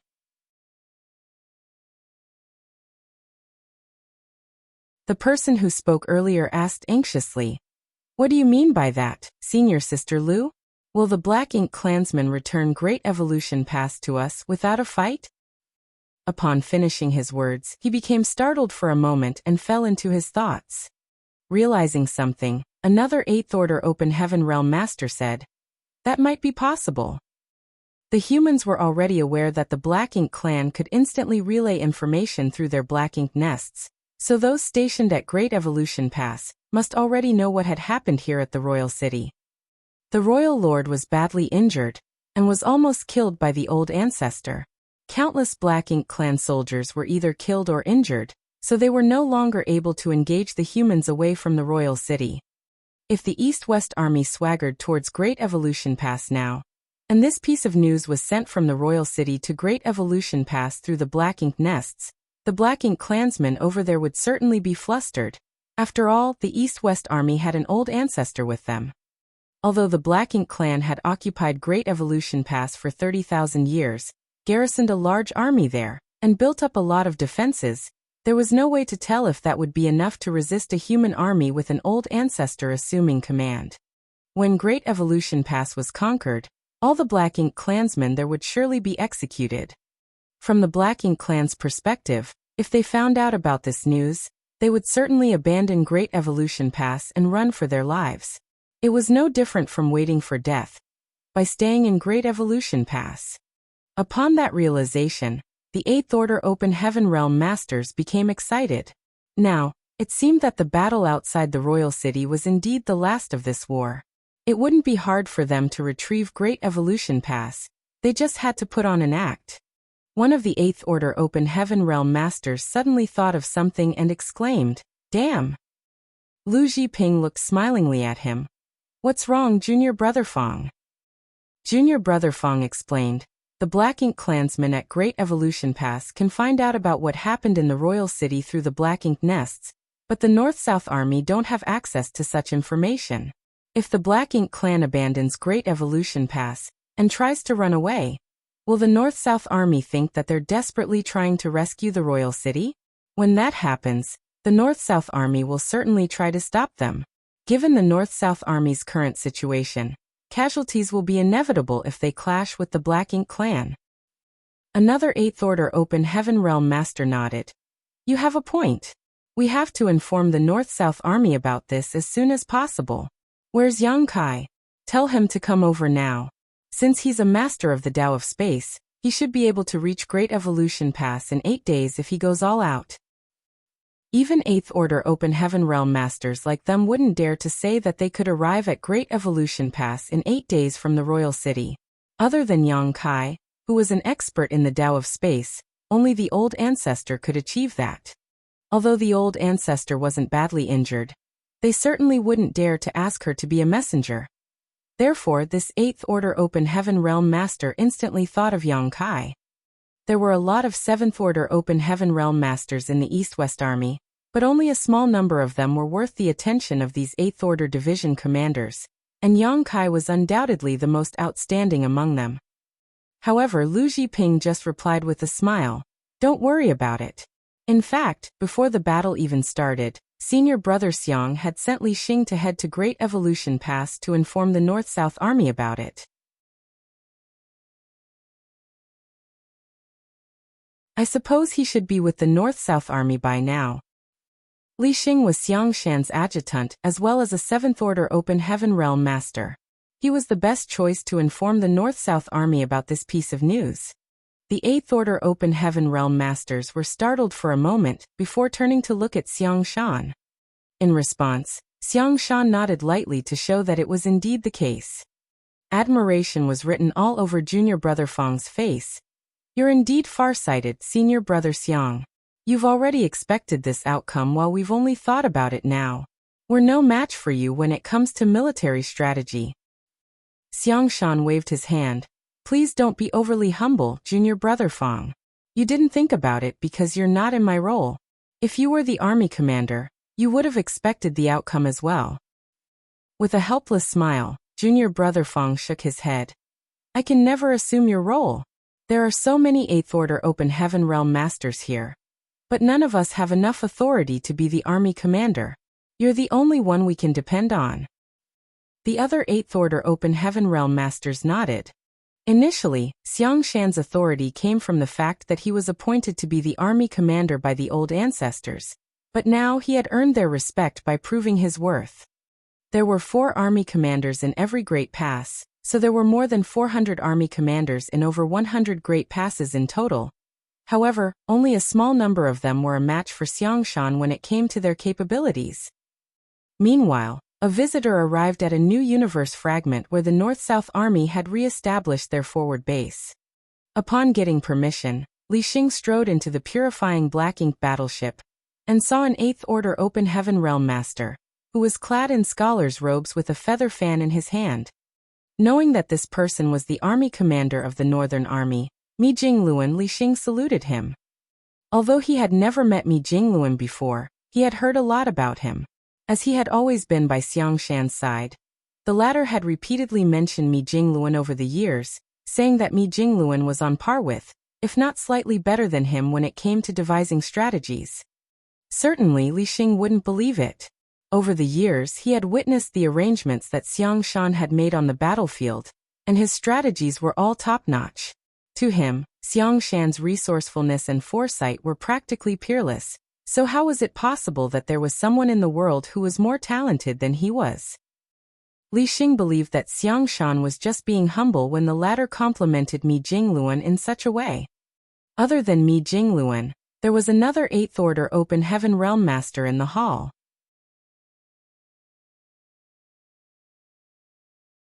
His hair was fiery red, but his face was as pale as a piece of white paper.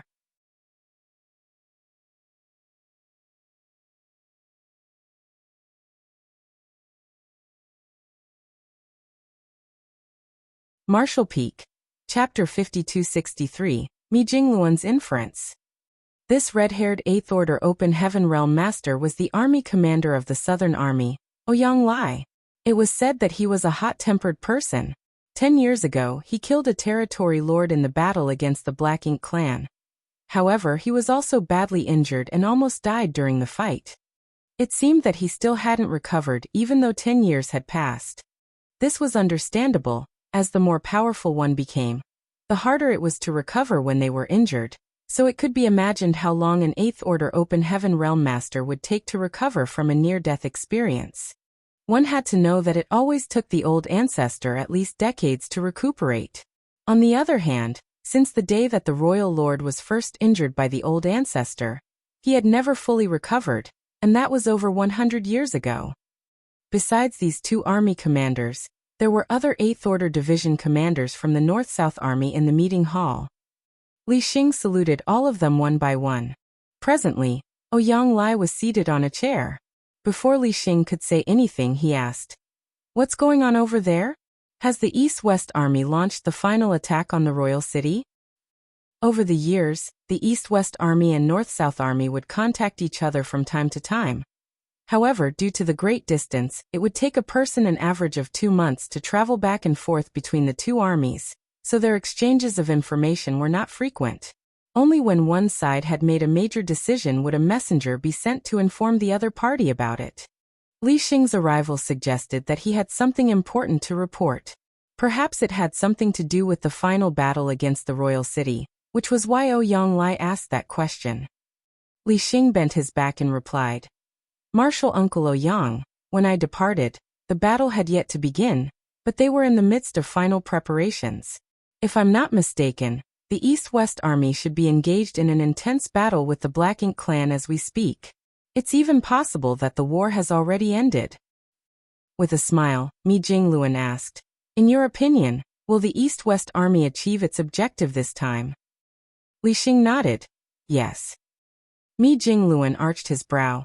"Since you're so confident, it seems the situation over there is quite favorable. I suppose they've already won the fight. Well, with senior brother Xiang in charge, there's no way the Black Ink clan are a match for him." Ouyang Lai pursed his lips. "Since the East-West Army has won, why did Xiang Shan tell you to come over?" Since the beginning, Ouyang Lai had always had some complaints against Xiang Shan. This couldn't be helped, as the East-West Army was responsible for invading the Royal City, thus allowing them to earn a massive amount of military merits.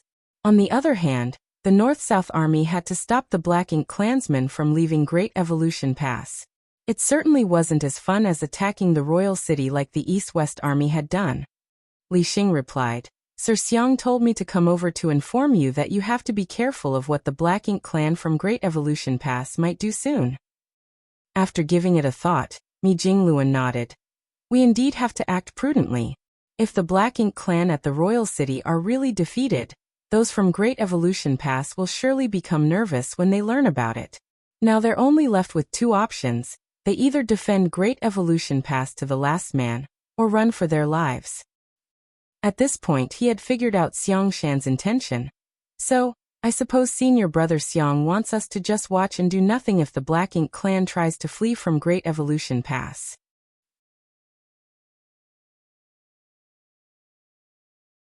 Li Xing was slightly surprised at the speed of Mi Jingluan's inference, but soon nodded and replied, "That was indeed Sir Xiang's intention." Ouyang Lai asked, "Do you think the Black Ink clan will abandon the pass?" Mi Jingluan replied with a smile, "Do you think they would rather sit and wait for death? If I'm not mistaken, after the war, the East-West Army will take a short rest at their base before setting off in a high-profile manner, so that the Black Ink clan from the Royal City notice it, and promptly send word to Great Evolution Pass." Then he turned to look at Li Xing and asked, "Is this Brother Xiang's arrangement?" Admiration was written all over Li Xing's face as he replied, "That is indeed his arrangement. Before I departed, Sir Xiang told me to pass on his word that the army would rest for 10 days after the victory. After that, they will set off for the pass. He wants the North-South Army to pay close attention to what the Black Ink clan from Great Evolution Pass do. If there is an anomaly, it suggests that the East-West Army has won the battle, while it's the opposite if the Black Ink clan do nothing." Before he came to this place, Li Xing thought that Mi Jingluan was overrated. Now, it seemed that this Northern Army commander was indeed talented in military strategy. At the very least, he was an intelligent person, otherwise he wouldn't have figured out Xiang Shan's intentions so swiftly. Ouyang Lai frowned. "Do we just let the Black Ink clan go if they flee from Great Evolution Pass?" Mi Jingluan explained, "We're unable to stop them even if we wanted to. There's a lack of manpower in the North-South Army now, so if the Black Ink clan are determined to escape from the pass, it won't matter if we don't stop them. However, if we do try to get in their way, it will certainly be a tough fight. When that happens, even more of our soldiers will lose their lives. Nobody wanted to experience the battle that took place 10 years ago again. During the battle, half of the North-South Army's soldiers were killed while a number of 8th Order Open Heaven Realm Masters willingly sacrificed their lives just to stop the Black Ink clan army from reaching the royal city. Even the army commander of the Southern Army, Ouyang Lai, had almost lost his life. An 8th Order Division commander furrowed his brows. There are a lot of Black Ink clansmen in the pass right now, at least 20 to 30 territory lords and 8th Order Black Ink disciples as well as 250,000 Black Ink clan soldiers. If we just let them return to the royal city and join forces with the Black Ink clan army there, it will be a huge problem in the future. Mi Jingluan said with a smile, "We have to be patient in order to achieve our goal. Think about it this way. If the Black Ink clansmen flee from Great Evolution Pass, it's no different from giving the place back to us for free. Isn't it wonderful that we're able to retake Great Evolution Pass without having to fight again?"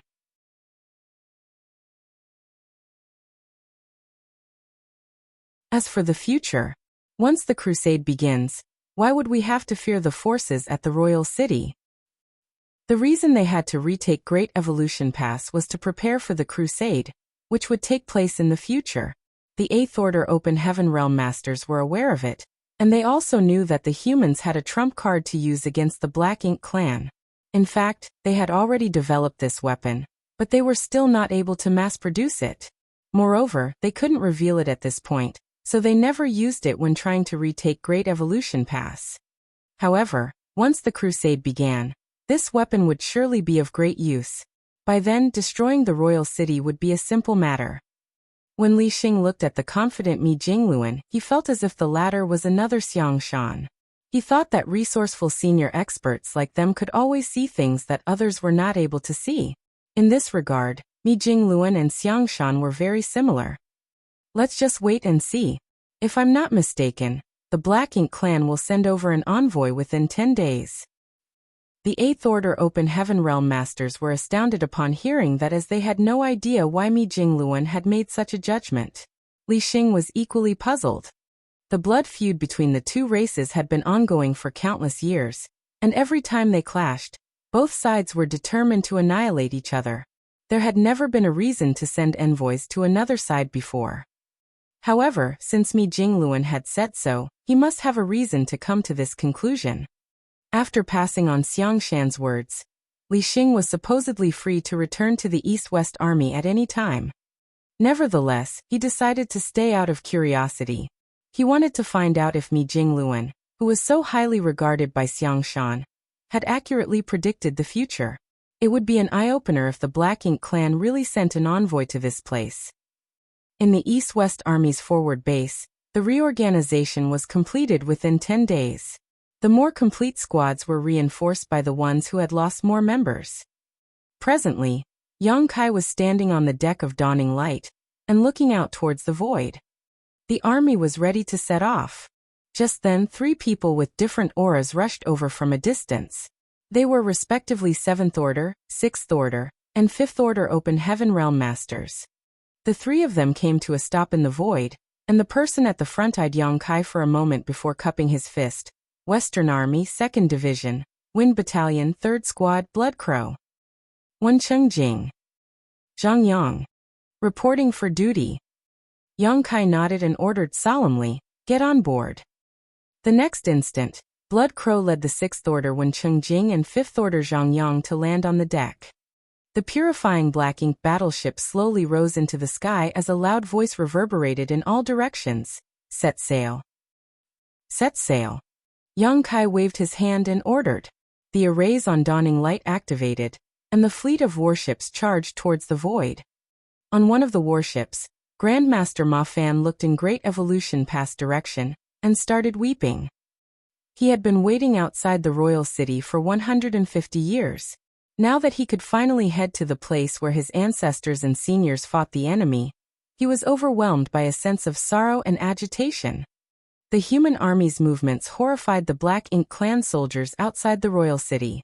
One had to know that the two armies had clashed barely 10 days ago, and during that battle, the royal lord had been beaten half dead and many of the Black Ink clan soldiers were either killed or injured. At the end of that battle, the human old ancestor even put on a display of killing 3 territory lords right in front of the royal lord, with the latter not daring to stop her.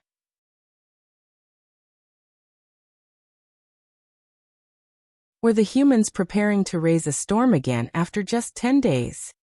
The territory lords were deluged with a sense of unease, and the lower Black Ink clansmen broke into a commotion. However, what surprised them was that the humans did not head towards the royal city. Instead, they seemed to be heading in a different direction. All of them could clearly feel the old ancestor's powerful aura coming from the fleet of warships. A myriad of expressions came over Che Kong as he looked in the direction the humans were heading. As he thought of a possibility and realized that something was off, he promptly looked for the royal lord. Presently, the royal lord's face was pale, and his aura was extremely weak. Moreover, he was in a terrible mood. This couldn't be helped. Even though the humans had retreated 10 days ago, the old ancestor had faintly locked onto him with her will from a distance, forcing him to remain vigilant this whole time. In such a situation, he wasn't in the mood to recuperate, nor did he dare to do so. However, on this day, he realized that the old ancestor's aura was moving further away from him. As he released his divine sense, he soon understood the situation.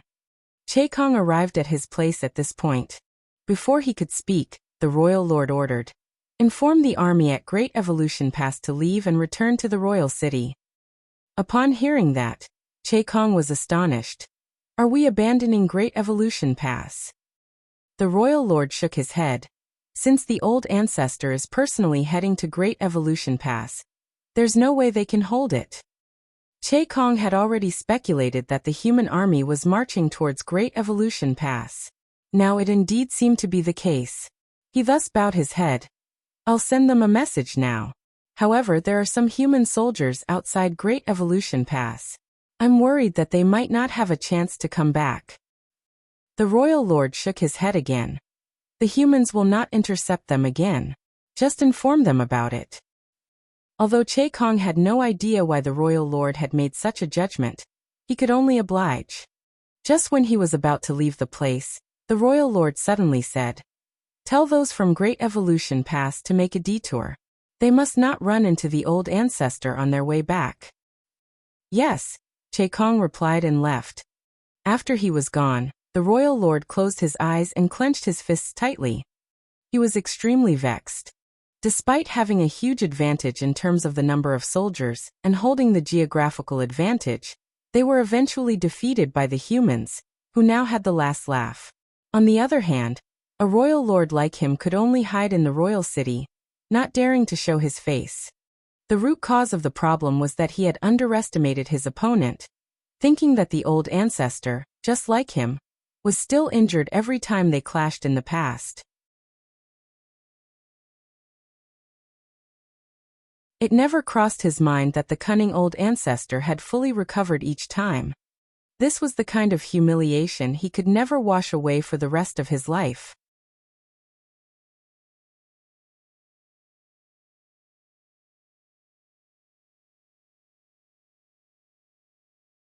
Marshall Peak. Chapter 5264, Reaction from Great Evolution Pass. Black Ink Clan. The East-West Army departed from the base and headed to Great Evolution Pass. If everything went well, they would arrive at their destination in 1 month. After 10 days of reorganization, it could only be said that the soldiers were able to move and fight again, but they hadn't fully recovered. The injured soldiers were still recuperating in the warships of their squads. Meanwhile, the array masters and artifact refiners were moving between the warships to repair the artifacts and arrays. They were swamped with work. When Cheng Jing and Zhang Yang, who were new to Dawn, soon familiarized themselves with the other members. Fengming had assigned some work and duties to them. On the other hand, Blood Crow, who didn't seem to get along well with the others, was standing on the deck on his own. It wasn't certain what was on his mind. Yang Kai didn't intend to interfere. It was impossible to expect that Blood Crow could get along with the others. His background, experiences, and temperament meant that he was unable to do that. However, Blood Crow was already different from his past self. Yongkai could detect that. In the past, Blood Crow was forced to come to the Black Ink battlefield to fight against the Black Ink clan. But now he didn't battle against the Black Ink clan just because he had to. It also had something to do with his Dao heart. Even though his life was saved by the members of his previous squad, he might not necessarily be grateful to them. Instead, he might think that those who were killed in his stead were foolish. Regardless, it was an indisputable fact that his life was saved. He didn't have to be grateful, but he did have to repay their favor. This was his Dao. In the cabin, after examining Ning Qiji's body, Yongkai said, "Just get some rest for the time being. Even if there's a battle, don't make a move." In the previous battle, Qi Taichu was killed while Ning Qiji was terribly injured and his small universe was damaged. If not for the fact that Yongkai had come to his rescue in time, his small universe would have been shattered. If that happened, Qi Taichu wouldn't have been the only one who died that day. Although Ning Qiji had survived, his small universe had cracked. Fortunately, Yongkai had profound Yin spirit fruits on him. When he was in Blue Sky Pass back then, he had intentionally planted some profound Yin fruit trees, and a massive amount of herbs that could be used to refine purifying black ink pills in his small universe. They were planted in his medicine garden where Muzhu and Mulu, the two wood spirits, would tend to them. Those herbs would easily grow to maturity under their care. Furthermore, the flow of time in his small universe was much faster than that in the outside world. More than 1,000 years had passed since then, so the profound Yin fruit trees in his small universe had borne fruits. Yongkai had handed 90% of them over to army to be used by the other soldiers while he kept 10% just in case of emergencies. Profound Yin spirit fruits were the only spirit fruits the humans had found that could repair broken or incomplete small universes. That was the reason Ning Qiji's life was saved. Although the profound Yin spirit fruit had an amazing effect, it would take a long time before his small universe was fully repaired. Before that, he was unable to use his world force, or his injury would exacerbate. Upon hearing Yongkai's words, Ning Qiji nodded, but he didn't feel any sense of relief. Qi Taichu had lost his life. In Dawn, Qi Taichu, Ning Qiji, and Shin Ao were former Black Ink disciples that Yongkai had brought back from the Black Ink clan's side. They were friends who had shared countless life and death moments together on the battlefield.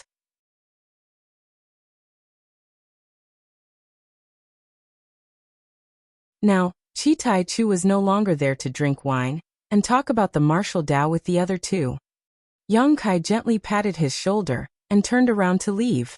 The moment he left the cabin, he saw the gloomy-looking Blood Crow standing on the deck on his own. Without intending to talk to him, Yongkai returned to his room to get some rest. As soon as he opened the door, he batted his eyes in stunned silence. A moment later, he gently stepped back and closed the door. Before he could close the door, though, a voice called out, "Come in and have a talk with me." A helpless Yongkai tooted and opened the door again. Upon entering the room, he saluted the person who was seated on his bed, Old Ancestor. No one knew when Old Ancestor Xiao Xiao had arrived aboard Dawning Light. However, given her ninth order cultivation, no one could detect her presence if she wanted to conceal it. Old Ancestor Xiao Xiao shot him a glance and teased him by saying, "What's wrong? Are you worried that there will be rumors about us? Is that why you left the door open?" Yongkai promptly shook his head. "That's definitely not the case." Old Ancestor Xiao Xiao snorted. A concerned Yongkai asked, "How are your injuries? Do you need a place to recuperate?" Upon hearing that, Old Ancestor Xiao Xiao waved her hand. "I don't need to recuperate for now. We'll talk about it when we settle down. Moreover, I wasn't badly hurt in the previous battle." A curious Yongkai asked, "Why are you here then?" Obviously, the Old Ancestor wouldn't have come all the way here just to have a chat with him. Without beating around the bush, Old Ancestor Xiao Xiao extended her hand. "Give me a few sets of space beacons." The two of them had lived together in Yongkai's small universe for hundreds of years now, and frequently chatted with each other.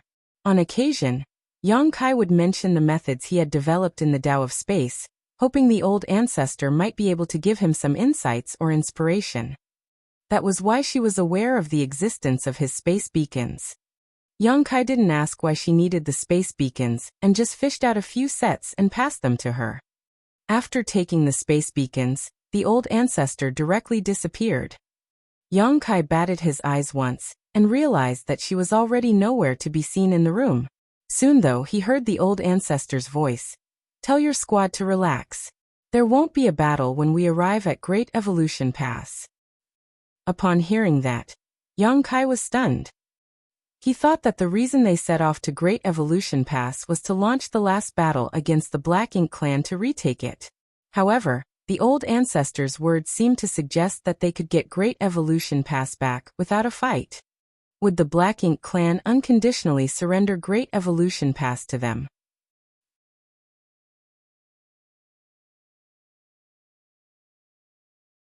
Yang Kai frowned, but as he pondered on the issue, he soon realized the crux of the matter and figured out why she had said as much. Even though it was no different from letting the Black Ink clansmen from both sides join forces, it was still of greater benefit to the human soldiers at the moment. Yang Kai had no idea about the North-South Army situation, but the East-West Army had just gone through an intense battle. If they fought again after such a short time, there would surely be massive losses. If they could retake Great Evolution Pass without a fight, they could prevent a lot of unnecessary sacrifices. As for the reason that the old ancestor wanted some space beacons from Yang Kai, after giving it a thought, he couldn't help but feel sorry for the Royal Lord for a moment. Perhaps in the years to come, the Royal Lord would not be able to recuperate with peace of mind. In the North-South Army's base, Li Xing was given a room. By activating the spirit arrays, he could cultivate at ease without worrying about any interruption, unless the room itself was attacked. However, he wasn't in the mood to cultivate. The reason he didn't immediately return to the East-West Army's side after completing his task was that he wanted to find out if Mi Jingluan's speculation was right. At the same time, he wanted to know the outcome of the war on the East-West Army's side. He had learned a lot of secrets from Xiang Shan, so he knew that it wouldn't be hard for the East-West Army to win the battle. However, it remained uncertain whether the old ancestor would be able to kill the Royal Lord. Before the outcome was clear, no one could be certain that there wouldn't be a sudden turn of events. It wasn't hard to find out whether the East-West Army had won the battle. They just had to observe the reaction of the Black Ink clansmen in Great Evolution Pass. Therefore, Li Xing had been staring in Great Evolution Pass direction in an attempt to find out what was going on over there. Nevertheless, the Great Pass was too far away for a mere 7th Order Open Heaven Realm Master to get a clear look. Regardless of what the Black Ink clan were doing over there, he was unable to tell. One day, he suddenly saw a ray of light rushing over from Great Evolution Pass direction. Li Xing's eyes brightened as he knew that it should be one of the people from the North-South Army responsible for monitoring Great Evolution Pass. Since the person was coming back in a hurry, he must have some news to report to the higher-ups. As expected, after the person returned, he directly landed on the purifying Black Ink battleship. Li Xing had the urge to find out more, but he was worried that it would be awkward for him to do so. After all, he wasn't from the North-South Army, so he didn't have the right to head to the purifying Black Ink battleship as he pleased. After waiting for some time, he saw the person emerging from the purifying Black Ink battleship, so he promptly went over to stop him and cupped his fist. "Please wait, senior brother." That person was also a 7th Order Open Heaven Realm Master, and as he lifted his head and recognized him, he asked with a smile, "Brother Li from the East-West Army?" Li Xing nodded, then quickly asked, "Senior brother, is there any news about the Black Ink clansmen from Great Evolution Pass?" The 7th Order Master hesitated for a bit, but reckoning that it wasn't really a secret, he replied, "Indeed, Brother Li. Just now we detected some unusual movement from Great Evolution Pass. There seemed to be a commotion. However, due to the Great Pass barrier, we were unable to find out what was going on regardless of how hard we tried. If it's just like the information you've brought to us, the East-West Army should have won the battle. The Black Ink clansmen there must be feeling uneasy now after learning the news from the royal city."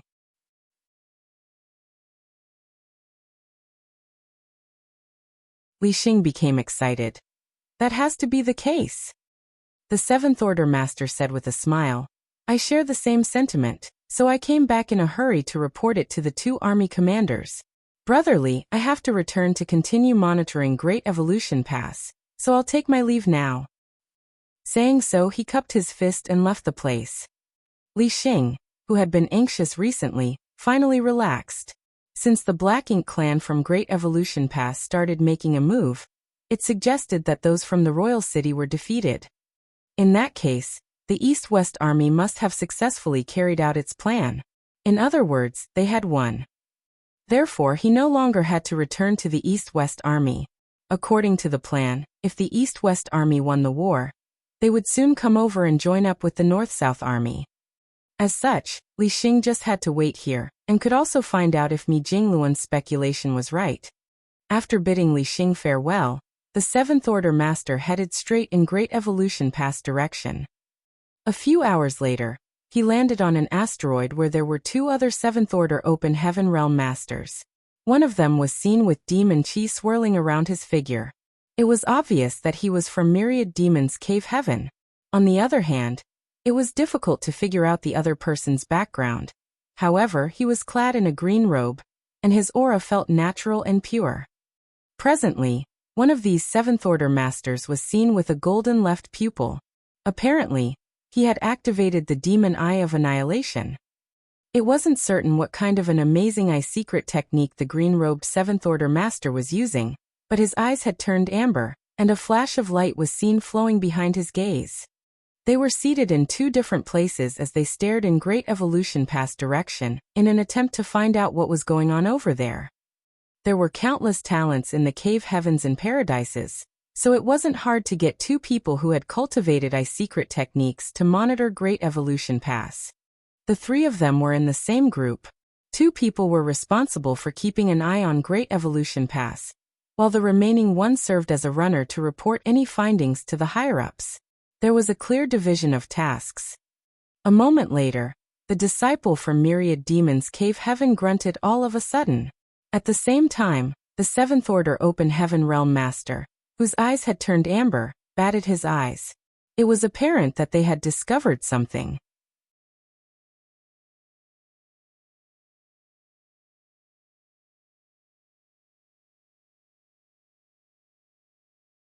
Marshall Peak, Chapter 5265, Waving the White Flag.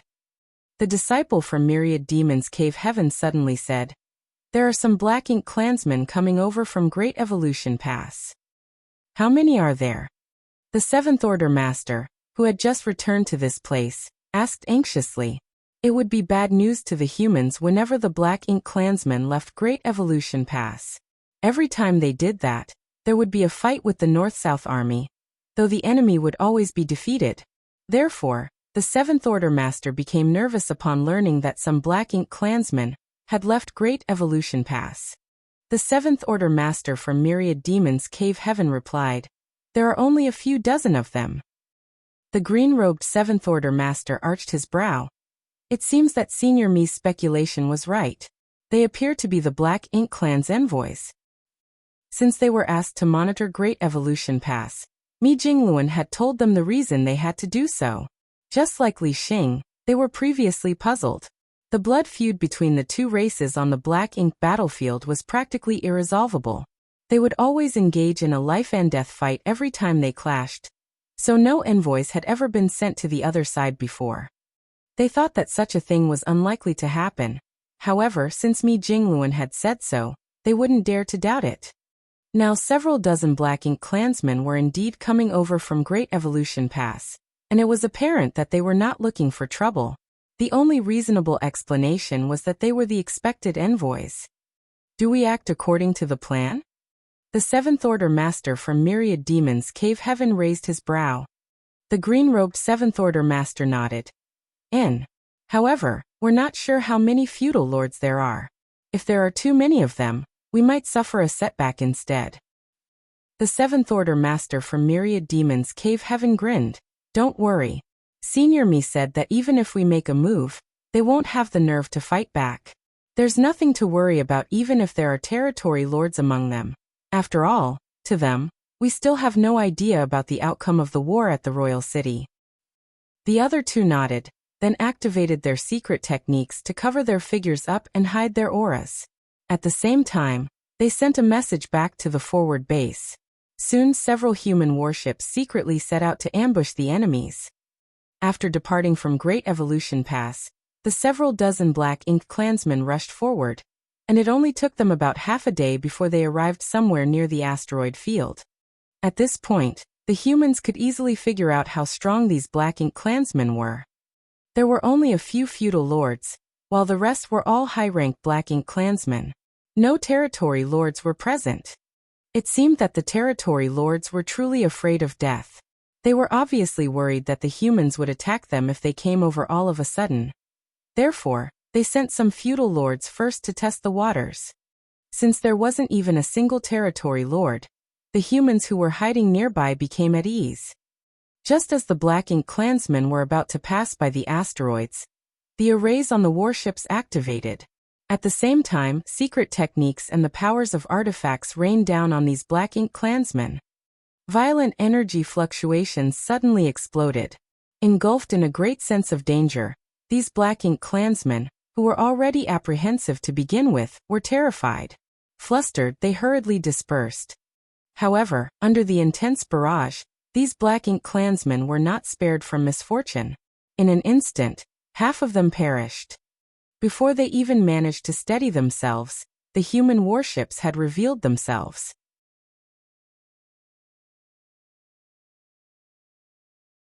Seventh Order Open Heaven Realm Masters leapt out and cast their secret techniques at the enemies. The feudal lord in the lead dodged the attacks with difficulty while exclaiming, "Wait! We're not here to fight. Territory Lord Hongdi has ordered us to come here for peace talks with you all." His loud voice reverberated across the void. Naturally, the human soldiers didn't bother to respond to him and dismissed his words as nonsense. It seemed that just like what Mi Jingluan had expected, these black-inked clansmen wouldn't dare to counterattack even if they were attacked. As such, the humans became even more ruthless with their assault. These poor feudal lords had survived several clashes with the North-South army, so it could be said that they were elites among the black-inked clan. Nevertheless, at this moment, they could only dodge in embarrassment.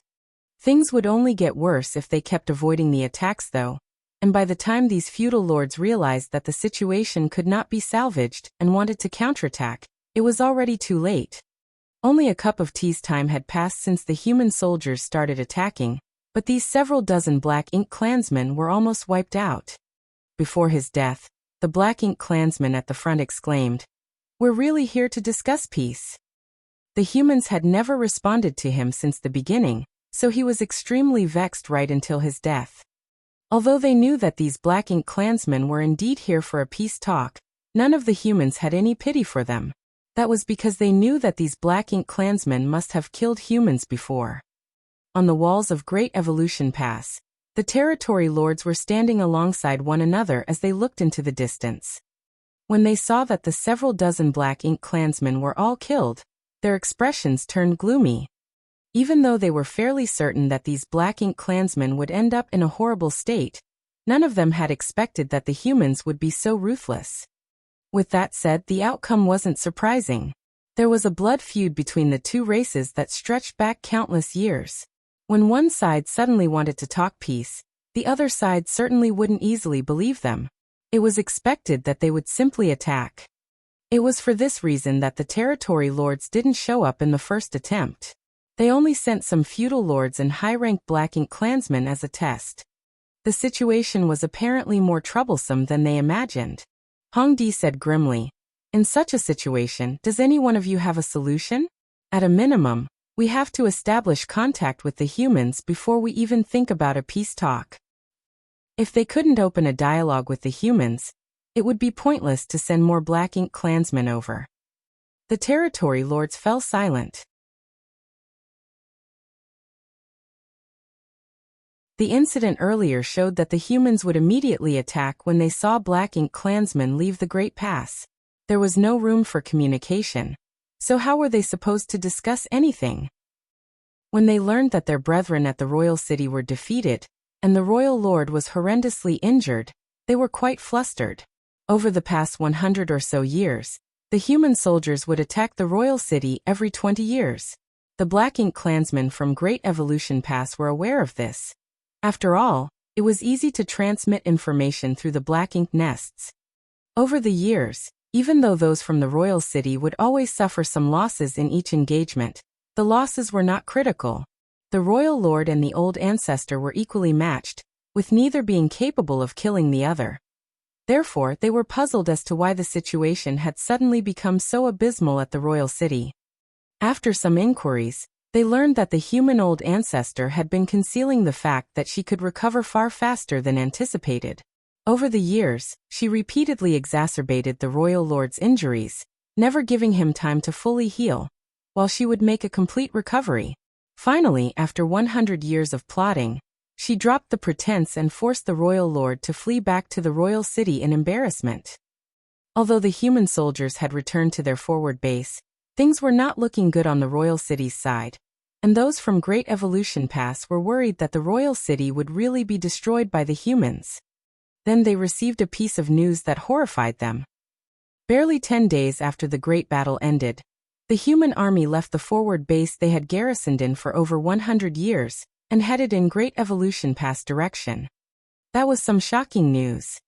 There was already a human army at Great Evolution Pass doorstep, one that had stopped them from leaving this place on multiple occasions. If the human soldiers from the royal city joined up with them, the Black Ink clansmen at Great Evolution Pass would be doomed. Furthermore, the old ancestor was with the approaching human army. It could be said that the moment the human armies joined forces, death would become certain for the Black Ink clansmen from Great Evolution Pass. The territory lords were all incredibly flustered. Fortunately, there was an order from the royal city that told them to evacuate Great Evolution Pass. Although Hongdi was unwilling to abandon his territory, he could only do so in order to save his life. However, they still had to come up with a way to leave Great Evolution Pass. Over the years, the humans would be instantly alerted the moment the Black Ink clan made a move.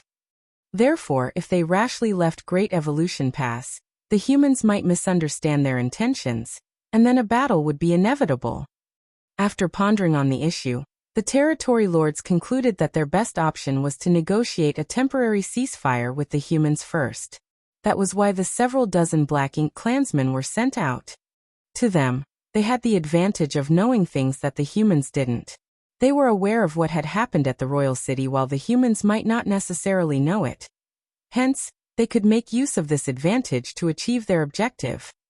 If the humans found out that those from the royal city were defeated, and that a fleet of human warships was coming over to join them, they might not be willing to discuss peace at all. From the humans' perspective, it would be a wise move to stop the Black Ink clansmen from leaving Great Evolution Pass, and wait for the arrival of their reinforcements before joining forces and wiping them out.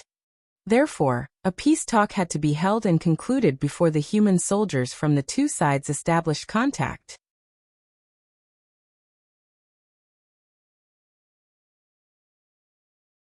Otherwise, the Black Ink clansmen at Great Evolution Pass would be doomed. Hongdi swept a glance over these silent territory lords and cursed at them in his mind, thinking that they were all useless when their help was needed. Hence he could only turn to his 8th Order Black Ink disciple.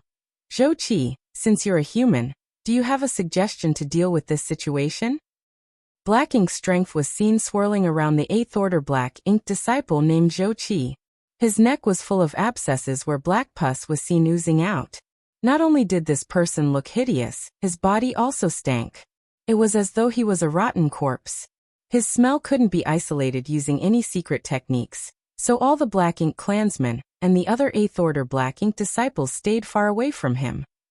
Upon hearing Hongdi's question, Zhou Qi bent his back and replied, "Sir, when I was younger, I happened to wander around a universe world where I saw two human armies clashing with one another. When the losing side wanted to surrender, they would send a group of people to the other side waving a white flag. When the people on the other side saw the white flag, they knew not to launch an attack.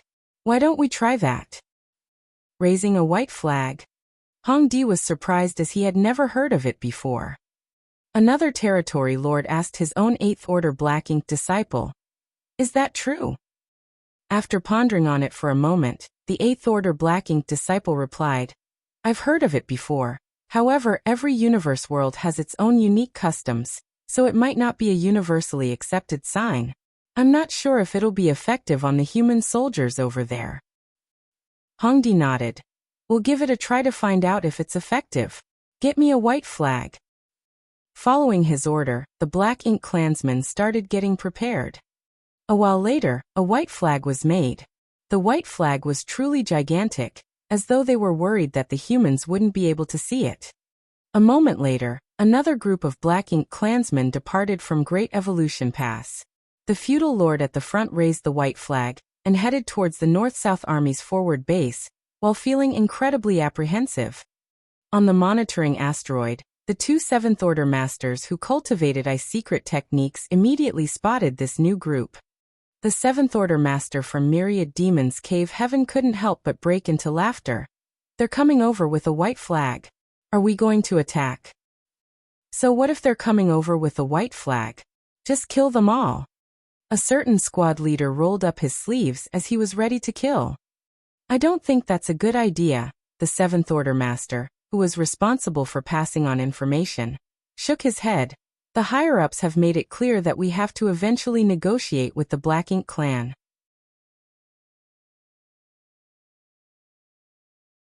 It's reasonable for us to say that we did not know their intentions when we killed their first group of envoys, but now that they've made such an obvious gesture, waving a giant white flag, we might ruin the army commander's plans if we still make a move.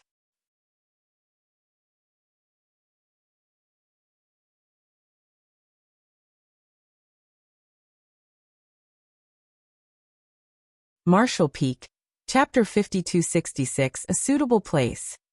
A cornered animal would strike back at all costs if it was pushed into a hopeless situation, no matter how timid it may be. Earlier, the humans had killed a group of Black Ink clansmen, which was fine if all they wanted was to destroy the enemy. However, if they repeatedly killed the Black Ink clan's envoys and eliminated any hope of negotiation, that would be disastrous for them as well.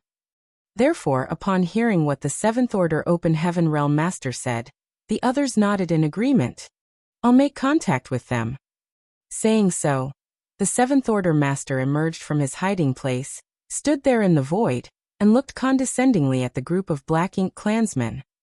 From afar, the feudal lord at the front spotted this Seventh Order Master. He was initially anxious, but upon seeing the person's actions he relaxed slightly. He had seen what had happened to the previous group of his clansmen. Therefore, after taking on the task, he was worried that he would also perish just like them. However, since a human was willing to show up and not immediately attack, it meant that they had figured out their intentions. Now it seemed that raising a white flag was indeed useful. Half a day later, with the feudal lords leading the way, these Black Ink clansmen arrived somewhere near the asteroid. Only one Seventh Order master had shown up on the humans' side while the others remained hidden nearby. Despite being alone, this human gave off a domineering air. These Black Ink clansmen stopped at a spot that was 100,000 kilometers away from the Seventh Order human. The feudal lord, who was holding the white flag, gave a hint to the Seventh Order Black Ink disciple beside him. The latter took a step forward and cupped his fist.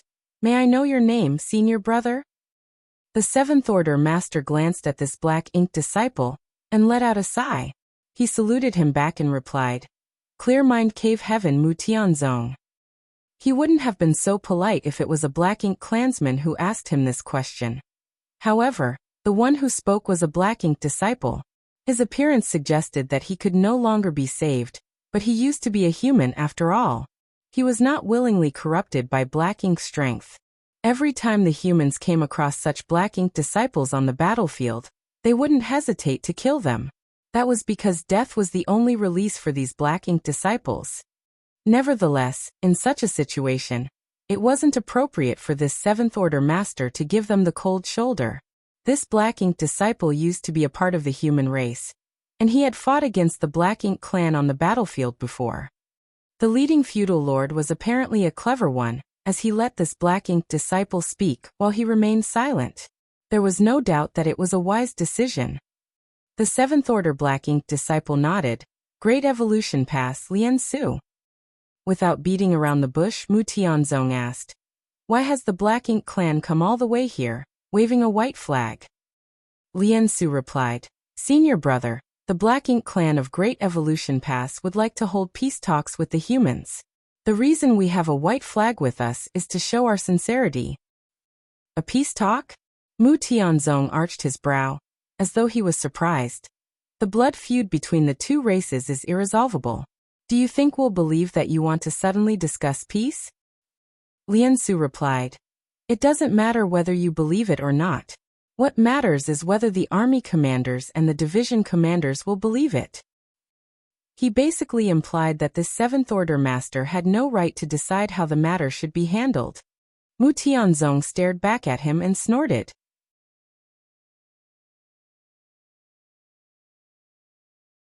It had to be said that the Black Ink clan had made the right decision by letting a Black Ink disciple deal with this matter instead of doing it themselves. After all, Black Ink disciples had a far better understanding of the human race. The Black Ink disciple Lian Su went on to say, "Over the past 100 years, the Black Ink clansmen from Great Evolution Pass have repeatedly clashed with the army you belong to, and both parties have suffered immense losses. Now the Black Ink clansmen are stuck in Great Evolution Pass while the humans don't dare to attack rashly. Further confrontation will only drain our strength and waste our time. Now the Black Ink clan are willing to return Great Evolution Pass to the humans. It's just that we don't know whether the humans are willing to accept it." Hearing that, Mu Tianzong secretly sneered. The truth was that the Black Ink clan at the royal city had been defeated, and those garrisoned at Great Evolution Pass had no choice but to abandon this place. However, this Black Ink disciple spoke in a way as though the Black Ink clan were doing the humans a favor by giving Great Evolution Pass back to them. Did they think that the North-South Army had no idea what had happened at the royal city? Just like what Mi Jingluan had expected, the Black Ink clan thought that the humans did not know what transpired at the royal city, so they wanted to take advantage of it. Despite knowing what was going on, the Seventh Order master pretended that he knew nothing as he appeared surprised. "The Black Ink clan are going to just give Great Evolution Pass back to us?" Lian Su nodded. "Great Evolution Pass originally belonged to the human race. Now, we're just returning it to you." "What are the Black Ink clan's conditions?" Mu Tianzong appeared tempted. "There's no way they will give it back to us for free. It's not like they're kind-hearted people." Lian Su replied with a smile. "There are indeed some conditions. However, it's pointless for us to discuss this. The leaders of the two races will have to meet to make a decision." Mu Tianzong furrowed his brow slightly before nodding. "You have a point. In that case, give me a moment. I'll relay a message to the higher-ups." Saying so, he fished out a communication bead and activated his divine sense to get in touch with those at the forward base. These apprehensive Black Ink clansmen waited in silence, especially the feudal lord who was holding the white flag. He had a feeling that some people were watching him from the shadows, which made him feel uneasy. A moment later, Mu Tianzong lifted his head and said, "We've received an order. Since the Black Ink clan wants to hold peace talks, tell the territory lord who can make decisions to come over. The army commanders and division commanders will speak with him." It seemed that Lian Su had already expected this, so he shook his head with a smile. "That's not appropriate."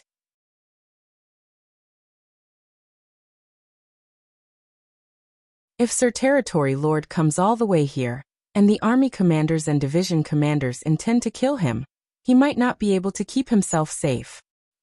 Mu Tianzong scoffed. "You used to be a human, so you should know that we don't go back on our word." Lian Su refuted. "I also know that deception is an essential tool to achieve one's goal on the battlefield." Mu Tianzong asked impatiently, "What do you think we should do then?" "Give me a moment, senior brother." Saying so, Lian Su turned to look at the feudal lord with the white flag, and used his divine sense to communicate with him. Mu Tianzong had no idea what they were talking about, but the feudal lord kept nodding his head, as though Lian Su was actually the leader here. The feudal lord was probably flustered as numerous murderous intents had locked onto him, so he wasn't in the mood to mull over anything. Therefore, he just let Lian Su make the decision. A moment later, Lian Su said, I think that the leaders of the two races should meet at a neutral location to prevent either side from having ill intentions. What do you think, senior brother? Where do you think a suitable place would be? Mu Tianzong asked. Lian Su replied, 1,000,000 kilometers away from Great Evolution Pass. The distance was still within range of the arrays set up at Great Evolution Pass. The reason Lian Su had made this offer was to give the humans room for negotiation. But surprisingly, Mu Tianzong directly agreed to it. Good, 1,000,000 kilometers out from Great Evolution Pass it is. His prompt reply startled Lian Su as he asked in shock, Don't you have to get the approval of your higher-ups, senior brother? A confident Mu Tianzong replied, The army commanders have given me authority to make the decision. He really had gotten this permission when he contacted those at the forward base just now. Mi Jingluan had already expected this kind of outcome, so he told Mu Tianzong to just agree to any place that the other party proposed because he was certain that regardless of where the peace talk was held, the Black Ink clan wouldn't dare to initiate hostilities. What's more, by granting a concession here, they could be more aggressive during the actual negotiations. Lian Su wasn't sure if he should believe what he was hearing. However, things had come to such a point where he could only believe this Seventh Order master.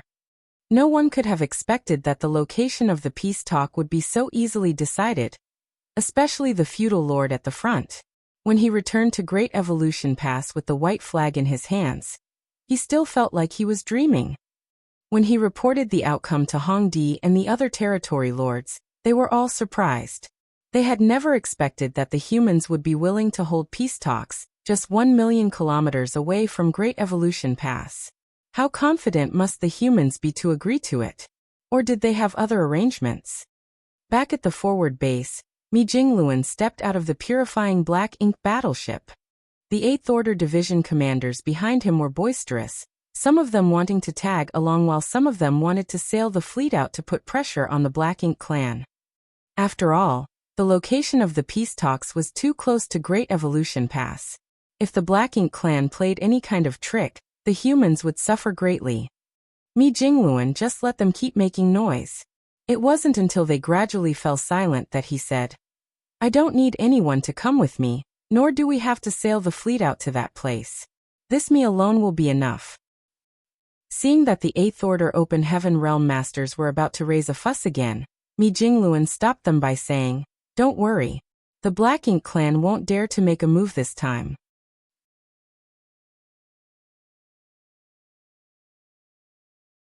Ouyang refuted, Regardless of whether they will make a move or not, I'm going with you. With a helpless smile, Mi Jingluan replied, You haven't recovered yet, so what good will you coming with me do?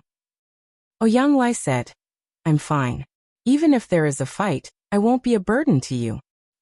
Mi Jingluan shook his head. Just stay here and recuperate. You're hot-tempered, so it might not be a good thing if you tag along. Ouyang pursed his lips and replied in a muffled voice, I'll just keep my mouth shut when we get there. Do you really want to come with me? Mi Jingluan gazed at him. Ouyang snorted. You and I are equal in rank, you can't stop me from coming. Mi Jingluan rubbed his forehead. Fine. You can come with me, brother Ouyang. The 8th Order Masters broke into a commotion. It was already inappropriate that Mi Jingluan wanted to go there on his own. But now that the two army commanders were leaving at the same time, the North-South Army would be leaderless if the Black Ink clan decided to kill them both. Seeing that they just wouldn't keep their mouths shut, Mi Jingluan eventually gave an order as the army commander and made them shut up. A moment later, two figures shot into the sky and headed in Great Evolution Pass direction. Somewhere in the forward base, a dazed Li Xing watched them leave with a great sense of admiration in his heart. The Black Ink clan really wanted to hold peace talks with the humans. How strange was that? He couldn't believe his ears when he first heard about it. The reasons he decided to stay were that, first of all, he didn't have to return to the East-West Army's side, and secondly, he wanted to find out if Mi Jingluan's speculation was right. Now, it seemed that this army commander indeed had incredible foresight. He had stayed by Xiang Shan's side for a very long time, so he was fully aware that the latter was extremely talented when it came to military strategy. Now there seemed to be someone who was a match for Xiang Shan. With such people in charge of the human army, why would they have to worry about not winning the war against the Black Ink clan? In the void, Mi Jingluan and Ouyang Lai headed in Great Evolution Pass direction alongside each other. Initially, just like what Ouyang Lai had promised earlier, he remained silent. However, he soon pushed his promise to the back of his mind as he said, "Old Mi, there's something I don't understand. I wonder if you've figured it out." Mi Jingluan asked with a smile. "What's troubling you, brother Ouyang?" Ouyang Lai waved his hand. "Stop teasing me. I'm good at fighting, but it's not my forte to think about stuff. So, I need you to explain it to me." "Alright, go ahead." Ouyang Lai went on to say, "Judging from the Black Ink clan's reaction, those from the royal city must have faced a tremendous defeat. Otherwise, they wouldn't suddenly want to hold peace talks with us."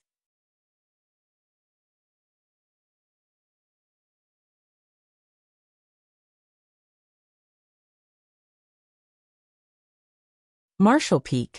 Chapter 5267, Peace Talks. That's right. Senior Brother Xiang's plan was that they'd set off from the royal city to Great Evolution Pass in a high-profile manner. This news must have been passed on from the Black Ink clansmen in the royal city to those in Great Evolution Pass through the Black Ink nests. If they want to survive, they have to leave Great Evolution Pass within half a month. Otherwise, it will be too late. Although it would take the East-West Army a month to arrive at this place from the royal city, the Black Ink clan had to leave Great Evolution Pass half a month in advance if they wanted to be safe. Otherwise, they might come across the East-West Army and the old ancestor on the way to their destination, which would be a death sentence. "Then do you think that the royal lord is dead?" Ouyang Lai turned to look at Mi Jingluan. That was what he couldn't figure out. Although he had a speculation, he couldn't be certain. "The royal lord is still alive," Mi Jingluan directly stated. "Why do you think so?" "Since the Black Ink clan want to have peace talks with us, it means that they want to circumvent the North-South Army and head to the royal city. If the royal lord had died, the royal city would have been destroyed. In that case, what's the point of them returning to the royal city? They could just leave from the back of Great Evolution Pass and make a detour to the left to reach the Wind and Cloud Theater. Or they could go to the Azure Void Theater on the right to join up with the Black Ink clan there. Since they want to return to the royal city, it means that the royal lord is still alive." Upon hearing that, Ouyang Lai nodded. "Just as I thought. Haha, as the old saying goes, great minds think alike." He was just a rough man with nothing but brute force, but he still shamelessly claimed to have a great mind like that of Mi Jingluan, as though he was an intelligent person. Mi Jingluan went on to say with a smile, "There's one more reason I am certain of my conclusion." "Oh, what is it?" Mi Jingluan pointed at Great Evolution Pass. "If the royal lord was killed, the royal lord Black Ink nest would have been destroyed, taking that mid-rank Black Ink nest in Great Evolution Pass with it. Since the Black Ink nest in the pass is still alive, it suggests that the Black Ink nest in the royal city is alright. So the royal lord must still be alive." Ouyang Lai repeatedly nodded. Yes. That's exactly what I was thinking." In Great Evolution Pass, just as the territory lords were deliberating on whether the humans were plotting something, a feudal lord came over in a hurry and reported, "There are some humans approaching Great Evolution Pass. Their auras suggest that they are 8th Order Open Heaven Realm Masters." Hong Di and the other territory lords were shocked. Hong Di asked, "How many are there?" The feudal lord replied, "There are only 2 of them." "Are there any human soldiers behind them?" "The human soldiers remain at their base. There are no signs of additional activity." Hong Di couldn't believe what he had just heard. He promptly leapt onto the wall and looked out intently. There were indeed 2 rays of light rushing towards Great Evolution Pass. They were indeed 8th Order Masters, for Hong Di could clearly sense the 8th Order auras exuding from them. Are there really only the 2 of them? Although they had been enemies for many years, Hong Di couldn't help but think that these 2 8th Order Masters were quite bold. If he was in their shoes, he wouldn't have the guts to do such a thing. When the group of Black Ink clansmen returned and reported to them what had happened, They felt that the humans must have some kind of scheme they wanted to pull off by agreeing to meet at a place just 1,000,000 kilometers away from Great Evolution Pass for the peace talks.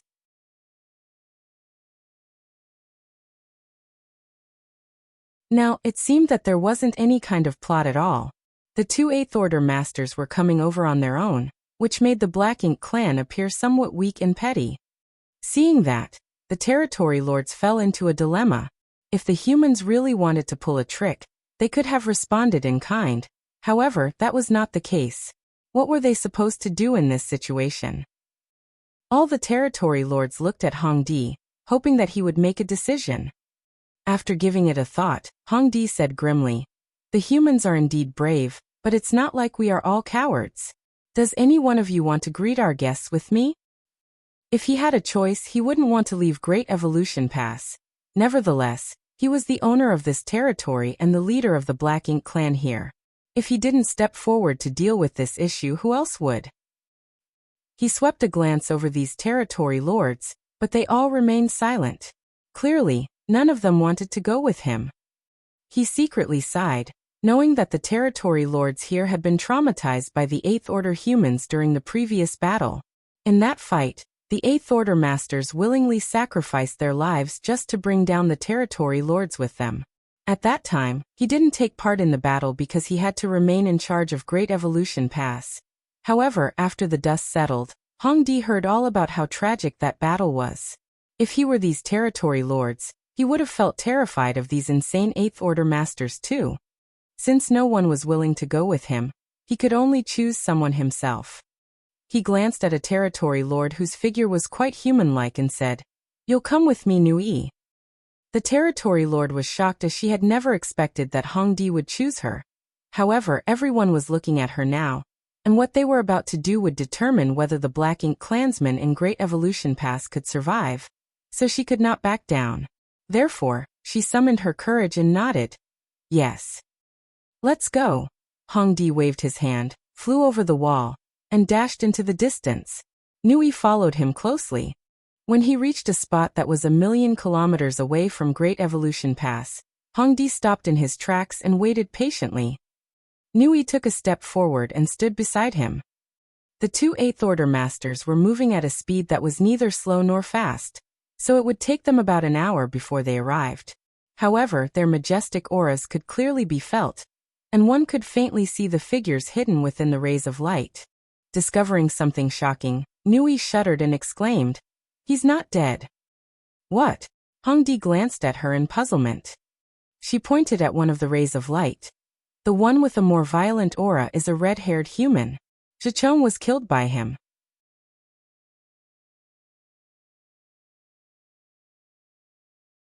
He should have died in that battle, but it seems he's still alive. When Zhicheng was killed, she was nearby, so she saw him being beheaded by the red-haired Eighth Order Open Heaven Realm Master with his sword. However, the Eighth Order Master's aura soon withered, so she thought that he had perished along with Zhicheng. It wasn't until this moment that she realized the Eighth Order Open Heaven Realm Master from back then was still alive. The familiar aura made her recall the ruthless red-haired man who seemed to not care at all for his own life, and she couldn't help but shudder. Upon hearing that, Hong Di paid more attention to the human with the fiery aura. He could detect that even though the aura was imposing, it was somewhat unstable. It was obvious that the person was still injured. It seemed that even though this human had survived the battle 10 years ago, he was horribly injured, otherwise he would have recovered by now. The humans. After fighting with the humans for so many years, Hong Di still couldn't figure out what advantages that this race had. They couldn't cultivate as fast as the Black Ink clan could, they were not as strong as the Black Ink clan, they also couldn't endlessly nurture new soldiers like the Black Ink clan as long as there were Black Ink nests and resources. Nevertheless, even after all these years, the two races were still deadlocked on the Black Ink battlefield. The Black Ink clan had never gained the upper hand over the humans. If he had to summarize it, Hong Di would say that the biggest strength the humans had was their resilience. Races that were not resilient enough were unable to resist the Black Ink clan. 1 hour later, the two rays of light arrived at a spot that was just 100 kilometers away from Hong Di and Nui before stopping. It could be said to be a dangerous distance. As to a territory lord or Eighth Order master, such a distance was no different from being face to face with one another. One could touch the other party just by lifting his hand. This made Hongdi and Nui tense up. The lights dissipated and revealed two figures. One of them was clad in scholarly clothes and had a feather fan in his hand. The other was a burly red-haired man. Unlike how anxious Hongdi and Nui were, these two humans appeared calm and collected, and upon detecting their anxiety, the red-haired Eighth Order master openly sneered. This made Hongdi secretly furious. They had great evolution pass behind them, and should there be any anomaly, the powers of the arrays and artifacts would rain on these two humans. Why should he be afraid of them? On the other hand, these two humans didn't have support here. Should there be a conflict, they would surely suffer miserably. At the thought of this, Hongdi relaxed and cupped his fist, just like how the humans would usually greet each other. Hongdi. Nui also gave her name. With a smile, Mi Jingluan saluted them back. Great Evolution Northern Army Mi Jingluan. Great Evolution Southern Army, Ouyang Lai. Hongdi became startled for a moment. Although the two races had been in a confrontation for many years, it wasn't until this moment that he discovered the humans had named their army after Great Evolution. It showed they were determined to retake Great Evolution Pass.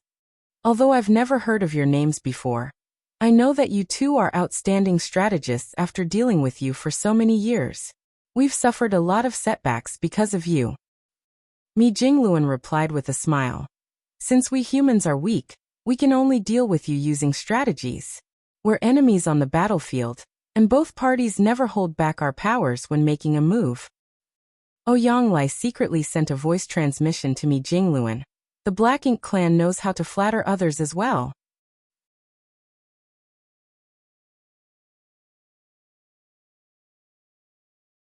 It wasn't certain whether he was intentional, as it was a transmission could be heard within a certain range. So Hongdi and Nui could clearly hear him as well. At that instant, they felt embarrassed. Hongdi suppressed his anger and went on to say, although we've suffered immense losses, the same can be said for the humans. Over the years, neither of the two races has gained the upper hand. Now we have Great Evolution Pass while you are lacking soldiers. I don't think you have the power to conquer the Great Pass. Mi Jingluan kept a smile on his face as he replied, we're still deliberating on whether we should attack the Great Pass. As for whether we'll succeed, we'll find out after we fight. Hongdi frowned. Aren't you worried that all of your soldiers will be wiped out if another battle breaks out? Swaying the feather fan, Mi Jingluan replied with a smile. All humans from the 5th Order to the 7th Order do not fear death. It is the same for those of us in the 8th Order. I'm sure that all of you became aware of our determination after the previous battle. Hongdi said grimly, although I did not personally experience that battle, I did hear about it after. The human race is indeed determined. Mi Jingluan kept the feather fan and said, let's end the small talk here. You sent envoys to our side to ask for peace talks, so how do you want to discuss it? Are you here to talk about which side has the more fearless and heroic soldiers with this me? Hongdi refuted. That's certainly not what I want to talk about. Let us settle things here and now. We control Great Evolution Pass, while you humans do not have enough manpower to conquer it. Fighting will only drain our strength and waste our time. Great Evolution Pass originally belonged to the humans, and is irrelevant to the Black Ink clan's foundation. After a discussion with the other territory lords, we've decided to return Great Evolution Pass to the humans. I'm not sure if you're willing to accept it. Mi Jingluan replied, we've come all the way here to retrieve Great Evolution Pass. Since you're willing to give it back to us, why would we not accept it?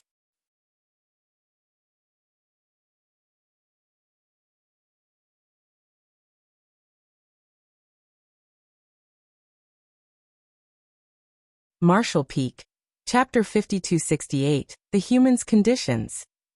Good, Hongdi nodded faintly. We can return Great Evolution Pass to the humans, but it comes with conditions.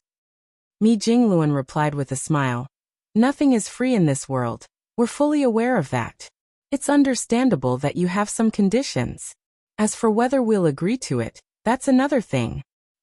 Hongdi continued. The soldiers of the two races are fortunate you are such a principled person.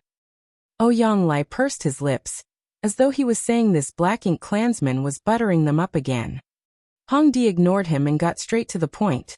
Since the Black Ink clan occupied Great Evolution past 30,000 years ago, we've spent a lot of time and effort fortifying it.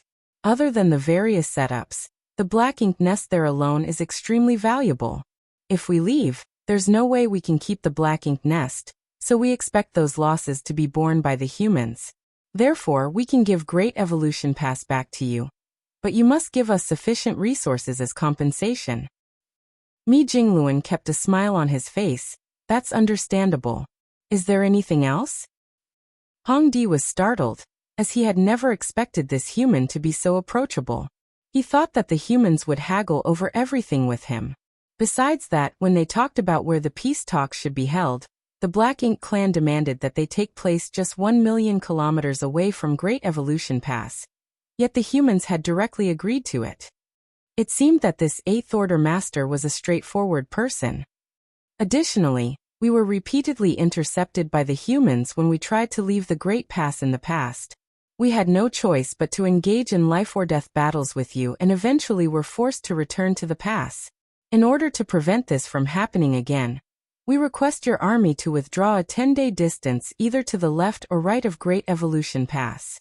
Only then can we leave without any worries. What do you think? A reasonable request, Mi Jingluan nodded. Will you send some people to monitor us? Hongdi nodded. Yes, I will. If they weren't monitored, there was no guarantee that the humans would stay 10 days distance from Great Evolution Pass. If the humans blocked their way again, a battle would be inevitable. Do you have other conditions? Mi Jingluan asked with the same inscrutable smile on his lips. Hongdi had no idea what other conditions he should come up with. Getting resources from the humans was more like a way to show that the sacrifices of the Black Ink clansmen who were killed in the battle were not in vain. Other than that, the humans had to stay far away to ensure that the Black Ink clan wouldn't be ambushed. These two conditions were enough. It was pointless to bring up other conditions. It wasn't like they could tell the humans to apologize for the death of the Black Ink clan soldiers. The humans would never agree to such a ridiculous demand.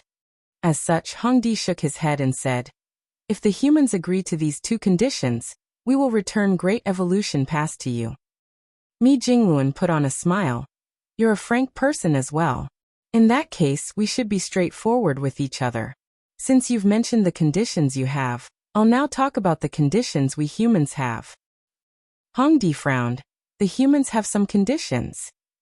Mi Jingluan said, since this is a negotiation, why can't the humans propose some conditions? Hongdi was rendered speechless, but reckoning that he should hear him out, he nodded. In that case, please go ahead.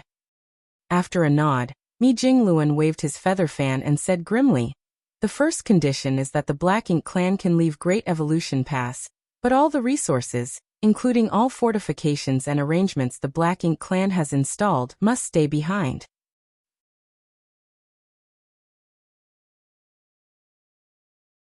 Upon hearing that, Hongdi was infuriated. You want us to leave all resources and equipment behind in Great Evolution Pass? He thought he had misheard him.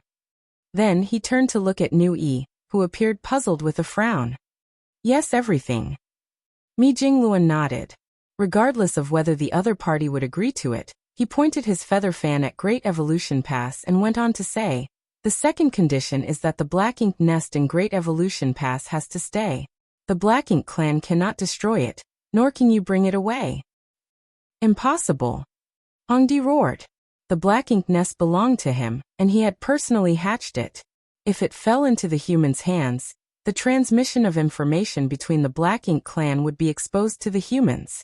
Moreover, humans had many strange and unusual methods, so he wasn't certain if they could use this Black Ink nest to harm him somehow. Therefore, he directly rejected the idea without even giving it a thought. Even if he couldn't bring the Black Ink nest away, he had to destroy it rather than allow the humans to control it. Mi Jingluan ignored his outburst directly, and as the smile on his face faded, he looked Hongdi in the eye and declared solemnly, The third condition is that all black ink disciples must stay.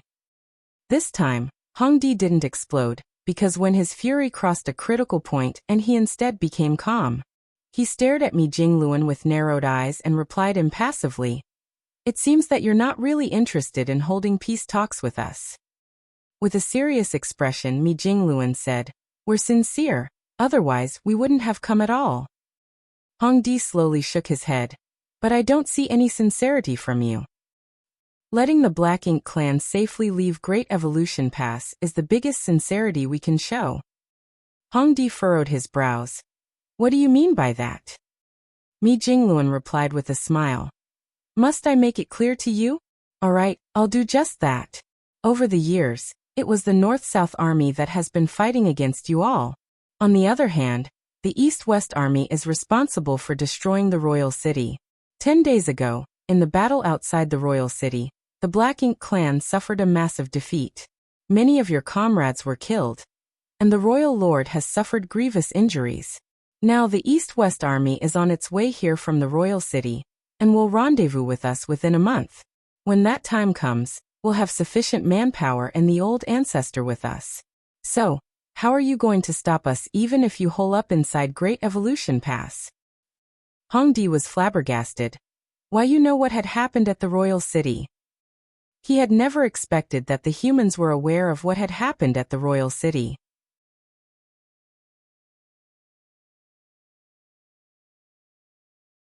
The reason he even came up with his two conditions was that he thought that the humans were inferior to the Black Ink clan when it came to the transmission of information. In truth, the Black Ink clan would be considered lucky if they could safely leave Great Evolution Pass and return to the Royal City. By bringing up two conditions, Hongdi simply wanted to make the Black Ink clan appear overbearing while it wouldn't matter even if the humans didn't agree to them in the end. Therefore, he was surprised to learn that the humans had found out the outcome of the war. How did they find out about it? It would take a person at least a month to arrive at this place from the Royal City. The war at the Royal City only ended 10 days ago, so it was unlikely that the humans in this place would learn about the outcome so soon. The only possibility is that the humans had already expected the outcome of the war, and sent someone to this place to inform the North-South Army about it in advance. "Are you surprised, Sir Hongdi?" Mi Jingluan smiled faintly. Hongdi was a territory lord after all, so after a momentary surprise, he came to his senses and snapped. "Why did you even agree to my conditions then? Are you messing with me?" Mi Jingluan shook his head. "I did not agree to your conditions. I only said that you could bring up your conditions, and we would discuss it." Hongdi fell silent. Without giving the other party time to ponder on it, Mi Jingluan went on to say, "The East-West Army will arrive at this place in a month. However, we cannot rule out the possibility that the old ancestor might act on her own. In that case, she will reach this place from the Royal City within a few days. When that happens, none of you will be able to leave." Hongdi shivered at that moment, for the notion of the old ancestor coming to this place on her own never crossed his mind. So he quickly objected. "There's no way your old ancestor is not injured after the fight with the Royal Lord. In that case, she has to be recuperating now. What is the point of you bluffing?" Mi Jingluan shook his head. "She's not in a rush to recuperate, as retaking Great Evolution Pass is more important. The old ancestor is unlike your Royal Lord who fears death. Every time a battle broke out, she always led the charge. So if all of you want to safely leave Great Evolution Pass, you'd better do it quickly. Leaving within 3 days would be ideal. Otherwise, you won't be able to when the old ancestor arrives." Despite knowing that this 8th Order Open Heaven Realm Master was trying to threaten him, Hongdi was still flustered, for if the old ancestor really came to this place on her own, the Black Ink clan would be doomed. Over the years, from the information they had gathered through the Black Ink nests, the old ancestor was a woman who could hardly be said to be a reasonable and mild-tempered person. After giving it a thought for a brief moment, Hongdi said, "We'll agree to your first condition." The resources didn't matter to them. As long as they could return to the Royal City, they could mine more. Therefore, he directly agreed to it. "Very good. However, I'm afraid I can't agree to the second and third conditions." Mi Jingluan shot him a dispassionate glance. If you don't agree to it, we'll have no choice but to fight. Hongdi grit his teeth. If we fight, you two will definitely lose your lives. Mi Jingluan replied impassively, that's fine. We won't feel lonely with you two to keep us company on the way to the Yellow Springs. At this moment, Hongdi was regretful of the decision he had made before. He shouldn't have tried to act brave by only bringing New Yi with him. Instead, he should have had all the territory lords come over. With more people on their side, they could join forces and defeat these two humans. Now it was an embarrassing situation.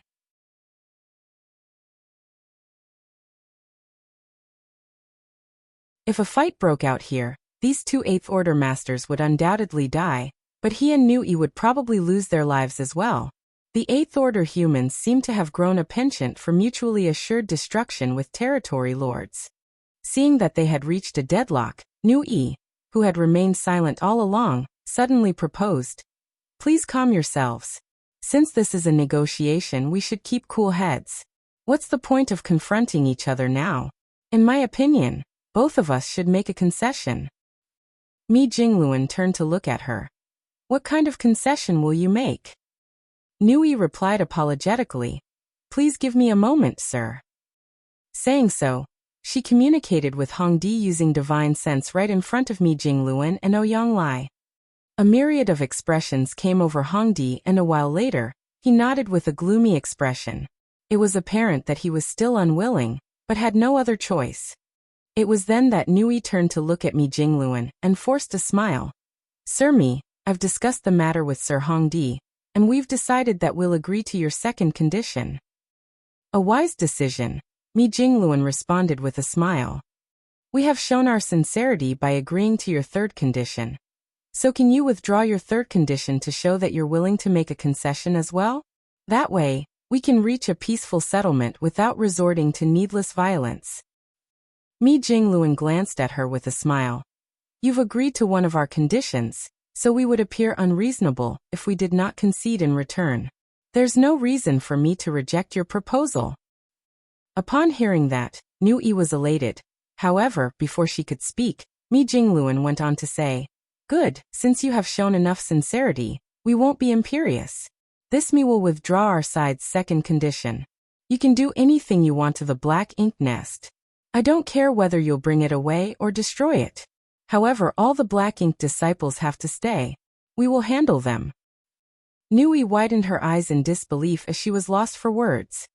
She had never expected that Mi Jingluan would turn the tables on them in such a way, by withdrawing the second condition, but forcing them to accept the third one. Beside her, Hongdi sported a dark expression.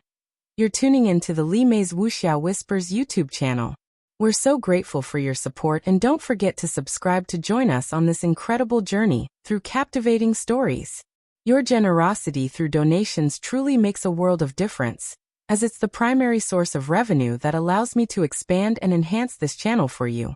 Thank you from the bottom of my heart for being a part of this adventure."